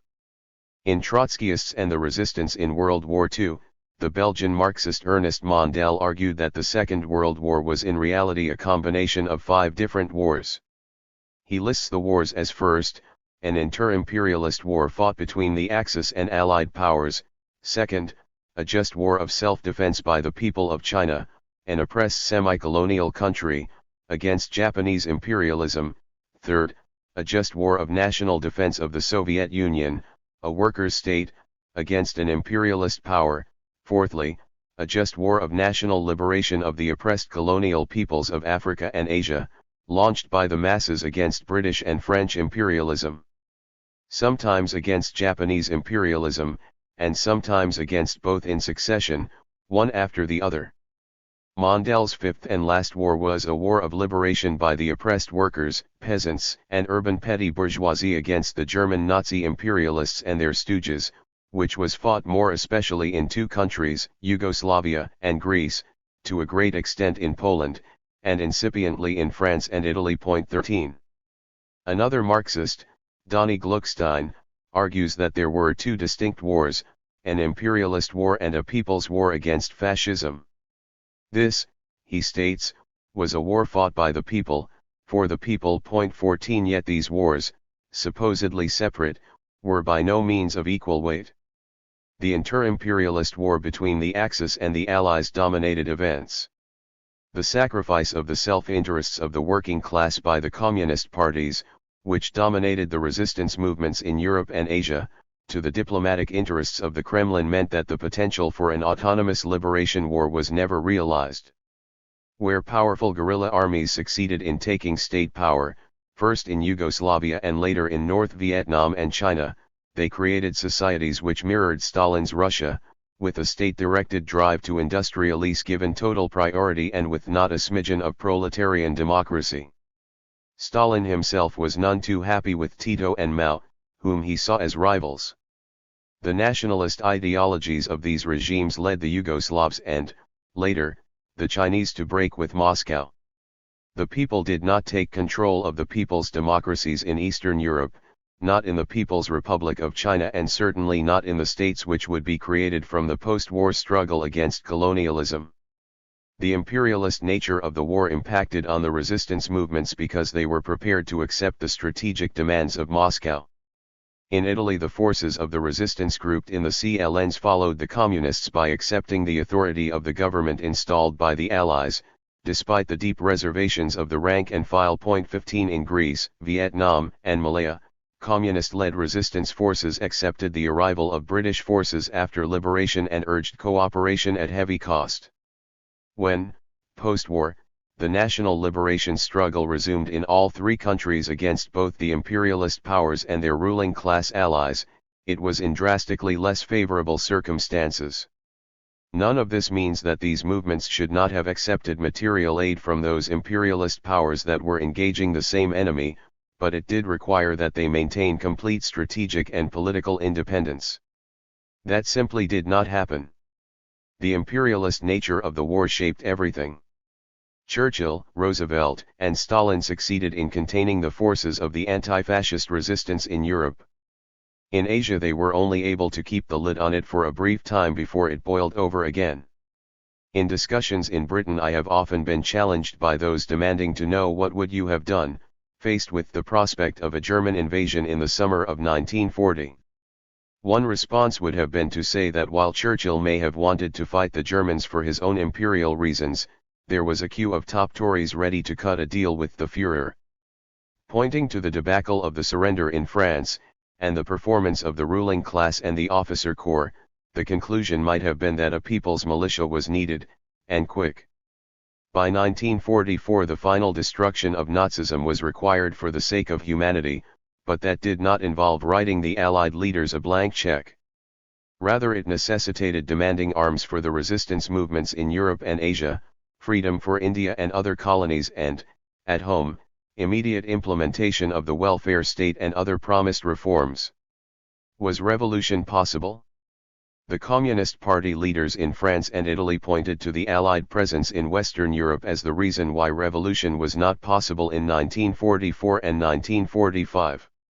Later Thérèse argued, with the Americans in France the revolution would have been annihilated. 16 The reality was that in the winter of 1944-45 de Gaulle could not rely on his own armed forces to control France, and the Communists had control of many regions and had arms to hand. The general was relying on the support of Moscow and, in consequence, his ability to co-opt and restrain the PCF at the price of a few minor seats in government. De Gaulle did request, in September 1944, that 2 French divisions be withdrawn from the front to deal with the communist presence in the vast Toulouse-Limousin area. Eisenhower refused because, faced with an assault on the Third Reich, he needed every possible soldier. That refusal increased de Gaulle's reliance on Stalin and Thérèse to hold back the French working class and peasantry. 17. By the second half of 1944 the British armed forces were already shrinking in size. The Canadians had used up their pool of volunteers for overseas duties, and while France was not short of men it had neither the finances nor the means to equip them. The Americans might have been less affected, but war weariness was sweeping through the ranks. U.S. and British service personnel wanted home. Mutinies became common as demobilization was postponed. Strike fever was also affecting the home front as the number of disputes reached a climax in 1946, the year of the US's greatest ever strike wave. In the Philippines there were repeated mass demonstrations by GIs who were not eager to be used against the left-wing Huk guerrillas and were protesting at the delay in demobilization. The New York Times reported in January 1946 on one of these demonstrations, "The Philippines are capable of handling their own internal problems," was the slogan voiced by several speakers. Many extended the same point of view to China. 18. In the event the old colonial powers emerged from the war too weak to maintain their hold. The demand for land reform coupled with hatred of the colonial order, built as it was on racism, and of the venal, native rich, created powerful movements that forced their leaders to abjure any compromise with the old order. In 1946 the British Army of the Rhine numbered just 2 divisions and, for a while, the Americans just 1. Any Allied intervention against, for example, partisan-controlled northern Italy in support of the former fascists, collaborators, and monarchists in 1945 would have been difficult to sustain. Similarly in Greece, British troops were only able to win control of Athens after Moscow and the Communist Party leaders forced Elis to accept a ceasefire. The British and their right-wing allies had nothing like the resources available had Elis decided to retain its control of the countryside by force of arms. Some evidence for the possibility of revolution comes from Yugoslavia, where the communist-led partisans defied the Yalta Conventions and took power.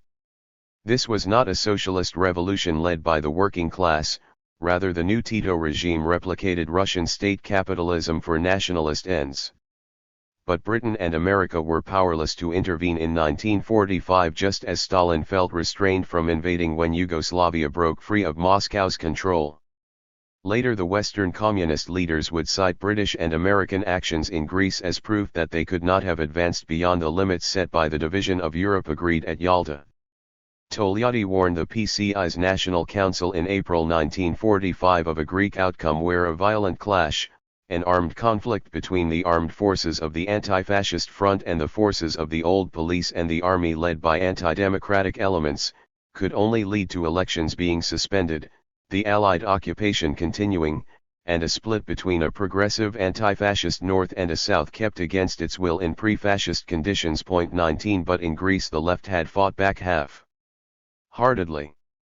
Indeed, the British were effectively beaten in December 1944 when the left brokered a ceasefire. Churchill was hamstrung because there were simply not enough British troops available to divert to Greece. Thérèse and Togliatti had no intention of spearheading any radical challenge. Thérèse was allowed back into France precisely because de Gaulle knew he could be relied upon to restrain his comrades.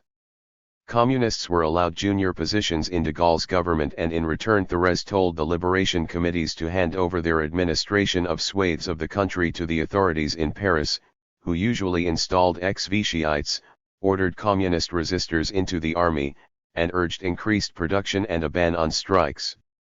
In the October 1945 elections for a constituent assembly, the socialists and communists won an overall majority of the votes, 302 deputies out of 586. Rather than form a government of the left, the socialists insisted that it should incorporate the MRP, which was broadly identified with de Gaulle. 20 Ian Burkle points to the reasoning behind the decision not to form a government of the left. Such a government would not have taken France into the Russian bloc. Stalin would have made sure the Yalta bargain was kept. Circumstances would have obliged it to impose austerity on the working class in the interest of reconstruction and productivity. But a government of the left alone would have raised expectations of the working class, and it would have had fewer excuses for failing to deliver. 21. The communists had played a key role in the resistance, but they had to struggle to ensure loyalty to the Allies above all else. In Italy, many of those who identified with the Communist Party had little or no contact with it and believed it was a revolutionary party. The party's internal leadership, until Togliatti's return, was operating largely independently from their exiled leadership in Moscow. The dominant ideology was nationalist, looking back to the traditions of Garibaldi, the Risorgimento, and republicanism. But with the king, the ruling elite and the church hierarchy so closely linked to fascism, nationalist ideology moved quickly to the left.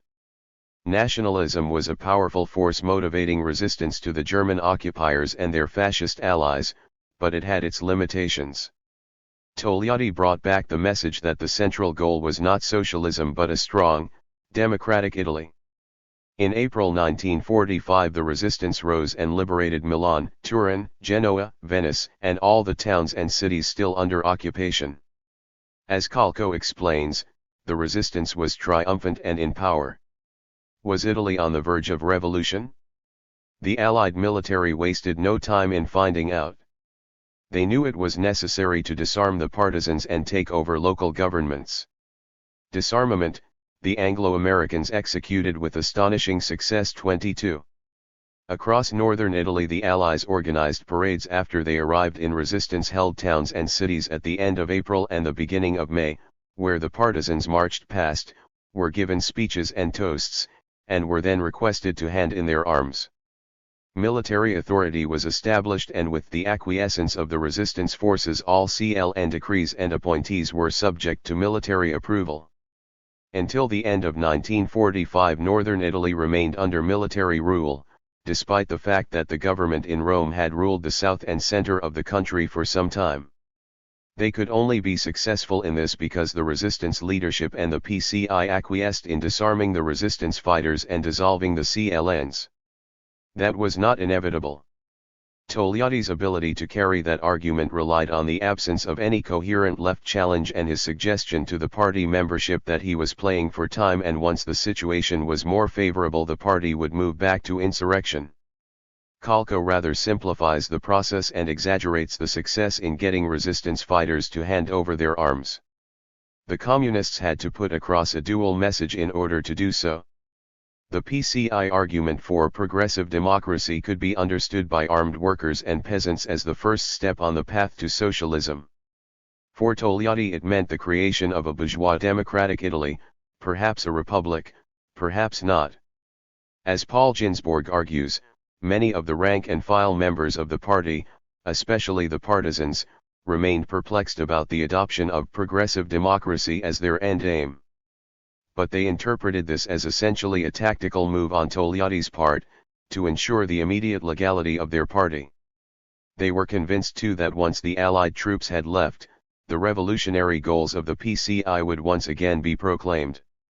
They were quite wrong, but this doublethink, or Doppisa as it came to be called, this confusion of strategy for tactics, was fundamental in reconciling class aims with the leadership's insistence on compromise. 23. Togliatti was helped by the break in the continuity of the left imposed by 2 decades of fascism. The evidence points to the rank and file of the PCI wanting socialism and believing revolution was necessary to achieve it. But that did not mean they had the confidence to rise up to bring down fascism and the institutions of the new state being created by the parties who had formed the new coalition government, including their own. The years of fascism had not destroyed the spirit of resistance, but they did ensure there was no immediate discussion of tactics and strategy. 24. Another factor was the enormous prestige that Stalin's Russia had accrued from its overwhelming role in the defeat of Hitler. Pictures of Stalin decorated homes and factory floors across Italy. People believed that having conquered Eastern Europe, Il Baffoni would be on the march again. But as Ginsborg notes, the belief in socialist revolution as something that was brought from outside deprived the Italian working class of any chance of evolving a revolutionary strategy that was based on their own resources. Under communist leadership, political action was split into 3 distinct spheres: the immediate day-to-day battles waged by workers against cold, hunger and penury, the struggle for progressive democracy waged by the party in parliament, and the revolution itself, an impossibility until Stalin moved. 25. The PCI would become a cornerstone of the new Italian Republic, settling down into the parliamentary chamber. Looking back on the close of the war, the former leader of the Spanish Communist Party, Fernando Clausen, writes, "The possibility of revolutionary development in France and Italy was seriously threatened. The position was as it would have been in Russia in the course of 1917 if Lenin's April theses had been rejected by the Bolshevik Party.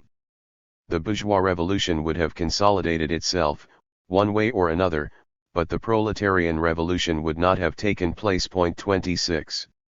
Ginsborg concludes. In practice, national unity in the fight for liberation became for the communists an objective to be placed not just above but to the exclusion of all others. The policy of liberation first, progressive democracy second, was fatally misconceived. It meant that at the very moment when the partisan and workers' movement was at its height, when the wind from the north was blowing most strongly, the communists accepted the postponement of all questions of a social and political nature until the end of the war. While the communists postponed, in the honorable name of national unity, their opponents acted, decided, maneuvered and, not surprisingly, triumphed. 27. The missing link was the one Trotsky had identified, the independent organization of the working class. Ernest Mondale, interviewed in 1976, argued that the resistance movements in Southern Europe possessed an inner logic that made it possible to challenge capitalism and the bourgeois state, and above all to take initiatives in the construction of a popular power from below, initiatives which could have led to the generalization of revolutionary situations of dual power. I do not think that the immediate struggle for power was possible in countries like France as soon as the Nazi front collapsed.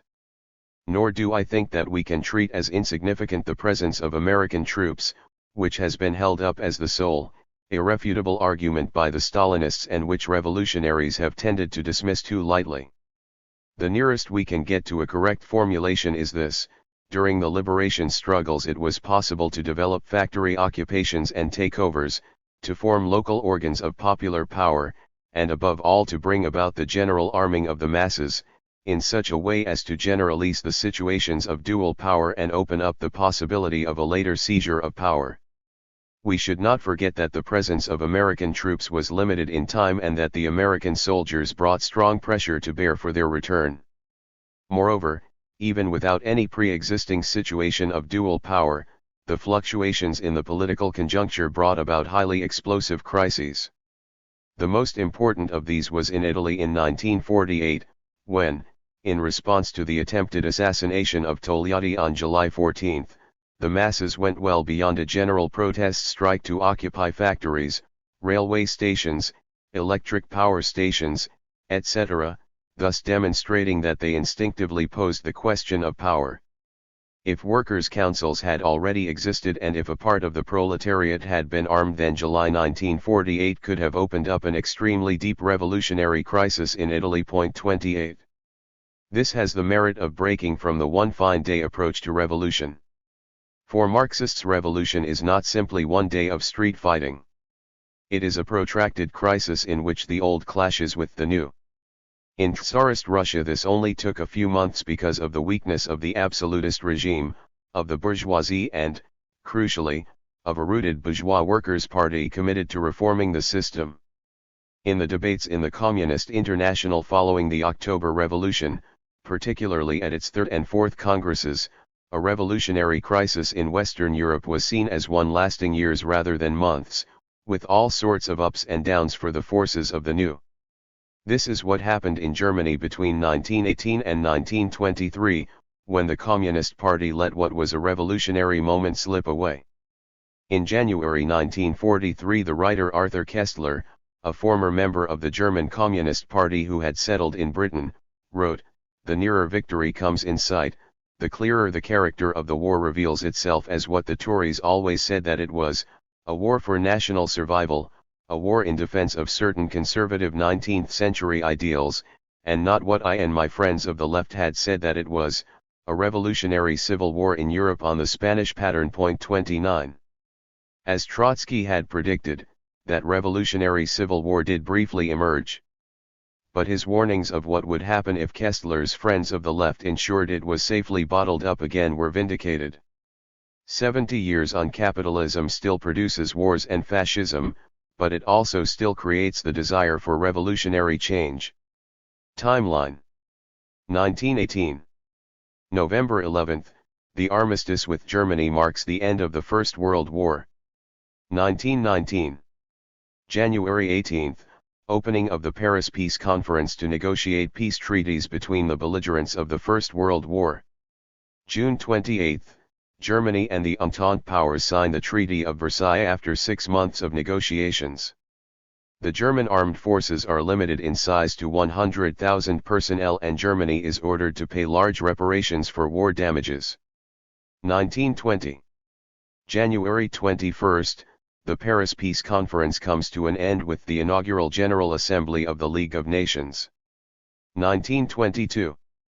February 6, the Washington Naval Conference ends with the signing of the Washington Naval Treaty by the United Kingdom, the United States, Japan, France, and Italy. The signing parties agree to limit the size of their naval forces.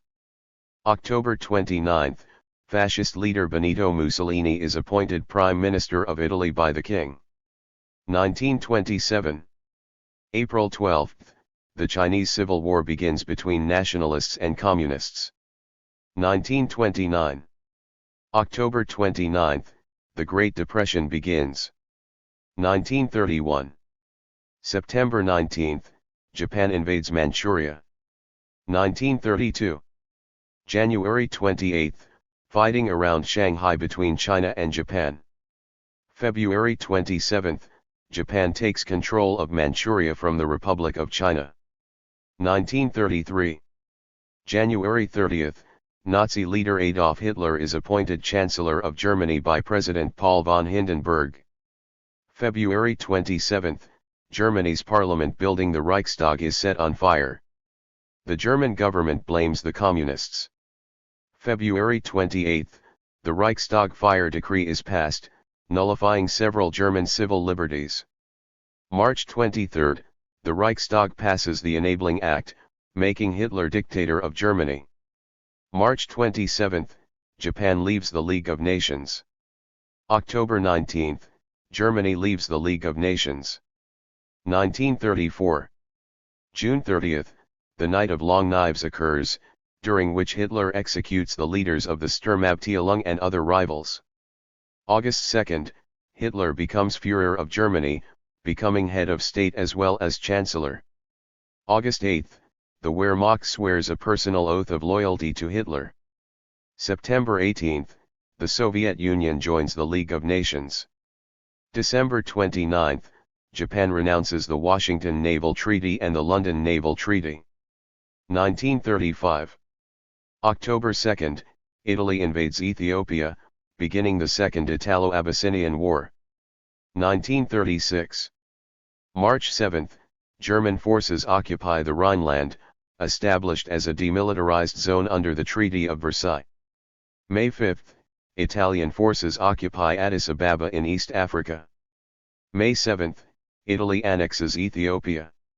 May 9, Chiang Kai-shek, Chinese nationalist leader, claims that Japan is waging war in China without a declaration of war. July 18, the Spanish Civil War begins when nationalist forces led by Francisco Franco rise against the current Republican government. October 25, Rome-Berlin Axis is formed. 1937.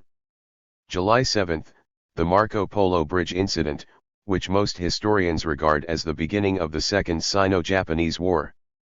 August 13, the Battle of Shanghai begins between Japan and China. November 26, the Battle of Shanghai ends in Japanese victory. December 11, Italy leaves the League of Nations. 1938. March 6, Japanese troops reach the Yellow River in China. March 13, Austria is annexed by Nazi Germany. July 29, the Soviet-Japanese border wars begin with the Battle of Lake Kazan. August 11, Soviet Union wins the Battle of Kazan against Japan. September 24, Hitler issues ultimatum to Czechoslovakia that either they cede the Sudetenland to Germany or he will order an invasion. September 30, the Munich Agreement is signed.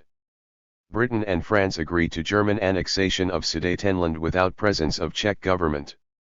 1939. March 15, the German army occupies Czechoslovakia. March 31, the United Kingdom and France offer the guarantee of Polish independence. April 1, the Spanish Civil War ends with nationalist troops winning. Spain becomes a fascist state with Franco as the head of the new government. April 7, Italy invades Albania.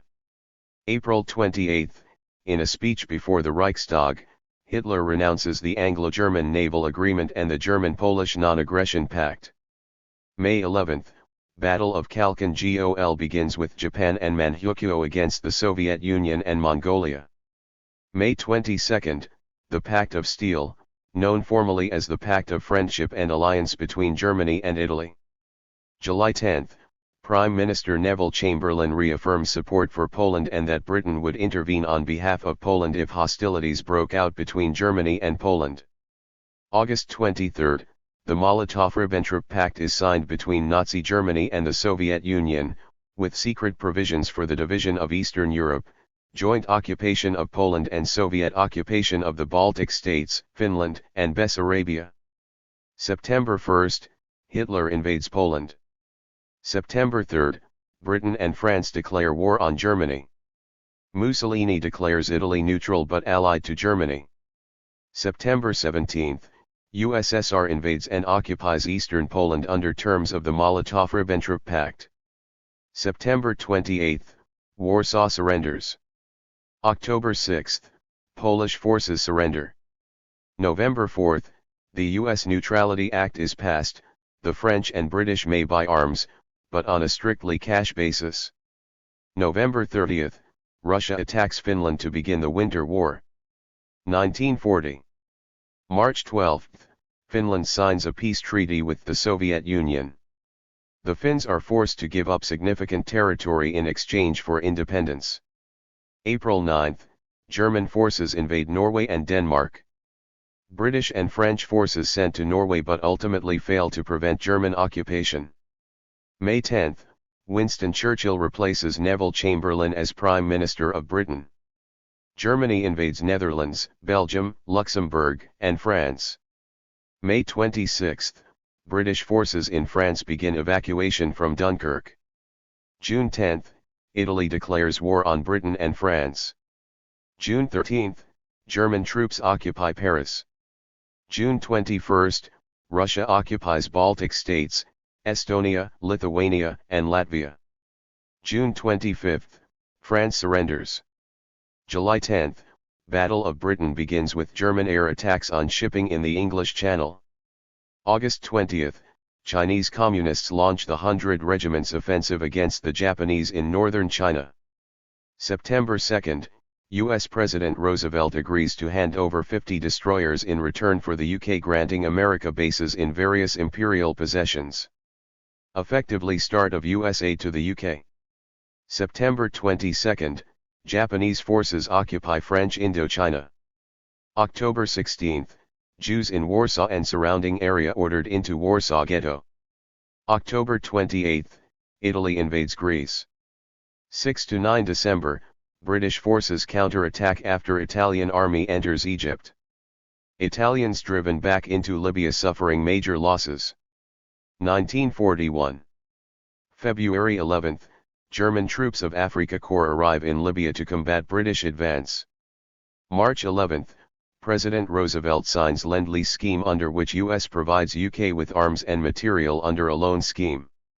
March 24, German-led counter-offensive in North Africa compels British retreat back to Egypt. April 6, German, Italian, Bulgarian, and Hungarian forces invade Yugoslavia and Greece. April 17, Yugoslavia surrenders. April 27, Greece surrenders. June 22, Operation Barbarossa, German invasion of Russia, begins. August 8, 1941, Siege of Leningrad begins. September 28, German SS troops kill over 30,000 Jews at Babi Yar on the outskirts of Kiev, in the Ukraine. October 2, German attack on Moscow begins. December 5, Germans call off attack on Moscow, Red Army begins counterattack. December 7, Japanese carrier-based planes attack U.S. Pacific Naval Headquarters at Pearl Harbor, Hawaii. U.S. and Japan at war. 1942. January 20, Wannsee Conference in Berlin agrees on final solution to the Jewish problem. February 15, British forces surrender Singapore to the Japanese. May 8, final surrender of U.S. troops in Philippines. Naval Battle of Coral Sea sees U.S. halt Japanese invasion of New Guinea. May 20, Japanese complete conquest of Burma reaching border with India. June 4, Battle of Midway begins. Ends in decisive U.S. victory over Japan. June 28, beginning of German offensive which would carry them to Stalingrad. August 7, Battle of Guadalcanal begins. First successful U.S. offensive in the Pacific Theater. November 19, Operation Uranus. Red Army offensive to cut off German forces in Stalingrad. 1943. January 18, the Warsaw Ghetto Uprising begins. January 24, the Casablanca Conference attended by Churchill and Roosevelt ends with agreement that Germany must surrender unconditionally. February 2, German surrender at Stalingrad. February 9, Battle of Guadalcanal ends with American victory over Japan. March 5, mass strike in Turin begins. It will spread across northern Italy heralding the end of fascism in Italy. May 13, German and Italian forces in Tunisia surrender. The Allies take over 250,000 prisoners. End of North Africa campaign. May 16, the Warsaw Ghetto Uprising ends. 14,000 Jews killed and about another 40,000 sent to the death camp at Treblinka. July 5, Operation Citadel begins. July 10, Allied forces invade Sicily. July 25, Mussolini is arrested and removed from power. September 3, Italian government signs secret armistice with Allies. Italian armistice is signed and Italy drops out of the war. September 3, Allied forces invade mainland Italy. September 8, Allies announce surrender of Italy. German forces occupy bulk of country. King and government flee Rome, refusing to resist. September 9, Allied forces land at Salerno, in southern Italy. September 12, Mussolini rescued by German SS troops, flown to Germany where he is proclaimed as the head of the puppet Italian Social Republic. November 28, Roosevelt, Stalin, and Churchill meet at the Tehran Conference and agree on June 1944 Anglo-American invasion of Europe. 1944. January 4, Red Army enters Poland. January 18, end of Siege of Leningrad. January 22, Allied forces land at Anzio. May 31, the Japanese retreat from Imphal, ending their invasion of India. June 5, Rome falls to the Allies.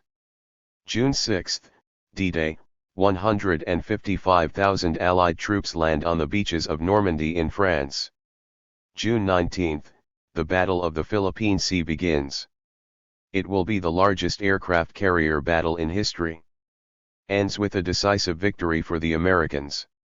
July 1, opening of the Bretton Woods Conference in United States, which would establish International Monetary Fund, the World Bank and the General Agreement on Tariffs and Trade. June 22, Operation Bagration begins. Over the next 2 months the Red Army will advance westwards to Warsaw. July 24, Majdanek concentration camp is liberated by Soviet forces, the first among many. August 1, Polish Home Army begins Warsaw Uprising. August 19, French resistance begins uprising in Paris. August 25, Paris is liberated. October 1, Soviet troops enter Yugoslavia. October 2, Polish independence forces in Warsaw surrender to the Red Army. October 12, Athens is liberated by Greek resistance forces. October 16, the Red Army and Yugoslav partisans liberate Belgrade. October 23, Battle of Leyte Gulf begins, the largest sea battle in history. Ends in Japanese defeat. December 1, Heinrich Himmler orders the crematoriums and gas chambers of Auschwitz concentration camp dismantled and blown up. December 16, the Battle of the Bulge begins as German forces attempt a breakthrough in the Ardennes region. Last German offensive in the West ends in failure.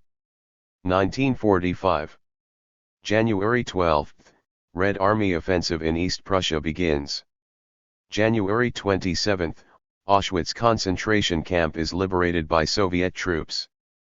January 31, Red Army crosses the Oder River into Germany and is now less than 50 miles from Berlin. February 4, Roosevelt, Churchill, and Stalin meet at Yalta in the Soviet Union to agree post-war spheres of influence. 13 to 14 February, Dresden is firebombed by Allied air forces and large parts of the historic city are destroyed. Allies claim it is strategically important. 9 to 10 March, U.S. firebomb attack on Tokyo destroys 15 square miles of the city. 22 to 23 March, Allied forces cross the Rhine. April 12, President Roosevelt dies, succeeded by Harry S. Truman. April 13, Vienna falls to Red Army. April 16, Battle of Berlin begins. Final Russian assault on German capital. April 24, Russian forces encircle Berlin. April 25, Italian resistance launches insurrection, liberating northern Italy. First meeting of United Nations in San Francisco. April 28, Mussolini captured by resistance and executed the following day. April 30, Hitler commits suicide. May 2, Berlin surrenders. May 8, end of the war in Europe with German surrender. June 5, Allies agree to divide Germany into 4 occupied zones.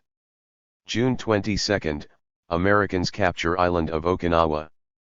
July 5, U.S. declares liberation of Philippines. July 10, 1,000 bomber raids against Japan begin. July 16, first atomic bomb is successfully tested in the U.S. July 17, Truman, Stalin, and Churchill meet at Potsdam. Russia agrees to attack Japan. July 26, Labour Party wins landslide election in Britain. August 6, first atomic bomb dropped on Hiroshima. August 8, USSR declares war on Japan, invading Manchuria. August 9, second atomic bomb is dropped on Nagasaki. August 15, Emperor Hirohito broadcasts to the Japanese nation announcing unconditional surrender. August 17, nationalists declare independence of Indonesia. September 2, formal Japanese surrender ceremony in Tokyo Bay as President Truman declares VJ Day. Ho Chi Minh declares Vietnam independent. 1946. March 5, Winston Churchill declares that an Iron Curtain divides Eastern and Western Europe. 1947. May 5, Communists removed from French government. May 31, Italian government formed excluding Communists. June 5, launch of Marshall Plan, economic plan for European recovery, launched by U.S. aid conditional on acceptance of economic freedom. August 15, Indian independence. 1948. February 21, Communists assume total control of Czechoslovakia. June 24, Russia begins economic blockade of Western-controlled Berlin. 1949. October 1, Mao Zedong proclaims establishment of the People's Republic of China. December 27, Dutch accept Indonesian independence.